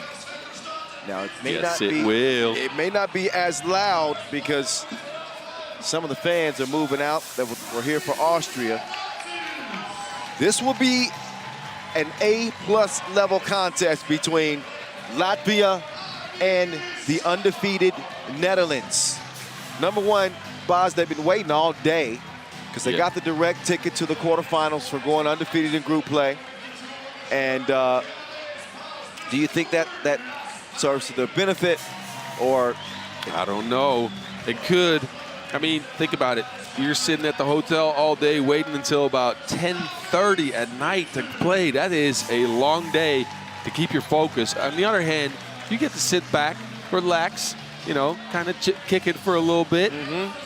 You don't have to be focused all day. So there's positives and negatives with that. Latvia, though, I know they're going to be mentally warmed up. We've seen these 4 fellas already today. Yeah, Latvia, man, they were so focused with Batman and Robin, you know, hitting on all cylinders as we kind of figured that they would. They got to be feeling pretty good heading into this one. But nobody scored more points than the Netherlands. 21.3 points per game. It's a 21-point game. How you average 21.3? Well, you can get that last shot going and get a 22 in there. Leading scorer of all players coming out of group play. That's hype worthy. He's worthy of it. Worthy de Jong in his 3x3 national team debut, averaging 11.4 points per game. Leader in player value. Leader in highlights. Second in blocks. You want to talk about filling the stat sheet up. I haven't seen a debut like this on this stage in a long time, maybe ever. Of course, DeMeo Vanderhorst, the longtime Orange Lion, with Arvin Slaughter and Jan Driesen. It's us, it's me, Bas Rosendahl. Well, he's Bas Rosendahl, but They know him as the Mountain. Me is the voice. Kyle Montgomery. What's up, y'all? How y'all doing? Hit us up. I mean, might as well. They should. We're out here on the gram. At BAZZ50. That's my guy, Baz's. Mine is at 3x3 The Voice. If you want to, we don't bite. But let's get you set up for this final game. Cecilia Dort and Glenn Tuitt. This will be well officiated between two very, very dangerous teams. We're talking about Latvia looking good earlier. They knew that they had to pull the plug on must-see TV in Belgium in the play-in game, and that's exactly what they did. 19-15, the final for Latvia in the play-in game, and now they get a date with hype-worthy 45 points. His shooting efficiency is to the moon, 80%. I was just looking at some of his numbers earlier and I was like, it's ridiculous. Yeah, that is. He's had a great debut so far, but this is the real litmus test, ain't it? Think about it. The Olympic champions. That's the team you want to take out to get to the semis. With a little bit of history as well. So, Worthy de Jong, Jan Driesen and company will get us started for this last quarterfinal, and Dimes is already feeling it. Dimes is the one guy that can make this team click, right? We know what Worthy can do. Dimes has been relatively quiet this tournament. I think he's averaging about 2 points per game. Listen, when he ditches the air guitar and starts beating on his chest like a gorilla, we're looking at a different level, different type of Dimes. He's having fun when he's playing the air guitar. Yep. When he's pounding his chest, you better watch out. You better watch out for that man. 2-zip. But the Latvians, so much like the Serbians in their precision. Not so precise on that fadeaway was Lasmanis. He too has been unbelievable in terms of his numbers here in Vienna.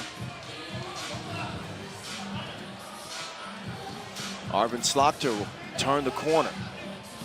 Lasmanis in hot pursuit. Slokter, no, but look at Driesen, Stretch Armstrong even. Worthy on the run, and he's gonna earn a trip to the line. This is the only area that maybe struggled a little bit. 4 of 7 from the line. I don't know if that exactly qualifies as struggling. I'm nitpicking because everything else was top notch. Yeah. And he's got a free throw notched as the Netherlands lead the Latvians. 3-zip. Latsis too strong. Worthy and Slokter trying to connect, but there's a whistle. Foul up top.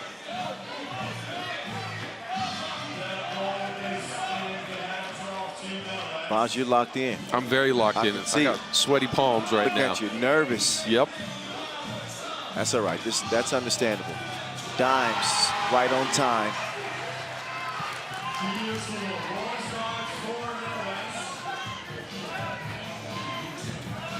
Batman elevates, left hand, splash. That man, he's so good at that shot. Pop, stop, and he can get it up over anybody with that height. Good frame. Dimes looking for another deuce, but not that time. Slokter's going to poke it out of bounds. That ball's going to be for the Dutch, I think, but look at Dimes early. Got the hook shot going, got the 2-point shot going. Good pick and roll here. There's another look at that Lasmanis stroke. But Latvia with a single point. Netherlands have been more consistent offensively so far in this contest. Driesen is not going to find the mark that time, but here comes Jan. And the Ace is getting tangled up too. The Ace is not too happy. What could Jan Driesen ever do? He's a nice fellow. Oh, that's all I can tell you. He wouldn't hurt anybody, not even on defense. The Aces ain't playing nice.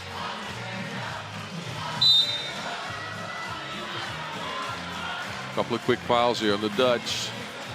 Holding on to a 3-point lead here after 2 minutes of play. So de Jong trying to track down Miezes, and that's a marquee matchup. Worthy says, my bad. Racking up a couple of unnecessary fouls here. 4 fouls on the Dutch. Agnes Chavars is going to let Batman go to work. Batman in the Batmobile. He's fast like that. You know what else was fast? That Dutch transition. You blinked and they had another bucket. Quick response. I couldn't even finish the line. So Worthy got caught reaching in the cookie jar. And he's finding it hard to believe. Las Manas pulled one of those Chris Paul-like moves. You know, when he keeps the ball low. The rip-throughs. The rip-throughs. Kind of a crafty, deceptive tactic that scorers use. And he'll use that to get Latvia within 2. And Worthy's going to draw the foul, too. Referees are keeping this one close at hand. They don't want a physical contest here. Not too physical anyways. A lot of early fouls here. Well, that's going to force people to just make some shots. Worthy. Nope. Kicking it just for you. Oh, Miezes. He's wiry but strong. Latsis. He'll rebound and give it to Las Manas. Las Manas is calling for a screen. And Miezes hurries up and gets there. Las Manas with a stop and go. Has he? He takes Worthy to the hole with Sol. It's 5 up now. Dimes. Here's the male Vanderhorst. 2018 World Cup silver medalist. Good box out by Latsis there. Las Manas. How many times have we seen him and Dimes go at it? Yeah, these teams have a long, long history. Latsis here with the foul. I actually am impressed with his defense this game, though. They have him guarding DiMeo and Worthy, and he's holding up so far. So far, so good. It was the Dutch that jumped out to the early advantage, and we've seen Latvia kind of settle in and cool down. Let's listen in. De attack is goed, maar het tweede geven is lastig en we houden niet rebound. Ja? Hey, blijf krachten. They're talking about the fact that the offense is good. They want to play 2-on-1 off of screens, but they have to rebound. Yeah, here you go. That's what I'm here for. Excellent. Listening in on the Dutch huddle. You're here for that, and of course, the bars. You're right about that. Bars, Rosendahl. Got a whistle, White. So 6 fouls on Latvia then. All right, maybe the 5th. I think that's 5. Yeah, it's 5. Each team with a foul to give. Last quarterfinal of the day. If you're just joining us, you're going to get a tardy slip. You've missed one of the best days of 3x3 action in the history of the game. Yes. And I ain't overstating that. No, we've had everything. Game winners, oh my, rock fights. We're going to have to talk about it tonight, Boz. Yeah, we will. Arvin Slaughter. He misses that. Not happy about it. It's getting, you know, tempers are rising. Miezes has got a problem with Dreesen. So Official Taunt is going to talk to him top of the key and try to cool him down a bit. Sometimes you got to do that with the players and say, look, stop it, cut it out, guys. I know this big stakes, but you can't do this. Las Manas, 2. It's too strong. Well, that's a 7th foul in Latvia. Actually. And a warning. I think they put that on the scoreboard wrong. I told you. Well, oh yeah, did they get that? They gave that to the Netherlands. It should be for Latvia. Yeah, they fixing it. It's fixed now. Oh, there you go. Slaughter knocks it down, and also a warning from Official to it and Official Taunt. They don't want to hear anything more in this game.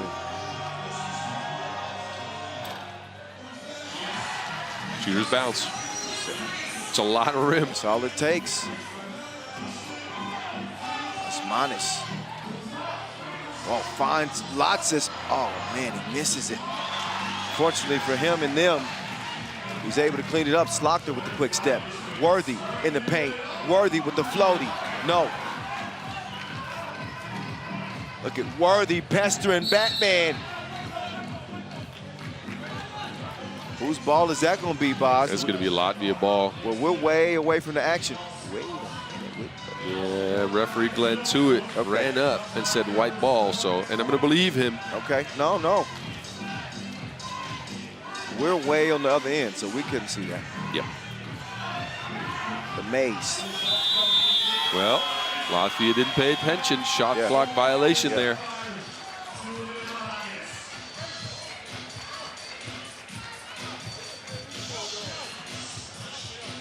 Man, this is kind of this game. I don't have any more bars for this. No, it's almost like these dudes are longtime rivals. Well, they have played each other a bunch. Well, Dimes and Slaughter for sure, but you know, Worthy's new to the game, and you know, Jan hasn't competed with Latvia on the senior level. Yes, he has. Not much. Not much.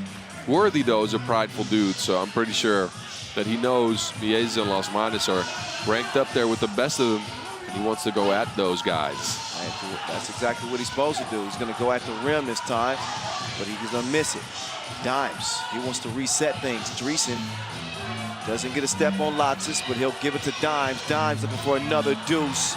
No, Mieza will track it down, and he will score past Worthy. Good body positioning, I guess, there. It's a veteran move. Dimes, he moves Latvia out of his way, gets the bucket. Here we go, 8-7.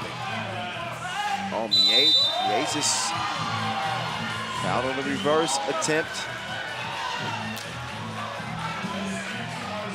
Yeah. Got him on the shoulder. Those will be 2 free throws, so the Dutch are also in the bonus. Just make the first count. This is one of those games where the entire game you just clench your butt cheeks. That's all you got to do. As a fan, by the way. Every game today, for the most part, has been exactly like this. Oh, he's like that. Sergeant Slaughter. Sir, yes, sir. The general, he's got something to say. A foul on the Netherlands. Yeah, the 8th foul here. So again, 2 free throws for the Latvians. Osmanis at the line. One look at Slaughter.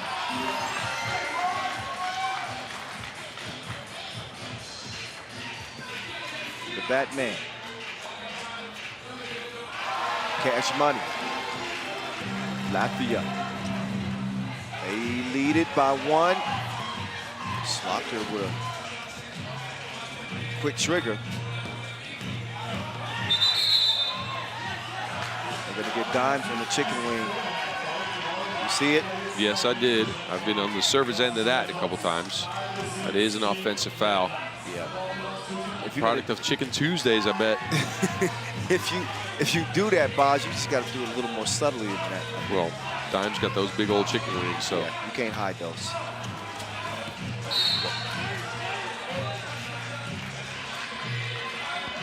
Another one of these games is just a rock fight right now. Teams aren't giving each other an inch. They're not giving each other a centimeter. You know, I'll translate that for you. That's a little bit less than an inch. Thank you. Yeah, I'll help you out with the metrics. It's gritty. With 2 outstanding teams. Miezis just crossed Worthy out of the screen. Worthy doesn't answer with the 2, but Dimes, he'll attack Batman. His defense is some of the strongest. Like you said, oh, Osmanis 2 to the head. Oh, and then he does the string music, air guitar to Dimes. Oh, the Latvians are feeling it. Yes, they are. The Dutch aren't hitting shots from the 2-point range, and look at the Latvians. This cross by Miezis was mean. So here we. This is, man, this is contentious, Boz. The feeling of this game, obviously, a spot in the semifinals. I mean, the intensity in the game like that, it's always going to go up.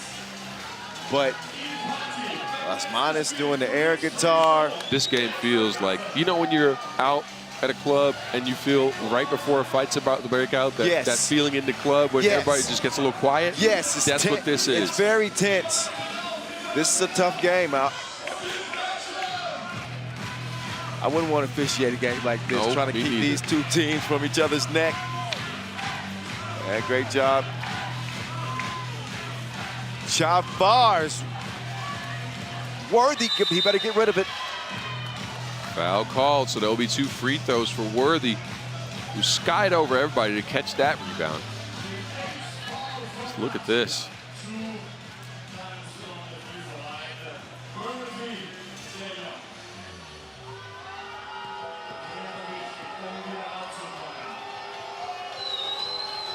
De Jong strings it.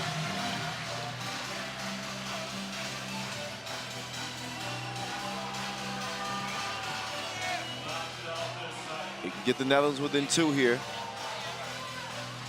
And he does.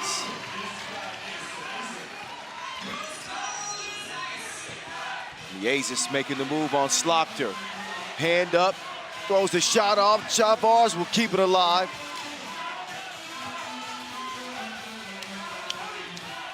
Slaughter, he's charged with stopping the Batman. Ooh, good hands by Slaughter. Quick hands. Oh, but he...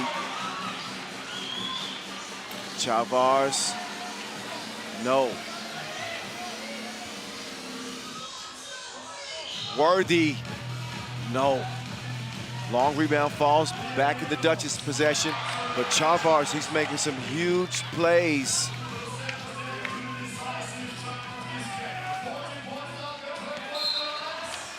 Vanderhorst will break it up too.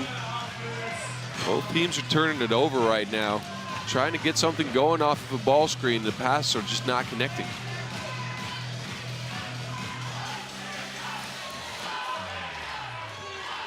You like Dreesen? You like Dreesen defending Miezis? Look at this. These guys have been bickering all game long. Official Toff's got to step in like she's the mama. You sit over there, you sit over there. Oh, Miezis with a vicious step back. He doesn't land it though. The Dutch need a bucket here. Doesn't have to be exactly a 2, but Worthy chucks the deuces. That's good money. Take another look. The height's Worthy. He goes double Dutch as he continues to pour it in for the Netherlands. 14-14. Batman up top. Latvia straight on 2. It comes up huge for Latvia. The new addition with a big shot here. Worthy trying to answer. Just front ironed it. Chavars. He's just inhaling every rebound. Oh, Dreesen, right place, right time. Under 2 minutes to go.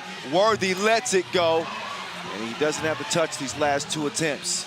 Yeah, Worthy's been chucking up shots in 2-point range and hasn't gotten to the basket all that often. Matchup right here. Lasmanis with the hezzy spinning on Dreesen. Latzis, easy rebound and score. Minute 35. Netherlands certainly not out of this. Slaughter to Dreesen. 2-point game. The new addition for the Latvians, 3 quick points in a row for Latvia. Important role here in this game, both offensively and defensively, I think. Well, we were wondering how he might fit in because we've seen the Latvian quartet for so long, the Olympic gold medal team with Eglis Krumins. And we hear that they're making a new addition this year. Obviously, you're going to focus on him to see how he fits with the chemistry of the team, because they've set a certain bar. The European champions, they went on the World Tour final winners, etc., etc. And he's found a way to make an impact here on day number 5.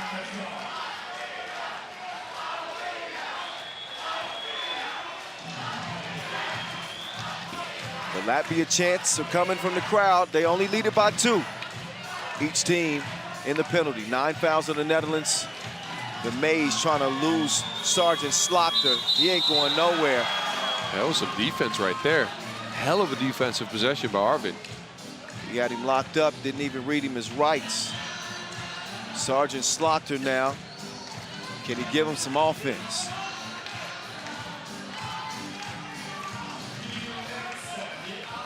Worthy with the stop and go.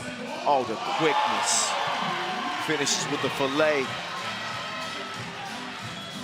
Oh, Worthy with the quick hands. Just pestering the ball handlers, and he earns the possession for the Dutch right there. Yeah, important stop here. They're going back to Worthy as well. Worthy going back to the hole. Look at him. Hashtag stay shifty. Yeah, he's out there just willing his way towards that basket. Oh, what a pass from Miezis.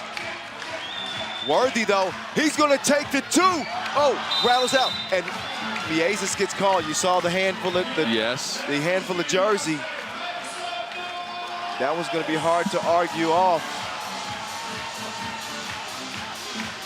And the Latvians are having some words with each other as the tide has shifted here.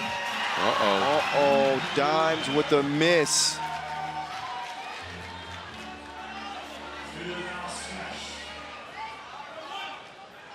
This is serious business. A spot in the semifinals is on the line. 25 seconds to go, and it's 18-18. Netherlands, Latvia. This is a classic.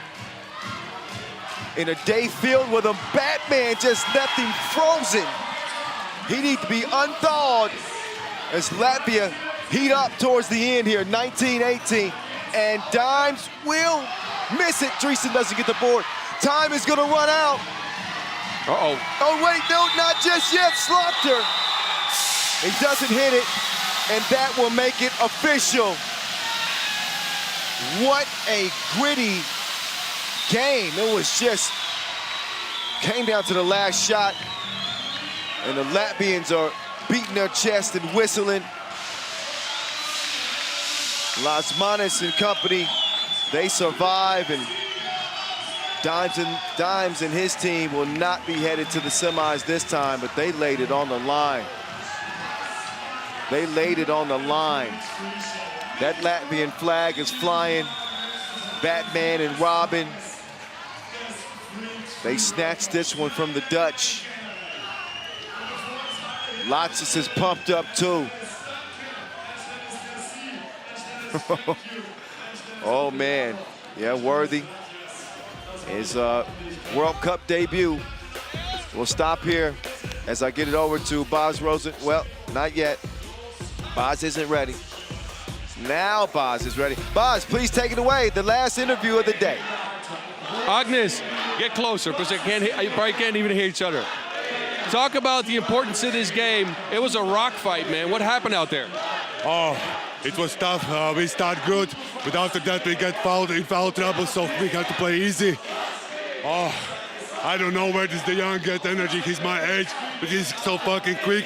He's a problem to every team here, but we managed to hold him to 18 points. I think he scored everything for the Netherlands. You guys brought your own young guy in Latches, new addition. He played well. Yes, he's good addition to our team. He got the rebounds. he's adapting to the new 3x3 game because he's a youngster to this. But we teach him good, so at least we won. All right, last question. I already asked Norris this, but there's a lot of Latvian fans. Where are they coming from? Oh, a great country in the world, Latvia. So everyone back home also, thank you that you believe us. Thanks. All right, congratulations. I just learned something new. Latvians come from Latvia. Agnes Chavars and company, but nothing for the Netherlands to hang their heads about. They laid it on the line. A hell of a debut for Worthy de Jong. This team has a bright future, and things are only gonna get better for us. That's good news, 3x3 fans. Yeah, we're going to the semifinals tomorrow, boss. I feel like I want to play. I'm coming at your neck right now. We can go. You want to go? I got some energy after that that game. Got me ready to go. We can go right now because I got some energy after that Man, let's game. finish this highlight. We going to the court, man. We got to talk about what happened today because this was incredible. The entire day, all of y'all 3x3 fans, get active with us on social media, please. Chime in, comments, questions, everything. Tell us what you thought about today's action, even if your team didn't win.